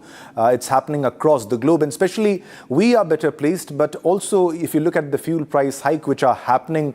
However, there was a question that was given by the government. How long do you think the situation is going to improve when it comes to the conflict, and how long do you think India and other countries can keep moving forward, and by very fact that the energy crisis continues, Mr. Sachdeva? Unfortunately, I think, I may be very wrong, but I think the energy crisis is here to stay, and it would get even worse in the coming 3 months, because, the past supplies which were there, or the oil at sea which was there, all of it has been exhausted. The strategic reserves of various countries, 400 million barrels they were to release, substantially 250 million has already been released, right? So now the world is really reaching the bottom of the barrel in terms of where we are. So whenever new oil starts flowing once the conflict ends, that will itself take another 3 months for markets or for our daily lives to come back to normal. So probably 6 months to 9. But with respect to Rubio visit, there's a very interesting energy angle which I see here. He has said India can buy as much energy as it wants from the United States. Of course we can, open market. But I think what he will be pushing for is now sale of Venezuelan oil to India. Venezuela produces about 1 million barrels a day, right? He could very well say to India, you know what, buy 500,000 barrels a day from Venezuela. India imports about 5 million barrels a day total. So out of that 10%, 500,000 barrels you buy from Venezuela at a discount, assured contract for the next 3 years. Okay? That he is offering India some energy security. But the interesting twist in this is that the Venezuelan oil is being sold by the American government. So the money for the oil would go to the government of America or their treasury, and from that account, a portion of it would be given to Venezuela. So the American government directly profits from any sales of Venezuelan oil. So the entire plan, Mr. Sachdeva, Rabindra, the entire plan was about profit making when it comes to the American attack on Venezuela. And if you talk about that also, is it feasible that they can sell Venezuelan oil and they can compensate for the loss that we are not getting the oil from the Middle Eastern region? Can that be can they compensate? Yeah, it can be. It depends upon the discount. The main thing is that how the distance Venezuela is farther than the Middle East or than Russia, from where we get the heavy sour crude that we process, our private sector, basically Reliance, and then public sector Indian Oil and HP. Right. So if the discount is such that it covers up for the freight addition, per barrel from Venezuela to India, the freight is around $3 to $4 a barrel. So if the discount on the oil is, let's say, $6 or $7, then, fine, it is as competitive as any other oil that we buy in the market. So the numbers could work out. And secondly, by the way, in this Rubio, I think, playbook, given the core, and there was a talk that Delcy Rodriguez would be in town, right? She's not coming, apparently. But what they're looking is also to offer energy security to the core. When he meets with the core foreign ministers, he can tell each of them, Australia and Japan, and of course India, fourth is America. So he could tell Australia and Japan also, and India, all three, okay? You each buy 300,000 barrels a day of confirmed secure oil for the next 3 years of contract. So 300,000 barrels, Japan gets assured, Australia gets assured, India gets assured. Yeah. And that is about how much Venezuela is producing right now. Okay. As it increases its production capacity, it could be selling to others also. But right now it can produce no more than 1 to 1.2 million barrels a day. Okay.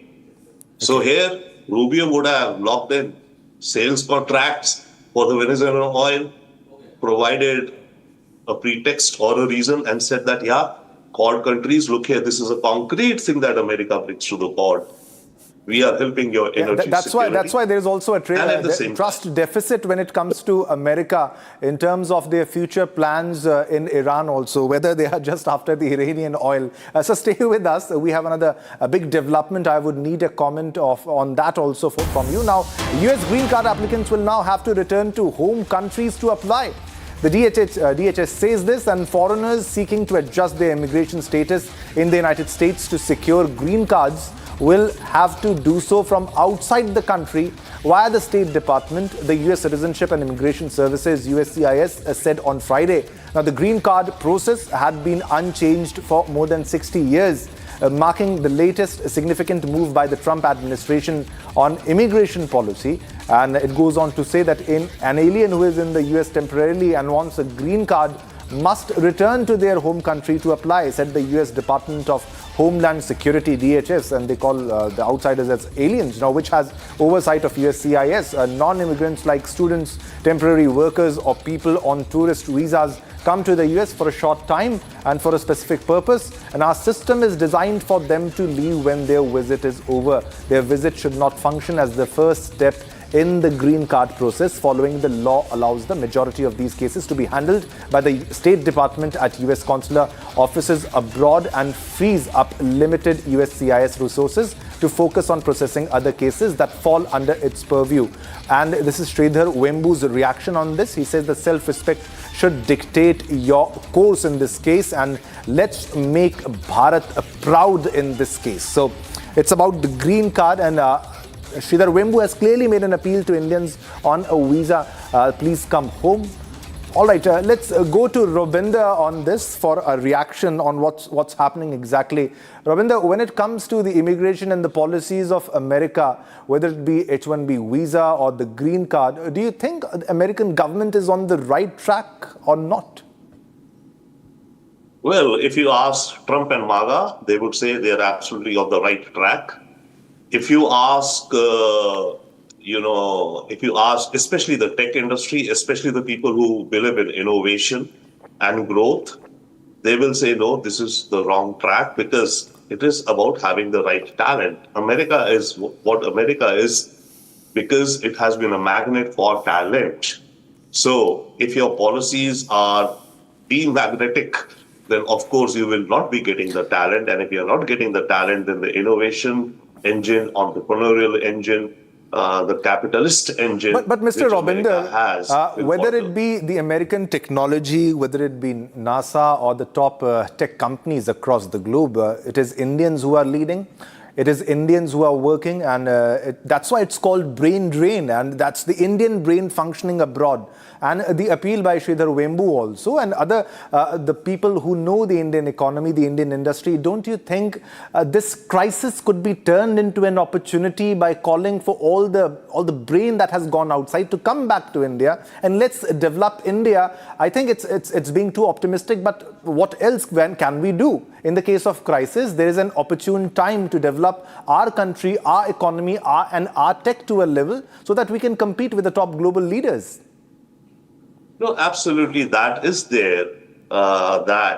Talent, our brain drain, which has gone there, should now become a brain gain. It is said there's a strong argument for it, and it should happen. But at the same time, let us not forget the fact that it's very often many of the talent who have gone abroad, let's say in the US and all, done well in the Silicon Valley, they are the ones who initiated the IT revolution back in India between Silicon Valley and Bangalore, right? Bangalore as an IT center grew only because it was the initial Indian-American IT entrepreneurs in the Silicon Valley and in the US who set up back shops here. Those were the days of call centers and Y2K crisis and such, and BPOs. And once that bridge started working, that's when American mainstream companies got accustomed to the fact that work can be done. Rabindra, I agree with you to the points that you're benefit making. To that also. It's a combined effort. It's a collective effort. And especially if you look at the previous governments also, all of the governments were strict when it comes to the immigration policy, but they were open to the talent that was coming there. Now, when all the talent has built the American economy, have built the Silicon Valley and everything, don't you think it sounds like use and throw, that it's all done now, done and dusted, and because we have the technology, we are now an advanced nation, why do we need the people from other countries? Now they have become alien for them. If you go with the wordings that have been mentioned, it sorts of feels nationalistic to the American people. But what about the people who are working for American economy, their country, their citizens, and now you're asking them to move out from the country and then apply for a green card from your country? So it's sort of an insult. Self-respect should come first. At least now. He has called hellhole, India a hellhole. The kind of remarks, even though he praises the government or Prime Minister Modi, but what about the remarks for Indians? No, definitely so. I mean, in America, white nationalism is on the rise. Christian nationalism is on the rise. Anti-immigrant sentiments and behavior is on the rise, unfortunately, in America. That all is there. That said, you had several points, but I want to specifically talk about this green card going back to India issue. See, when you apply for a green card, you're typically on an H1. I've been on an H1, so I've been on multiple H1s and my own visas, etc. Right? So I know the process, or I've been through, or in my. So you're typically on an H1 with a company for 3 to 6 years. So around the 4th year, you apply for the green card. And your green card is linked to the company in which you're working. Okay. And then by the 6th year, when your H1 period is over, your green card has not come, then you come into a limbo state. You're waiting for the green card, but you're legally allowed to continue working. Okay. What this policy is saying is that you have to go to your home country in order to apply. So as of now, I would interpret what this means is that you would Rabindra, in simple words, you please continue. Just a small interjection. Don't you think go back to your country and apply means just go back to your country? No, in the legal sense, okay. If it was said politically, but whatever sense, right. But they are clearly saying that go back to your country first, Rabindra. Isn't it that the case? No, sir. Couple of things. If it is said by a political rhetoric, that is right. But if it's written into law, what it means is that you will go to your country and you will apply from there at the US Embassy in 1 week, 10 days time, and then you will come back and you will continue your work on H1 visa. It is just like H1 visa to be renewed. Okay, H1 used to be for 3 years, is for 3 years. When your H1 has to renew for the next 3 years, you are required to go out of America, apply from an embassy or a consulate outside America. So typically what people would do, they would go from the US to Canada and then enter from the Canadian border, fulfilling that requirement. When Trump came, what they've also done now is that for H1 renewal, you have to go back to your home country and then re-enter. That is, you cannot now go to Mexico for a weekend or 3-4 days and then coming back, it has been stamped and your H1 is renewed. Yeah. Now it is that you have to go back to your own country, to get your H1 re-stamped. So similarly, Definitely. I think as of now, from what I understand, green card Mr. would be Rabinder, bit short of time, but as always, as usual, thanks a lot for your expert analysis on what's unfolding on the global platform. Thanks a lot, Rabinder Sachdev. So thanks a lot. All right, viewers, now it's time to slip into a short commercial break, but don't go anywhere because we have a lot more lined up after the break. Coming up, Twisha Sharma's husband Samarth Singh, who was absconding for 10 days, has been arrested by Bhopal police and is set to be produced in court today. We'll bring you latest updates after the break.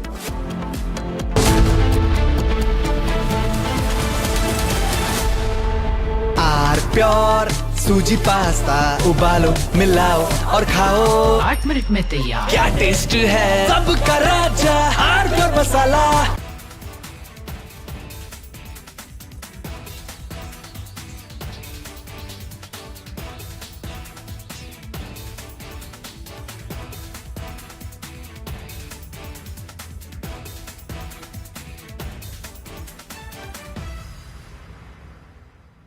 चमकी चाट से क्या बना है sandwich लस्सी और छाछ हर घूंट में चमकी चाट ड्राई फ्रूट और दही बड़े चमकी चाट से स्वाद बढ़े असली स्वाद सिर्फ चमकी चाट I want to start with some very disturbing pictures that have come in of a so-called right-wing leader.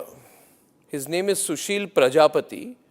He is accused of rape. After being in jail for 9 months, he gets bail, which means he's still an accused.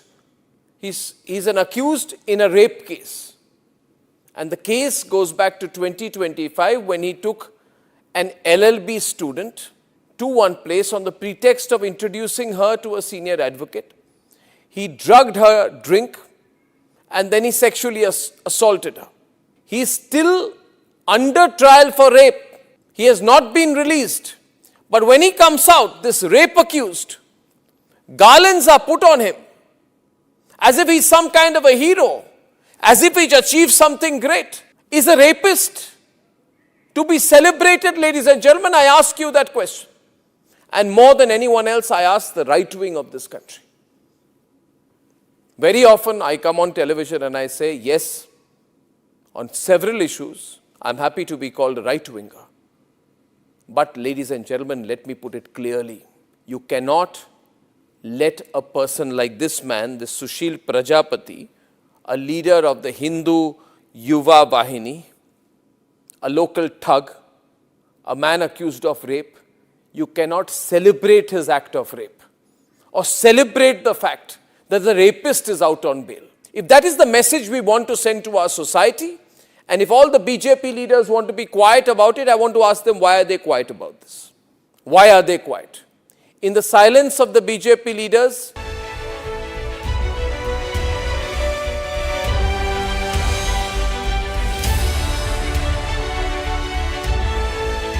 प्यास बुझाए ठंडक लाए सबको भाए जीरा से MTH का जल जीरा जीरा से जीरा से असली रिफ्रेशिंग असली स्वाद असली मजा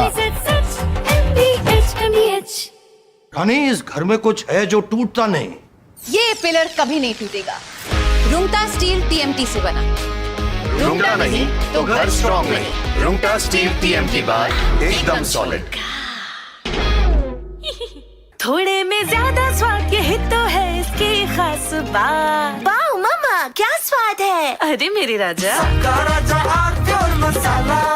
in fact, very often I believe the only way to get justice in India is a media trial. So there's no reason for the media, if it's doing a good job of a media trial, to be on the back foot. In fact, the courts should stop making these overarching remarks about media trial and contemplate about one very basic thing. With the greatest of respect to the courts, when the other institutions fail, when people get let down by the system, when even the judiciary does not seem to be listening or raising a noise about issues, like in the case of Twisha Sharma, who does the public look to for justice, for raising their voice, for bringing something that's utterly false, illegal or wrong to public attention? It is only and only the media. And today, therefore, we are doing a media trial in this specific case, ladies and gentlemen, of Twisha Sharma, the 33-year-old daughter-in-law of an ex-judge in a case where the ex-judge and the ex-judge's advocate's son appear to be more than involved. Ladies and gentlemen, 15 questions tonight. And if they think it's a media trial, so be it. So be it. Why did the ex-judge in the case of Twisha Sharma, neither she nor her son call a police or an ambulance? What took them 57 minutes to bring the body down? Where are the 3 men who are seen in the video dragging Twisha's body, destroying evidence? What was the police doing? Did they question the house staff? Did they question the judge? Was Twisha carrying headphones in her bag, in her hand, or a rope? Where is it now? Where is that so-called belt that cops claim was used by her to commit suicide? Why was it hidden? The mother-in-law, the ex-judge, walks up calmly while the body is being dragged down and evidence is being destroyed before the judge's eyes. Is that normal? Why don't the judges raise a hue and cry about it? Why don't the appellate courts take up this case suo motu? So people don't start believing that when an ex-judge is concerned, the victim will never get justice. Ladies and gentlemen, what was the ex-judge carrying in her hand when she went down? Where is all the CCTV footage? Did the police collect it? Why did the ex-judge's son Samarth Singh escape after bringing the body of his wife to AIIMS? Is it true that the ex-judge's son's medical examination was not conducted? The police station is right behind the ex-judge's Giribala's house. Why was no call made? Why did it take 5 days to file an FIR in the case? Who stalled it? Why was the victim's family attacked in court if there's nothing to hide? And did a very senior police officer go to AIIMS that night to try and fudge the post-mortem report? Ladies and gentlemen, I'm asking these questions. Now I ask you, am I right or wrong in asking these questions? And if I don't, who will?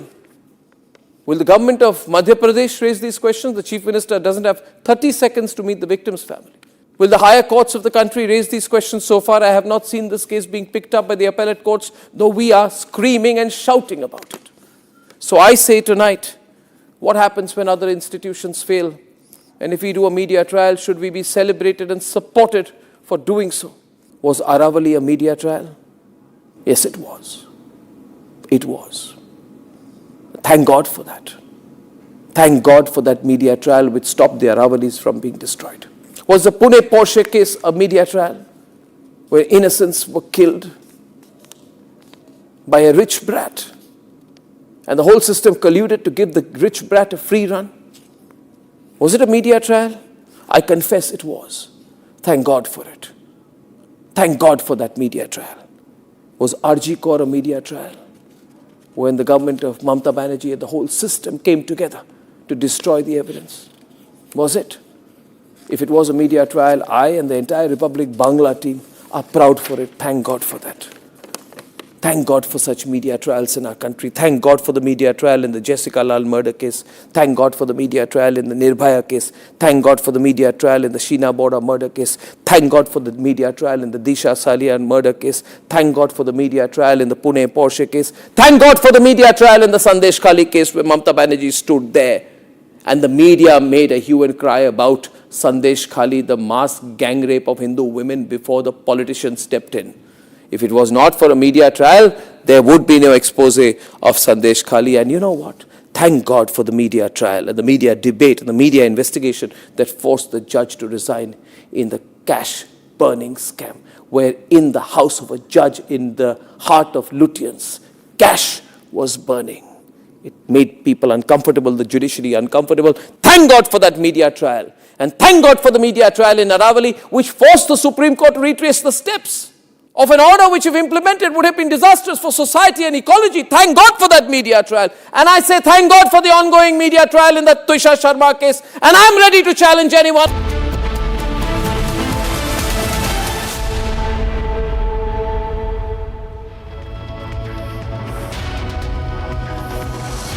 A very warm welcome, viewers. You're watching Republic TV. This is Shivam Dutt Mehta, and our top focus stories today is Marco Rubio's India visit. He landed in Kolkata and he has left for New Delhi. He'll be meeting Prime Minister Narendra Modi. That will be our top focus story. And also, we are closely monitoring the Trisha's death mystery case, where Samarth will be presented before the court. We'll also get you the minute-to-minute updates of that story too. But first up, let's have a look at the top headlines of the hour.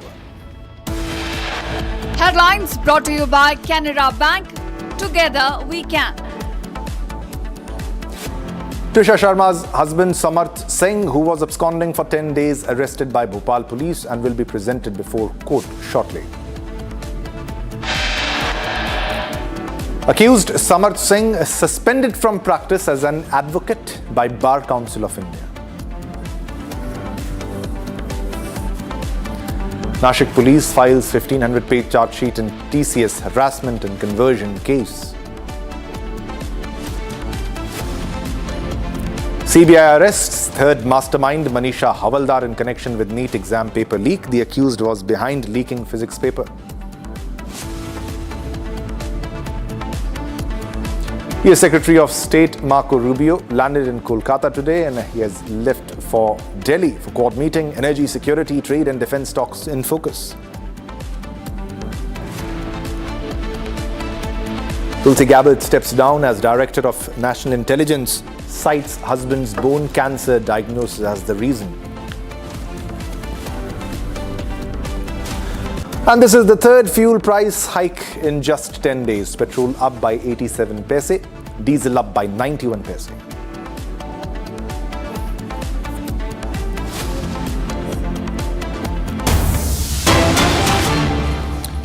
All right, viewers, this is a big breaking news development, and this is Republic. We confronted Samarth's lawyer in this case. We asked the tough question to him, and we asked the question. The Samarth's lawyer's reaction came that I forced him to surrender.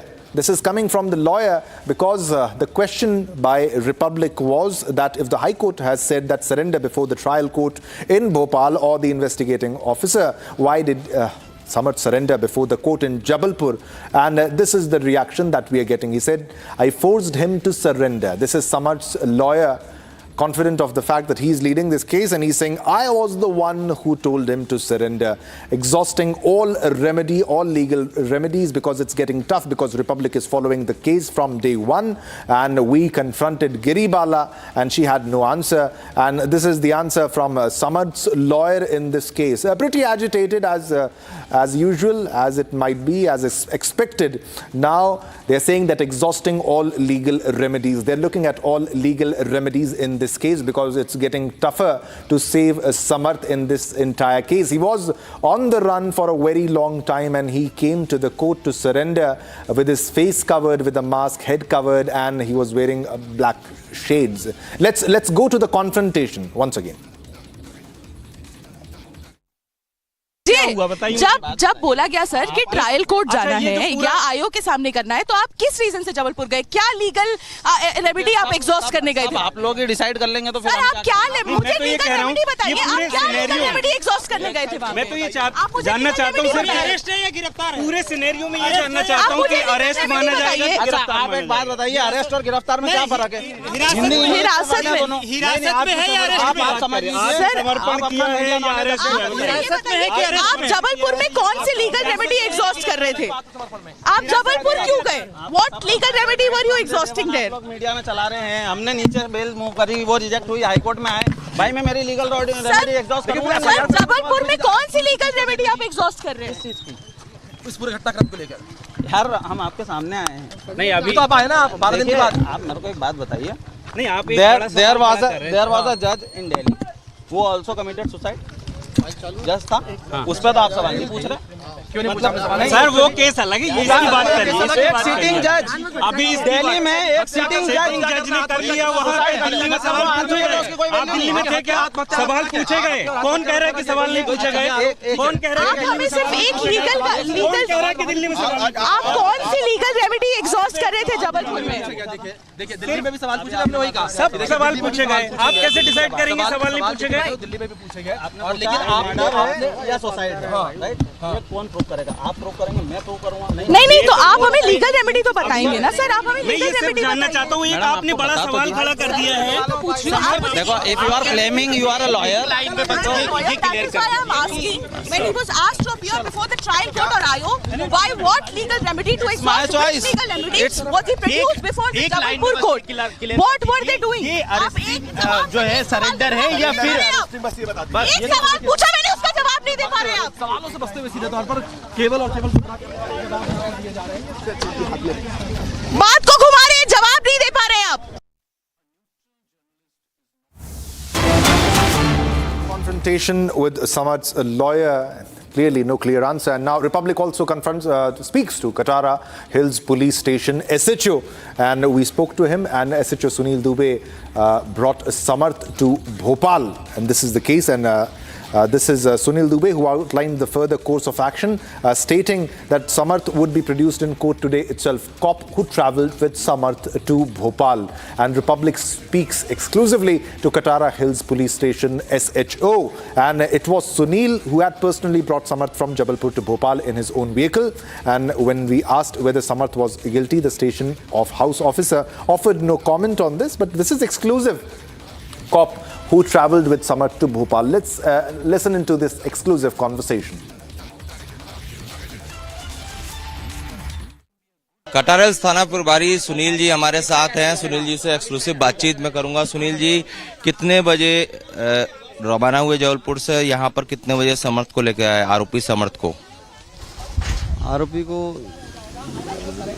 मध्यरात्रि लाए थे, लगभग 2 बजे के लगभग, और उसका medical करा के और गिरफ्तारी ली गई है। आज उसको पुलिस रिमांड पे लेंगे पूछताछ करने के लिए। अच्छा, आज क्या फिर से उसका मेडिकल कराएंगे कोर्ट में पेश करने से पहले? हाँ, ये प्रोसेस है, प्रोटोकॉल है कि जब भी न्यायालय पेश करते हैं तो उसके पूर्व और यहाँ लाते हैं तो उस समय उसकी मेडिकल कराया जाना चाहिए, तो मेडिकल कराएंगे। पाया सर, एम्स में या जेपी में कहाँ कराएंगे मेडिकल? सर, अब ये विवेचक जैसा डिसाइड करेंगे वैसा होगा। अच्छा, इस दौरान बातचीत में अब तक की पूछताछ में कुछ समर्थ ने कबूला? देखो, अभी तो उसको लेके आए हैं, रात्रि का समय था, अब प्रॉपर जो है एसीपी साहब उससे इंटरोगेट करेंगे। लेकिन 6 घंटे का सफर आप ही की गाड़ी में वो आया, कुछ उससे गिल्टी है? उसकी आंखों से या बॉडी लैंग्वेज से लग रहा है कि उसे पछतावा है। अब सर, ये इन्वेस्टिगेशन ऑफिसर ही बता पाएंगे। All right, so this is SHO Sunil Dubey, who brought Samarth to Bhopal, and very shortly he'll be presented before the court, and possibly they'll get a remand of him. And this is exclusive conversation. Republic spoke exclusively to the cop who travelled with Samarth to Bhopal.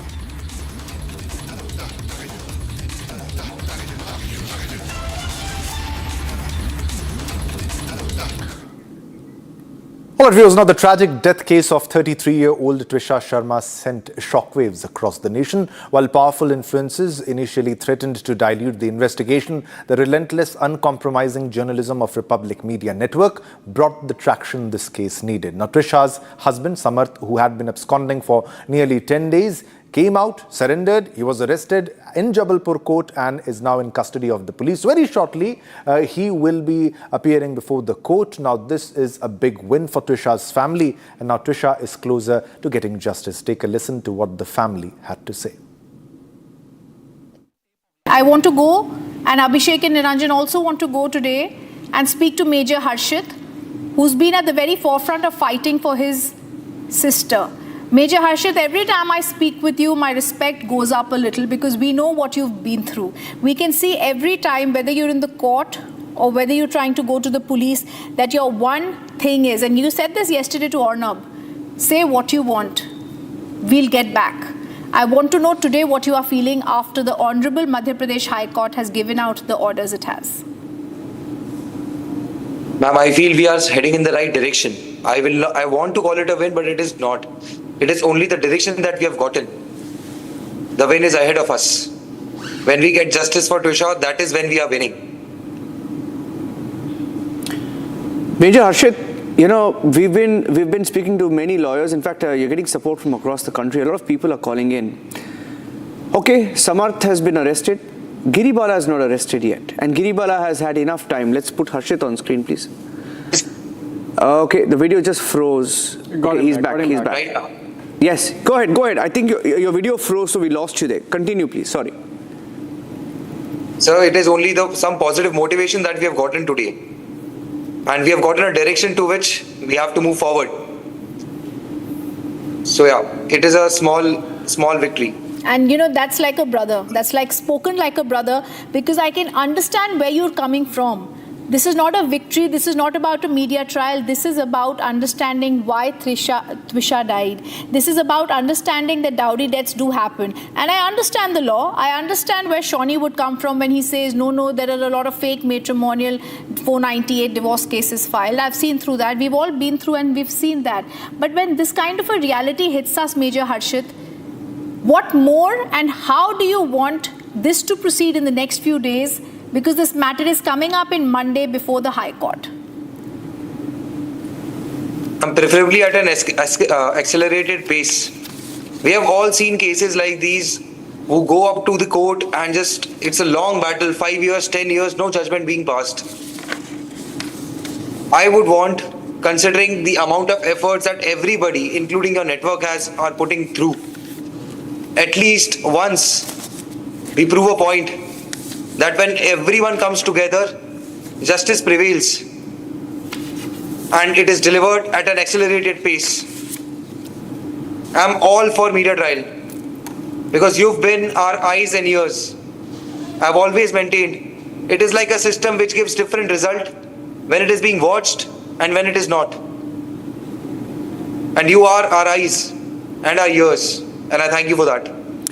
Major Harshit, you're sounding a little relieved than what you were at the beginning of this week. You held that news conference when you were extremely upset after Giribala held the news conference. I want to go back to one of the turning points in this case, Harshit, Major Harshit. That was your conversation with Giribala, which was recorded, that audio tape. All of Tuesday we played that audio tape, and that has been the turning point in the case because many people could not believe what they heard in that tape.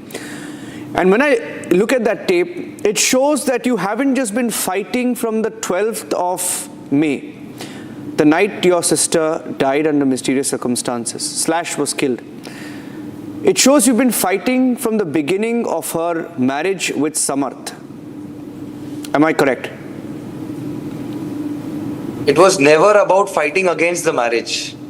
It was about the ill treatment that she was going through. I will never take it. Not just for my sister, but for any woman. I have a wife myself. And I would never take any disrespect for the woman that I love. For the women who have cared for us. And it was very disheartening to see another woman making those statements. And I have not fought well.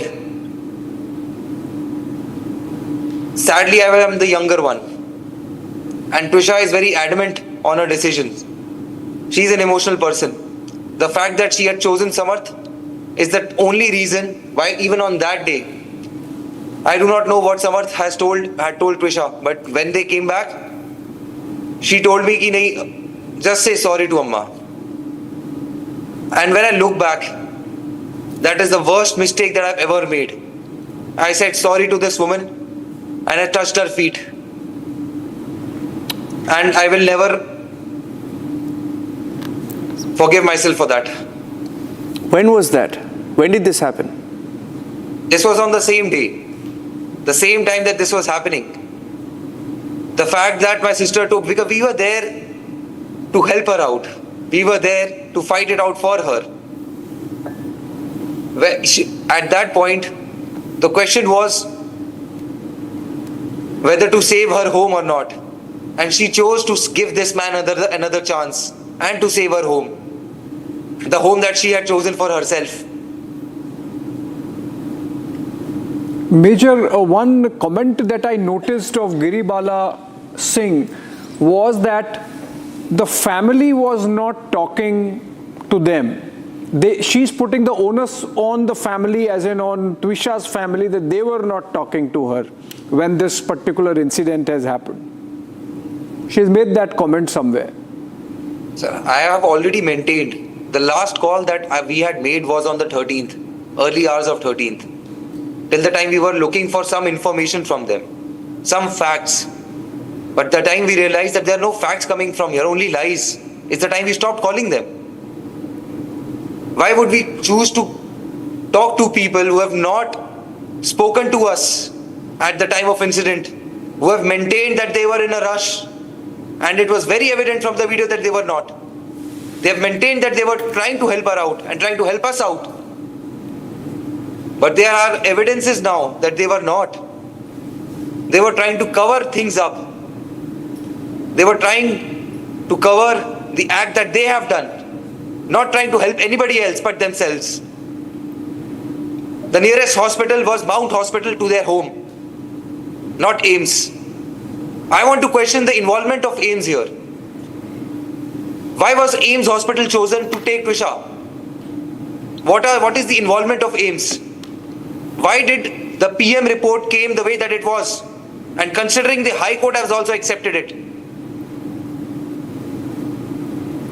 Also, who has made this report and under whose jurisdiction? And who has influenced it? You said the act they have done, Major Harshit. What act do you think have they done? Ma'am, I am no one to comment on that. Okay, fair They enough. are the probable experts in every field that they can catch their hands to. They are medical experts. They are legal experts. Yet they make such horrendous decisions and such derogatory remarks. I am not going to stoop down to their level. I also heard they had taken money, and at one time they demanded allegedly 10 lakh rupees, and then your father-in-law had given some money to them. I am not directly privy to this conversation, ma'am, but this happened during the wedding. And the time she called me up, Giribala Singh called me up asking for my mother to go see her as and when she was getting ready for the wedding. We had to stop the wedding proceedings that time just for the mother to go see Miss Giribala. And that is the time of incident when they were probably demanding. My father-in-law had gone with them. So basically, father-in-law. So trouble started immediately, I mean, even as the wedding was on. Yes, definitely. The fact, even then my parents had chosen not to tell me about this. I was told about this quite some time later. I only knew that my mother was coming out crying from there. And they were complaining about the proceedings. We had given our heart and soul for those proceedings. Everything that we had. Our time, our resources, everything. And they chose to call my mother and send her back crying during the proceedings. During the wedding, not the proceedings. During the wedding. Yes. Also, there is a video that we have seen today, Rhythm.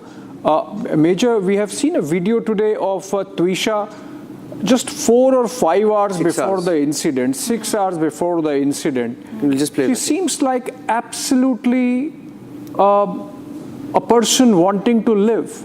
She's a person who's being treated at a salon, right? Salon. It's a salon. Yes. Yeah, and she's engaging in a very normal manner with the attendant. That seems like a person who's very normal. That's like a person who's wanting to live, not wanting to die. Add to that, what the lawyers were today telling me, Major Harshit, we saw Samarth in the courtroom. We've not spoken yet about the conduct that was done in the courtroom in Madhya Pradesh, the district court. He was wearing a gamcha, he was wearing a cap, his eyes were covered. He was wearing glasses. Sunglasses. Was there a particular reason that you're suspecting this was also done? Because someone at the post-mortem also, when I was speaking to the forensic experts, were guiding us that there could have been had a scuffle, alleged, we don't know, but there could have been something. The reason that he was on the run could have been that possibly there was more evidence that was being scuttled, that they wanted to go away, that there should be no marks on anyone's body. This is what was presumably said. We are not verifying it. But Major Harshit, is this something that you also suspect? Ma'am, we have the same questions ourselves. Why did he choose after 10 days, 10, 15 days that, he would come and surrender? We are raising the same questions. Why after 10 days? What are you trying to hide? The fact that he chose not just to cover his face but his neck too. The fact that he chose to hold on to that small cloth, because I was watching the video. All through the mob, he was holding on to this. Why? All right, Republic has been following the story from day one, and it is a big Republic impact that the second post-mortem has been ordered, and also Samarth has been arrested and he will be presented before the court very shortly. Time for a short commercial break. Don't go anywhere because there's a lot more lined up. Just after the break, more details. Trisha Sharma's husband Samarth Singh, who was absconding for 10 days, arrested by Bhopal police and is set to be produced in court today. Coming up next.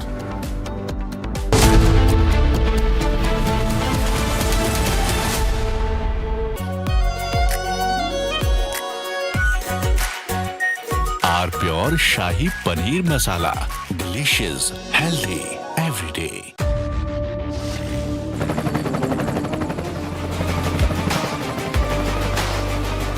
Director, the taste of success. चमकी चाट से क्या बना है? आलू चाट या fruit चाट, स्वाद बढ़ाए चमकी चाट. क्या बात है? स्वादिष्ट पकोड़े और फरसान, अरे चमकी चाट है इसकी जान. असली स्वाद सिर्फ चंकी चाट.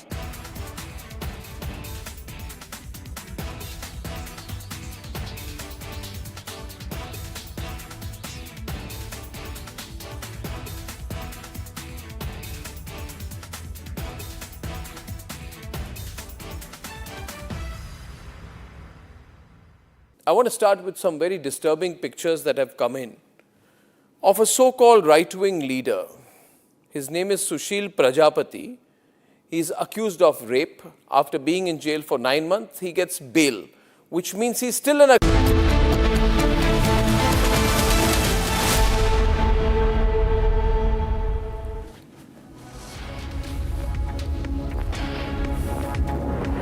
All right, viewers, welcome back. Now let's move on to another top story. Now, U.S. Congresswoman Alexandria Ocasio-Cortez has sparked controversy after posting a video showing a jar of murky brown water, claiming it is the current state of drinking water in a Georgia community. Following the construction of a Meta data center, she has formally called for both EPA and congressional investigations into the impact of large-scale data centers on local water supplies. Now, AOC emphasized that clean drinking water should not be taken for granted and warned about the environmental cost of massive tech infrastructure projects. Take a look at this report.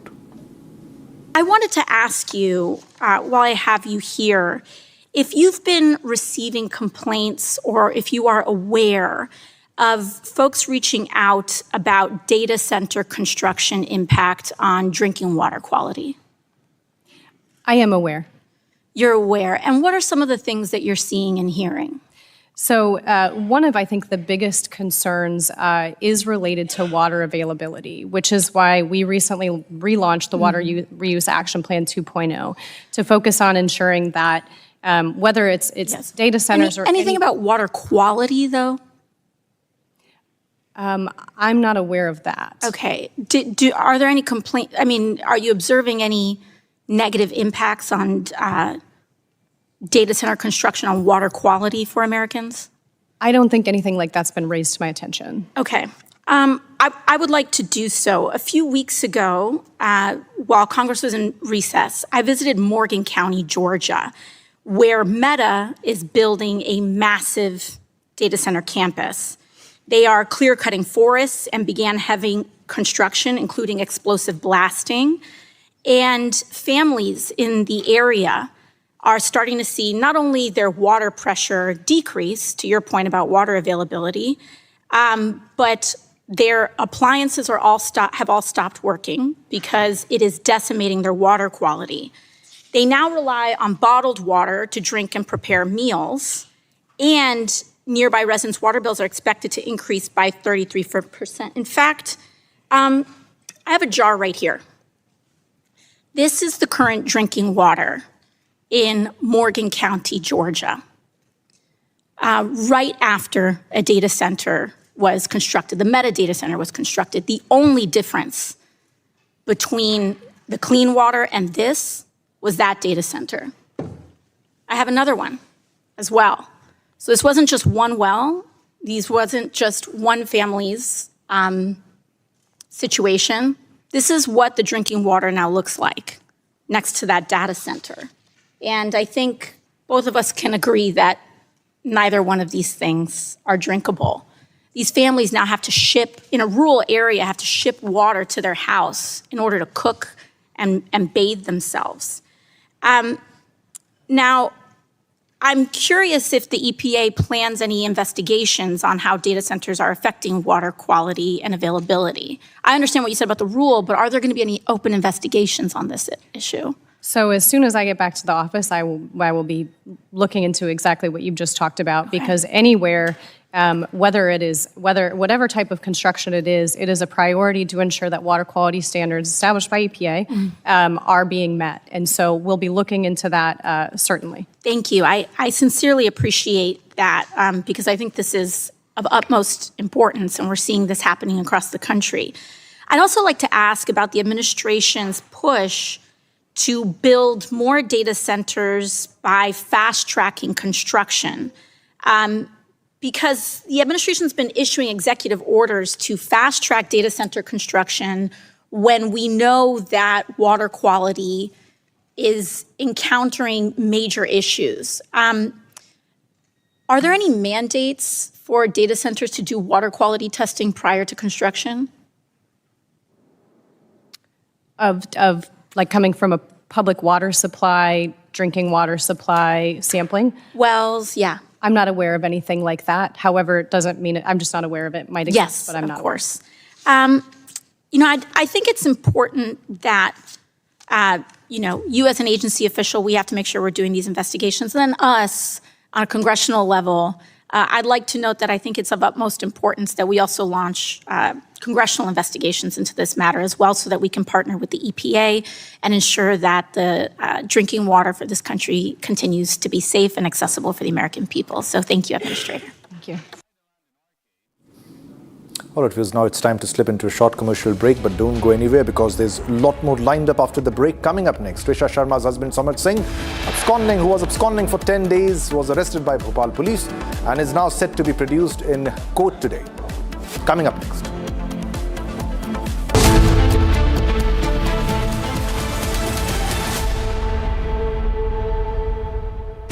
Pure suji pasta उबालो मिलाओ और खाओ 8 minute में तैयार क्या taste है सबका राजा R pure masala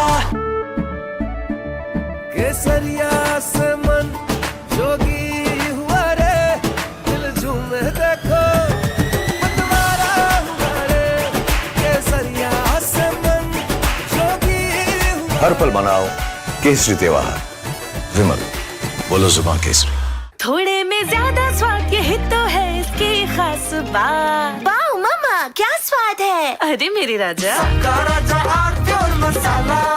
In fact, very often I believe the only way to get justice in India is a media trial. So there's no reason for the media, if it's doing a good job of a media trial, to be on the back foot. In fact, the courts should stop making these overarching remarks about media trial and contemplate about one very basic thing. With the greatest of respect to the courts, when the other institutions fail, when people get let down by the system, when even the judiciary does not seem to be listening or raising a noise about issues, like in the case of Twisha Sharma. Who does the public look to for justice, for raising their voice, for bringing something that's utterly false, illegal or wrong to public attention? It is only and only the media. And today, therefore, we are doing a media trial in this specific case, ladies and gentlemen, of Twisha Sharma, the 33-year-old daughter-in-law of an ex-judge, in a case where the ex-judge and the ex-judge's advocate's son appear to be more than involved. Ladies and gentlemen, 15 questions tonight. And if they think it's a media trial, so be it. So be it. Why did the ex-judge in the case of Twisha Sharma, neither she nor her son call a police or an ambulance? What took them 57 minutes to bring the body down? Where are the 3 men who are seen in the video dragging Twisha's body, destroying evidence? What was the police doing? Did they question the house staff? Did they question the judge? Was Twisha carrying headphones in her bag, in her hand, or a rope? Where is it now? Where is that so-called belt that cops claim was used by her to commit suicide? Why was it hidden? The mother-in-law, the ex-judge, walks up calmly while the body is being dragged down and evidence is being destroyed before the judge's eyes. Is that normal? Why don't the judges raise a hue and cry about it? Why don't the appellate courts take up this case suo motu? So people don't start believing that when an ex-judge is concerned, the victim will never get justice. Ladies and gentlemen, what was the ex-judge carrying in her hand when she went down?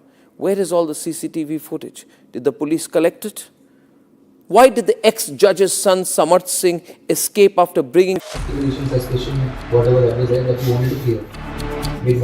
I wanted to clear that any kind of promiscuous behavior after the marriage will not be done. With the greatest of respect to the courts, when the other institutions fail, when people get let down by the system, when even the judiciary does not seem to be listening or raising a noise about issues, like in the case of Twisha Sharma, who does the public look to for justice, for raising their voice? This time the state government is moving the High Court, asking for it to be cancelled, finally seeing action. Which means most likely she will be arrested. Yes. I'm proud of the media trial that is going to lead to the arrest of a judge. She has dialed a district judge at 11:06 p.m. If this has been with the judiciary for all these days, how the hell did she get the anticipatory bail? No, I will not have any more. गायब क्यों? चलो। समझने के बड़े भाई आप ऐसे हाथ please note madam.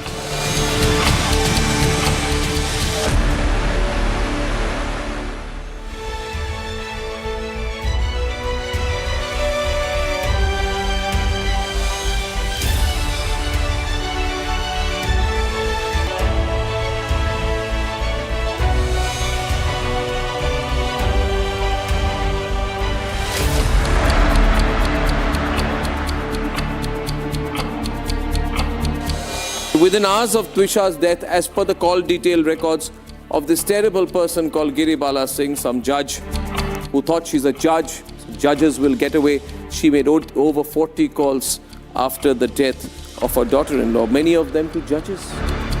Why was she calling judges?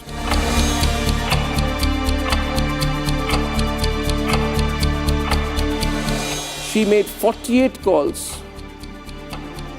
9 calls to a district judge in one day, 3 calls to Samarth. She also called her absconding son 3 times.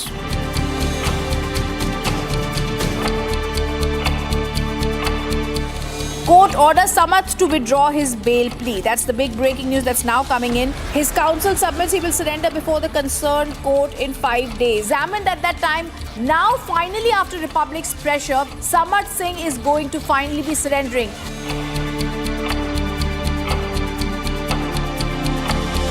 And the court has now got the biggest law officer in the country, Tushar Mehta, to take on this case and say, we oppose Giribala Singh's bail. अब तक जो PM report जिस भी forensic ने देखी थी, expert ने, सबने उसको रिजेक्ट किया था.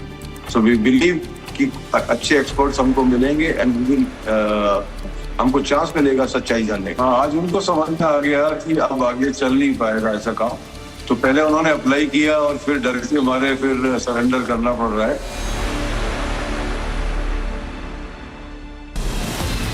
From Asia's largest news headquarters, setting the agenda for Bharat.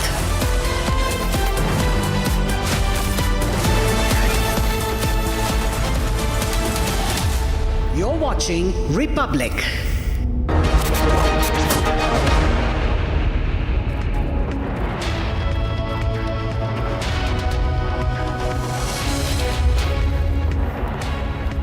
Thank you for joining us on Republic TV on the live report this afternoon, 12 p.m. Ladies and gentlemen, we are coming to you with details of the Twisha case. We are unrelenting in our coverage. Until there's justice in the case, we will continue to point out every cover-up, every botch-up, every lapse there has been in the investigation so far. This afternoon on the show, we are getting you 10 different inconsistencies, 10 inconsistencies in the Twisha post-mortem. We've accessed some of the details. We have the detailed report and also the order copy of the court while allowing a second autopsy, what the court had to say on Friday. Here are the headlines this afternoon. Headlines brought to you by Canara Bank. Together we can. Twisha's husband Samarth Singh will be presented in court in a short while from now, days after he went absconding. He surrendered in court Friday, will be produced in court today.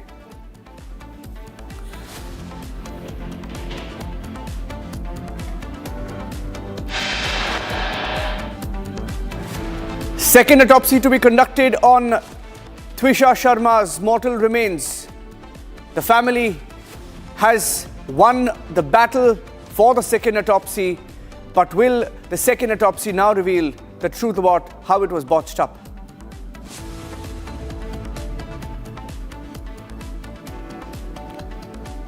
CBI takes over the Twisha case. They will conduct investigation from scratch.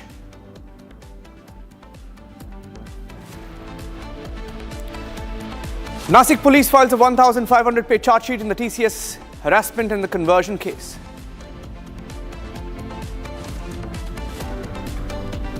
CBI arrests the third mastermind, Manisha Havaldar, in connection with the NEET exam paper leak. The accused was behind leaking the physics paper.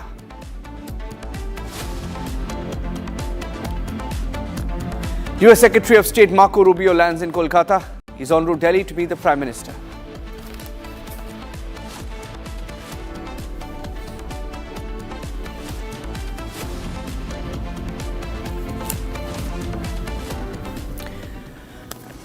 On Friday, the court has allowed the second autopsy to be conducted on the mortal remains of Twisha Sharma, 33-year-old woman who was harassed, tortured. We don't know whether she committed suicide or whether she was killed or forced to the brink by her in-laws.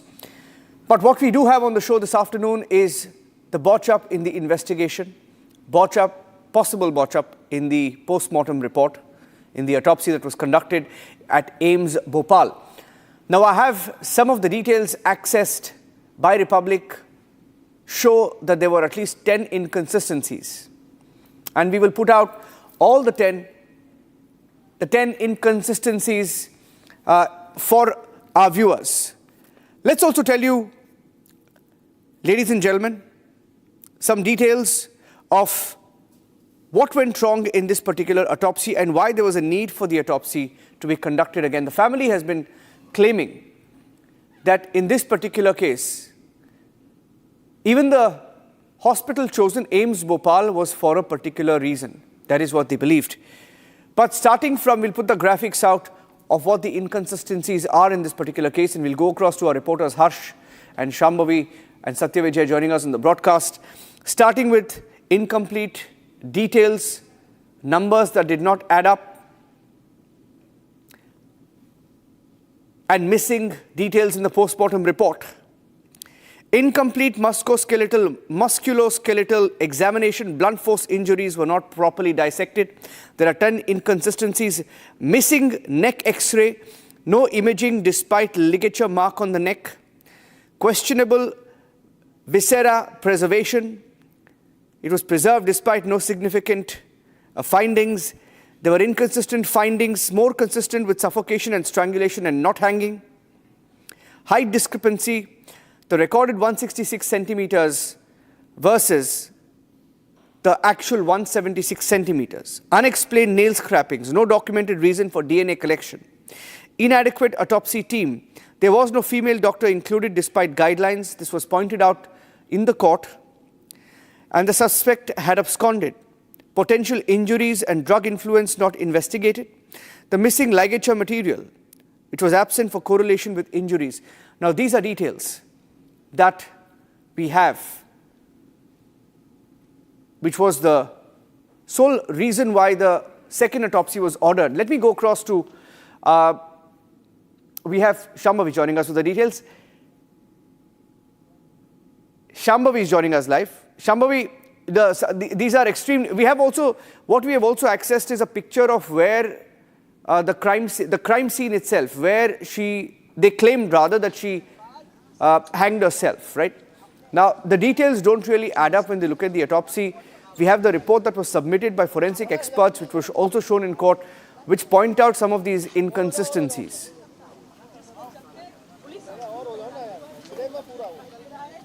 Well, yes, when you look at the post-mortem report, and even for that, any document, starting from the FIR itself, even FIR had a lot of inconsistencies, starting from just a very small but significant detail, like the age of Twisha. Somewhere it's 31, somewhere it's 30, somewhere it's 33. They're still not clear about it. Then we come to the post-mortem report, the height. There is one of the major inconsistency in the post-mortem report is the height. The height, there's a difference of around 8 to 10 centimeter, which is mentioned in the post-mortem report. She's shown shorter for some reason. She's mentioned shorter for some reason in the post-mortem report. Also, what it claimed that she hung herself using a gymnastic rope. Now, when you look at the setting, actually, it's a little too inconvenient when we think about the height of the ceiling, and somebody who had a height of 6'5'8", for her to hang herself.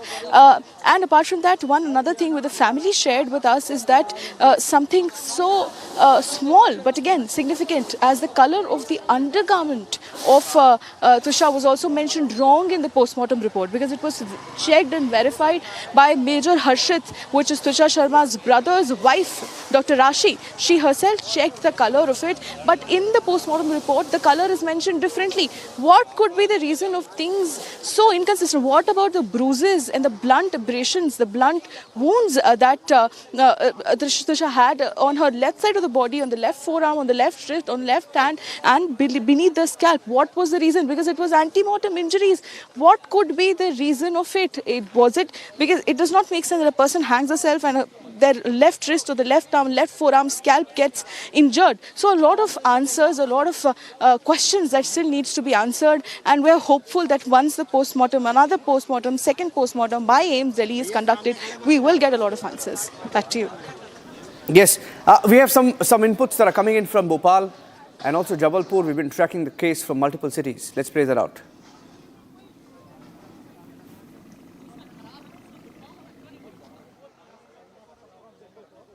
कटारेल्स थाना प्रभारी सुनील जी हमारे साथ हैं। सुनील जी से exclusive बातचीत में करूंगा। सुनील जी, कितने बजे रवाना हुए जबलपुर से? यहाँ पर कितने बजे समर्थ को लेकर आए, आरोपी समर्थ को?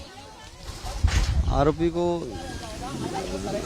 मध्यरात्रि लाए थे, लगभग 2 बजे के लगभग, और उसका मेडिकल करा के और गिरफ्तारी ली गई है। आज उसको पुलिस रिमांड पे लेंगे पूछताछ करने के लिए। अच्छा, आज क्या फिर से उसका मेडिकल कराएंगे कोर्ट में पेश करने से पहले? हाँ, ये प्रोसेस है, प्रोटोकॉल है कि जब भी न्यायालय पेश करते हैं तो उसके पूर्व और यहाँ लाते हैं तो उस समय उसकी मेडिकल कराया जाना चाहिए। तो मेडिकल कराया पाया सर, एम्स में या जेपी में कहाँ कराएंगे मेडिकल? सर, अब ये विवेचक जैसा डिसाइड करेंगे वैसा होगा। अच्छा, इस दौरान बातचीत में अब तक की पूछताछ में कुछ समर्थ ने कबूला? देखो, अभी तो उसको लेके आए हैं, रात्रि का समय था। अब प्रॉपर जो है एसीपी साहब उससे इंटरोगेट करेंगे। लेकिन 6 घंटे का सफर आप ही की गाड़ी में वो आया, कुछ उसे गिल्टी है? उसकी आंखों से या बॉडी लैंग्वेज से लग रहा है कि उसे पछतावा है। अब सर, ये इन्वेस्टिगेशन ऑफिसर ही बता पाएंगे।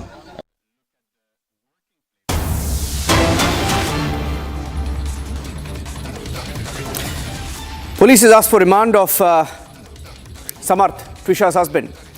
We're getting in those details as well. The police has asked for 10 days remand, and meanwhile, we're also getting in details of the police, the lawyer team, the legal team going to the house of Giribala and serving a notice to her. And we also have the pictures of the crime scene at Giribala's residence. We'd like to play those pictures out as well. Samarth will be presented in court shortly, and the police are likely to ask for 7-day remand. 7-day remand, not a 10-day remand, so I stand corrected. Let's go across to some of the inputs coming in on the story. He will be presented in court any time now.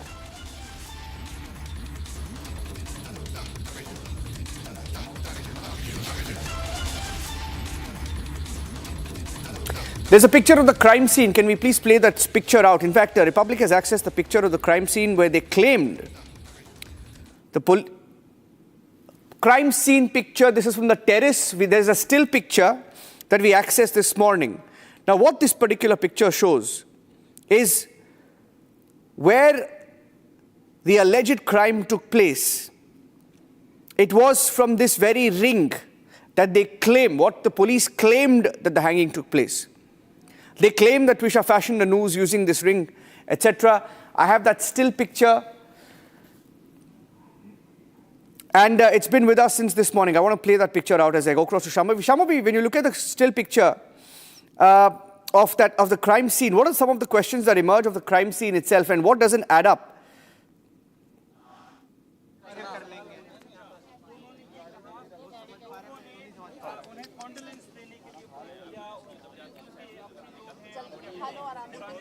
Arey, what? Shambhavi.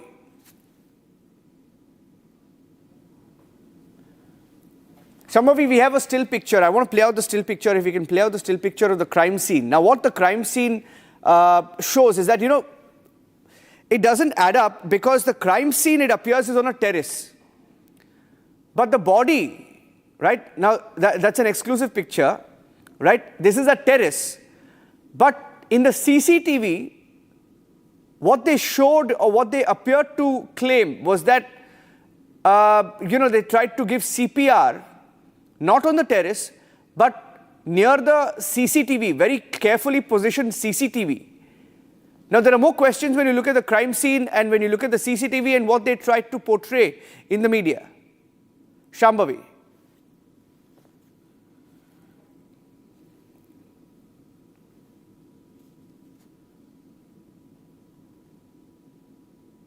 There were several things which was being said by the family at the moment, because by whichever video we have access, the CCTV footage we have seen, where we can see that they were bringing body down, bringing Trisha's body down. What they claimed is that they were giving CPR before that, before bringing it down, and that too very conveniently facing away from the camera. And the picture that you see, the picture that we are showing our viewers right now, one is that it appears to be a little lower than the usual ceilings. So there is not enough height for a person of around 5'8" height to be hanging there. Again, it is a technical point, they could very well hang, but the height of it is a little questionable. And then again, as you can see, a lot of plans that Girbala Singh's main concern, that has continued to be Girbala Singh's main concern in all the sit-down interviews that she has given. She was least bothered about the fact that her daughter-in-law is deceased, her daughter-in-law passed away. She was bothered about the fact that mere podhe mar jayenge, my plants are going to die, don't seal the place. Because even sealing the place was the same exact terrace that we are showing our viewers. Sealing this exact same place was also questionable. Although it is surrounded by some kind of glass, there's some kind of wall all around. This place was not sealed for the longest time. When asked by family, why is that spot not sealed? The answer that they got was, because it's an open space. How can we seal an open space? This doesn't seem to be an open space to me. There are walls. There, on one side there are glasses. There is a ceiling to it. On the other side as well there are water. This is a place which could very well be sealed. Then why not seal it immediately? Why is it still accessible? It is a spot, a possible crime spot is still accessible for all the people in the family. A lot of evidence can be tampered with, it can be removed, it can be destroyed, and nothing could have been done because it was easily accessible. Even the around 2 days or 3 days later, when Republic reached Girbala Singh's residence and we were trying to get a hold of her, we saw that there was a lot of movement on the terrace. There was fan which was turning on, there was fan which was turning off. So there was a lot of movement at the spot, the possible crime spot. So it raises a lot of questions regarding even the handling of the general procedure, the normal procedural handling of this entire case. Nisha Menon, a forensic expert, is also joining us while we look at these pictures. Right? Nisha, when you look at the crime scene and when you look at the story that they tried to portray by selectively leaking some of the CCTV videos, and interestingly was leaked by the police, and you look at the autopsy report in this case. Now, there are 10 inconsistencies that were pointed out by some experts that was given in the court, after which the court has agreed that there is a very serious need to look at the autopsy once again. But we've lost so much time. Do you think it will be possible to get the truth out in the second autopsy, if at all? In majority of the cases, that would definitely, it is the postmortem which would be conducted the second time will reveal a lot many things. Although I do believe there were certain lapses or lacunas which were there in the first report. For example, the color of the injuries were not exactly, although it gives an approximate age of the injury, the blunt force injuries which have been there inflicted on the body. But that color could have been indicatively mentioned along with the sizes which is there. That is one of the things. And the other details, like since it was also mentioned that the object with which the hanging rope or the gymnastic rope which was found at the crime scene was not provided to the team of the doctors. So they could not correlate the marks according to the marks which were found on the neck. So there were certain lapses which I think so the second postmortem would definitely cover, and there would be more of a findings which the second postmortem will reveal. When you look at the CCTV, are they, because if terrace, let's say terrace was the crime scene, the alleged crime scene, right? They're putting out pictures also of those two rings. If you show the CCTV, can you put out the CCTV and the rings on air in the two window just so that Nisha can take a look at that? And when you look at that, right, now they claim that is the alleged crime scene on the left. That seems to be a terrace. But what the CCTV carefully tried to show is that they attempted to give CPR on the stairs. Why would anybody try to attempt to give CPR on the stairs? It certainly appears like it was done for the positioning. Look at that. They're trying to give CPR on the stairs, right? It doesn't really make sense. There are some questions that arise. Nisha. CPR is generally given by medical professionals and professionals who exactly have an idea of how CPR is exactly given. So giving a CPR, and where did this statement exactly come from that CPR was being given? Because I think so from the CCTV footage, which is actually visible, we cannot exactly see what was being done. Was exactly the CPR given in the correct direction or according to the standard procedures or not, number one. And secondly, when we talk about the crime scene, it is not very clearly visible. I think so the investigative officers should have first off cordon off this entire area, and all the movement towards this area should have been clearly restricted at that particular moment. And then a proper crime scene investigation should have been done. This CCTV apparently is a post-incident thing which has come up, and this is something which is not, which have been recorded, and inferences or deciphering this entire incident on the basis of CCTV and giving clear indications that a CPR was being given, it was given in a right condition or not, whether the deceased was alive, was she breathing, was the pulse active or not. So anything cannot be visibly seen here in the CCTV footage. As a part of the investigation procedure, what exactly happened and what timestamp. Timestamps here are very, very important, which again, I think so the timestamps which is displayed on the CCTV is not the actual timestamp when the incident have taken place. So there are a lot many things which a proper investigation should be done. But prima facie, as a forensic expert, you do believe that, there are very serious questions that are there in this particular story.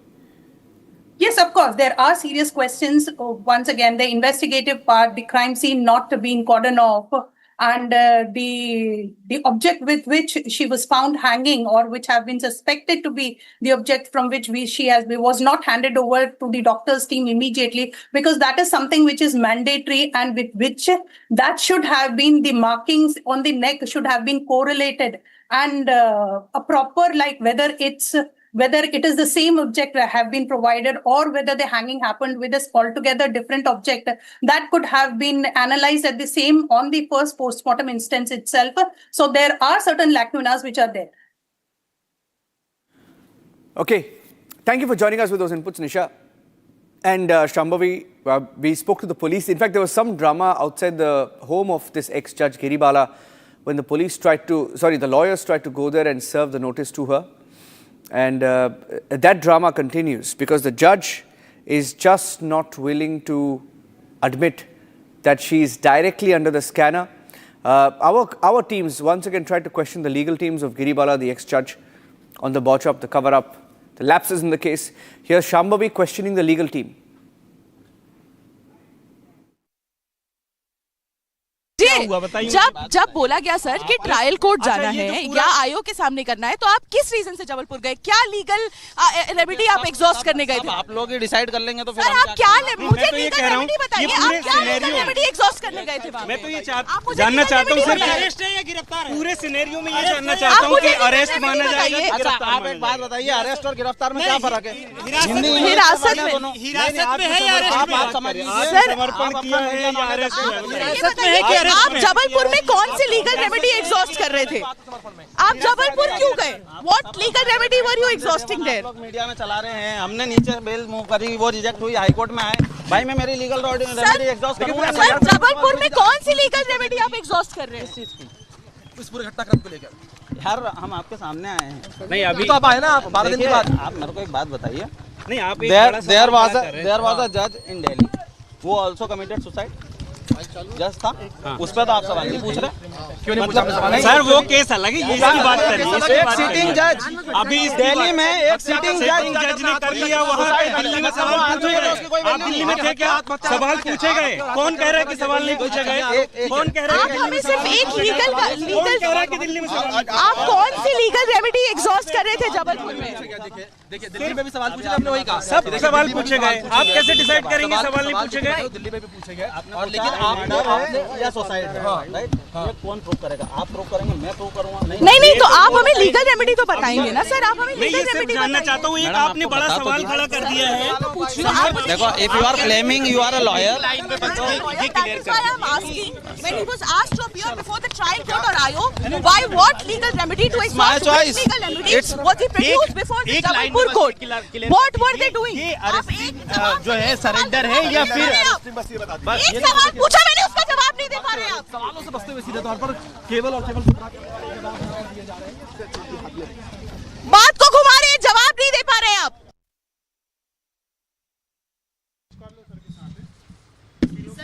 बयान तो दीजिए, आप लोग बयान से क्यों बच रहे हैं? आप सर मीडिया को सपोर्ट नहीं कर रहे हैं, आप कोई भी बयान का जवाब नहीं। मुंह के ऊपर तो मत रखिए सर मुंह अगर बाइट लेनी होगी तो मुंह के आगे ही माइक रखेंगे। Madam, have some manners. Sir हमारा काम है, सर हमारा काम है, तरीका आप हमें मत सिखाइए, हमारा काम है, मीडिया का काम है सर सवाल पूछना और आप जवाब नहीं। क्या जानना चाह रहे हैं आप? हम ये जानना चाह रहे हैं आप लोग क्या आगे क्या स्टैंड लेने वाले हैं? ले लिया ना, सरेंडर कर दिया उन्होंने। मंडे को गिरिबाला जो है उनकी एंटिसिपेटेड बेल को लेकर सुनवाई। एंटिसिपेटरी आप अपने है ना, एक सेकंड हम वो खुद अपना केस लड़ रही है। पहले मेरी बात, के परिवार वाले कह रहे हैं कि गिरिबाला जो है सबूत मिटा। क्या गिरिबाला जी खुद अपना केस लड़ रही है? किसको जवाब देना पहले डिसाइड कर लो आप लोग ही। मैडम को किसने बोला कि एंटिसिपेटरी बेल पे? वो ऑलरेडी बेल पे हैं। नहीं सुनवाई है सोमवार को, ये पूछ रही हूँ मैं। नोटिस इशू हुए हैं, वो देखेंगे। नोटिस दिया है सर, पुलिस जवाब देने से सहयोग नहीं कर रहे हैं मीडिया के साथ। सर किस चीज का नोटिस, किस संदर्भ में था, किस बात का? वो मेरे वरिष्ठ अधिकारी बताएंगे।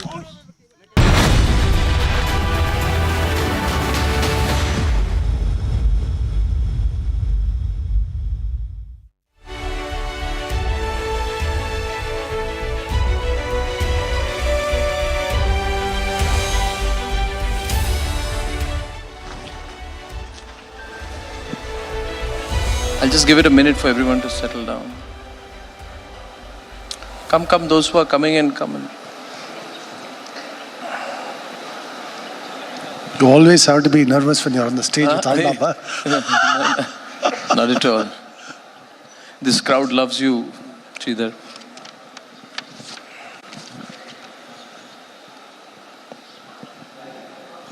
Shall we start? Okay.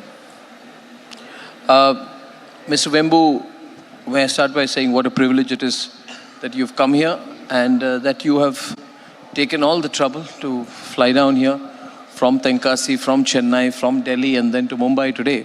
You're flying out to Madurai this evening, so to get your time is very important and to make the most of this session is very important for me. So that, because I believe that you are not just the founder of Zoho, you are perhaps the most courageous thinker in the technology world in the applied sense in India and around the world today. I think you are a completely maverick disruptor it is difficult to define you. Even people who criticize you and don't like your very open thoughts appreciate the fact that you are one of the few technologists who is not afraid to speak his mind. So thank you for coming, sir. Let's have a round of applause for Sridhar Vembu, please. Thank you. Thank you. Vanakkam. Thanks for having me, Arnab. Thank you. It's really a pleasure to be with you. Yesterday you put out a tweet saying that warning against AI becoming a crutch. Why are you against AI? What are you afraid of its potential impact on software developers, on young professionals? Do you think there needs to be some limit put onto AI, and are you working on anything in that sense? No. Mr. Vembu. So I use AI pretty heavily. So for my own, a lot of it I'll say research, reviews. For example, I'll give it some piece of code and ask it to review. It's an excellent reviewer. It can surface ideas that you hadn't thought of. So in that sense, I'm actually a heavy user. I call myself, I pay for 2 of the AI subscriptions too. So, but the tweet was about high school students losing mathematics skills because they are not learning mathematics, they are learning to rely on AI, basically. And actually speaking, more broadly, we run a school in our village in K-12. We do not emphasize technology until kids get older. I think exposing kids to too much technology too young is detrimental. And it's not just me. Steve Jobs believed the same thing. Steve Jobs did not want his own kids using the iPad, all of that too young. And likewise with AI. They have to learn basic skills. You have to learn how to read and write and do calculations, arithmetic, all of that, without relying on the crutch of getting AI to write it for you, write a letter, all this. And this is not just old-fashioned thinking, because now a lot of research is coming that we lose skills, we even lose the judgment if you are not in it. Likewise with code. Code, if you are a software engineer and you only know how to manage AI generating all the code, very soon even that job won't be there, and you have to be discerning about what code it's doing. Because as another tweet I said, this was a quote actually, we have exceptional intelligence without any understanding. I think that would summarize AI. You can use the exceptional intelligence for a review, all of that, but you must supply the understanding. I think that's how I will categorize that. Never surrender your understanding. It is just like you said, you are ultimately AI or no AI, you have to supply the judgment as a journalist, your conviction, your passion, that's what you have to supply. It's exactly the same thing true in technology. Technology might seem dry, but you have to have, when you build a product, you are building your conviction in the product. You're not just building a product. There is some encoded conviction. You cannot outsource that conviction to AI. So that's the point. So I mean, I don't understand the technology world too much, but everything I'm asking you is in the context of recent developments in our country where we are becoming acutely aware of the need for sovereignty.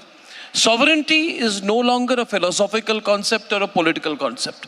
I spoke about information sovereignty. Let's not be dependent on the West for the narrative. We're speaking about sovereignty at a time when FDI inflows are negative. When suddenly there is a war, you feel the dollar is becoming stronger and you are suddenly concerned about your overall, your forex reserves.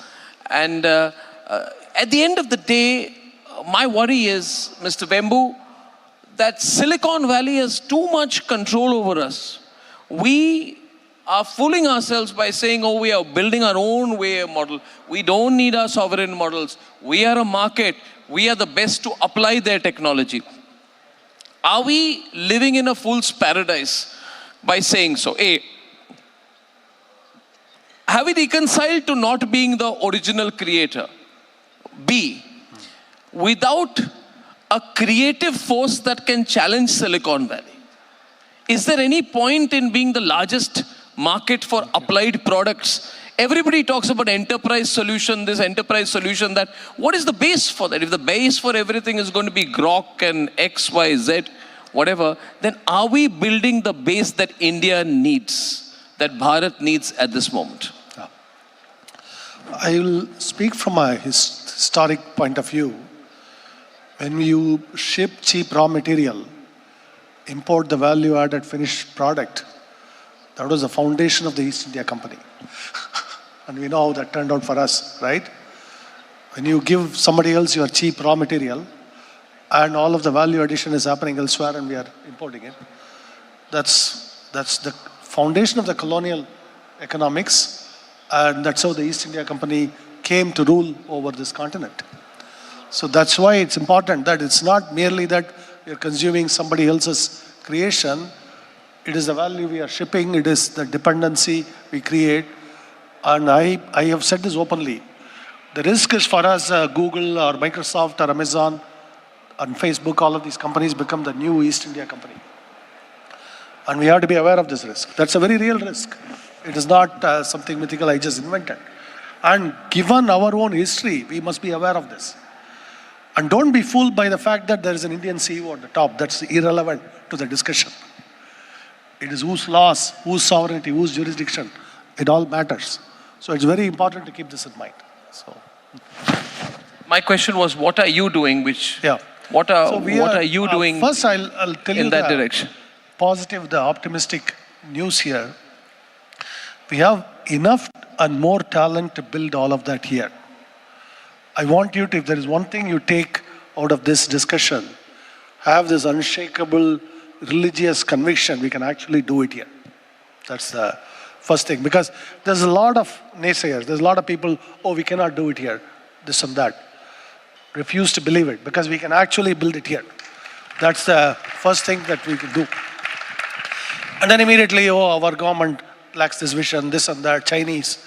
Most people who actually talk about China do not. We have been operating in China for 27 years, by the way. We have had an office in Beijing. Today we have about 300 employees in China. So we actually are very closely familiar with that system. We do business. We actually make a profit in China. We are not insanely successful there, but we make a profit in China. We have operated for more than 25 years. Chinese entrepreneurs never had it easy, contrary to what we think. In fact, you may have heard of Jack Ma's disappearance. Even today, you never hear much about Jack Ma. The man has been effectively silenced. You know, it never happens in India. Whatever it is, we must actually be, we have the right to speak our mind, and you see online the very clamor that you hear, all this, and all of the foreign platforms here where people post all kinds of stuff.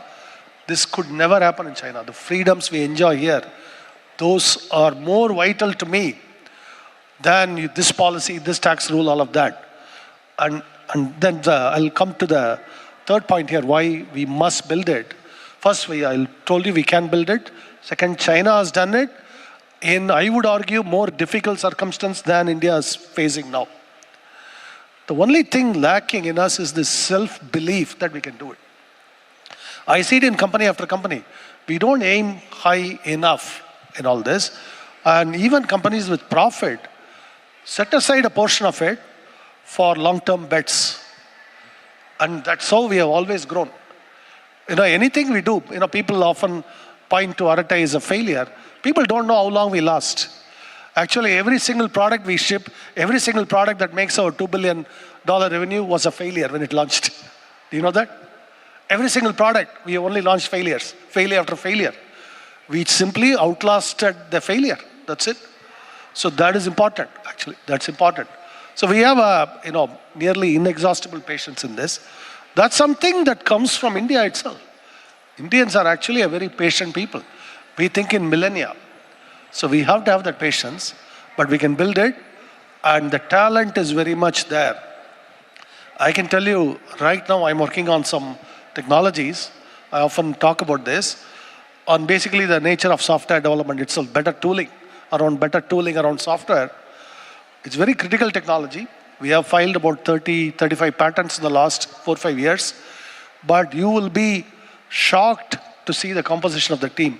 Deeply rural, mostly people who cannot actually have a fluent conversation in English, and they are the ones building this technology with me, day to day. This talent is there in every part of India. People who come visit us in Tenkasi, people who see our offices, they often get shocked that all of this local talent exists here. Is it place special? I said, everywhere in India this exists. It is there in every corner of India. You just have to believe in this, have the patience, and build it. And we can actually build AI. The key today about AI, I want to come to this, why I criticize AI.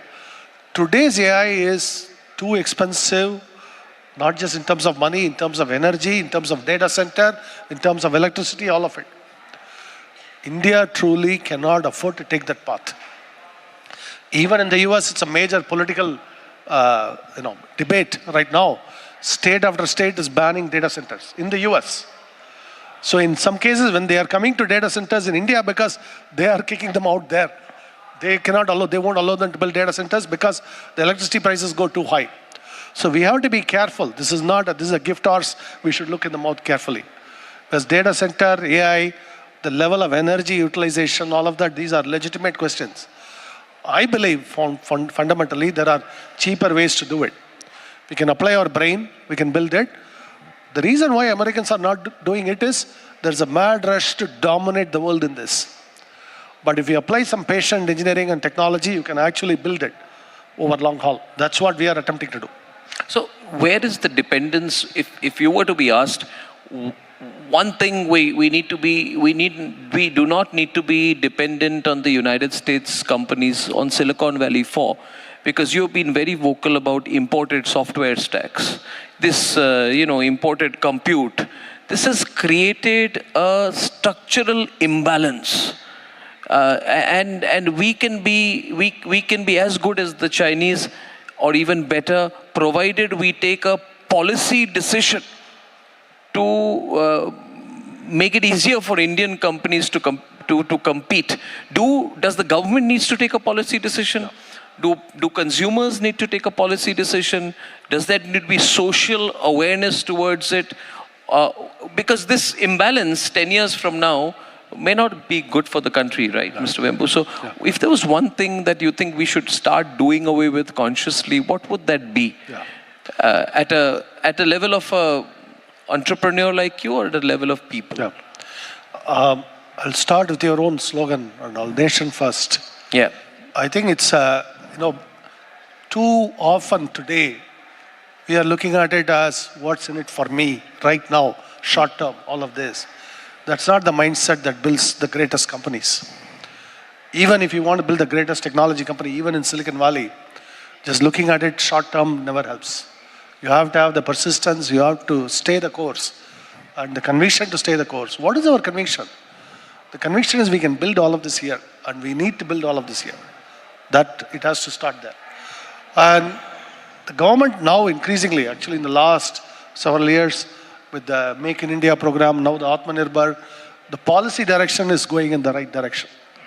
You have to remember, it's very difficult to turn this massive ship around in this way, because we were fed post-1991. The entire consensus was the Washington consensus, globalization, all of this. Anybody who mentioned the word Swadeshi would be laughed out of the room. They would be lampooned. In fact, our good philosopher, friend, mentor, Sri Gurumurti Ji, when he started the Swadeshi Jagaran Manch, people really laughed at him.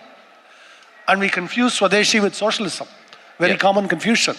Swadeshi just means that Indian private sector, Indian entrepreneurs, building our own stuff. It does not mean the government owning everything. Unfortunately, we confused the two in the 90s. And from that intellectual mood to come to a point where the Prime Minister actually now has mentioned Swadeshi. Openly. The word openly. First time, right? It's a huge mental shift in the landscape. It is happening.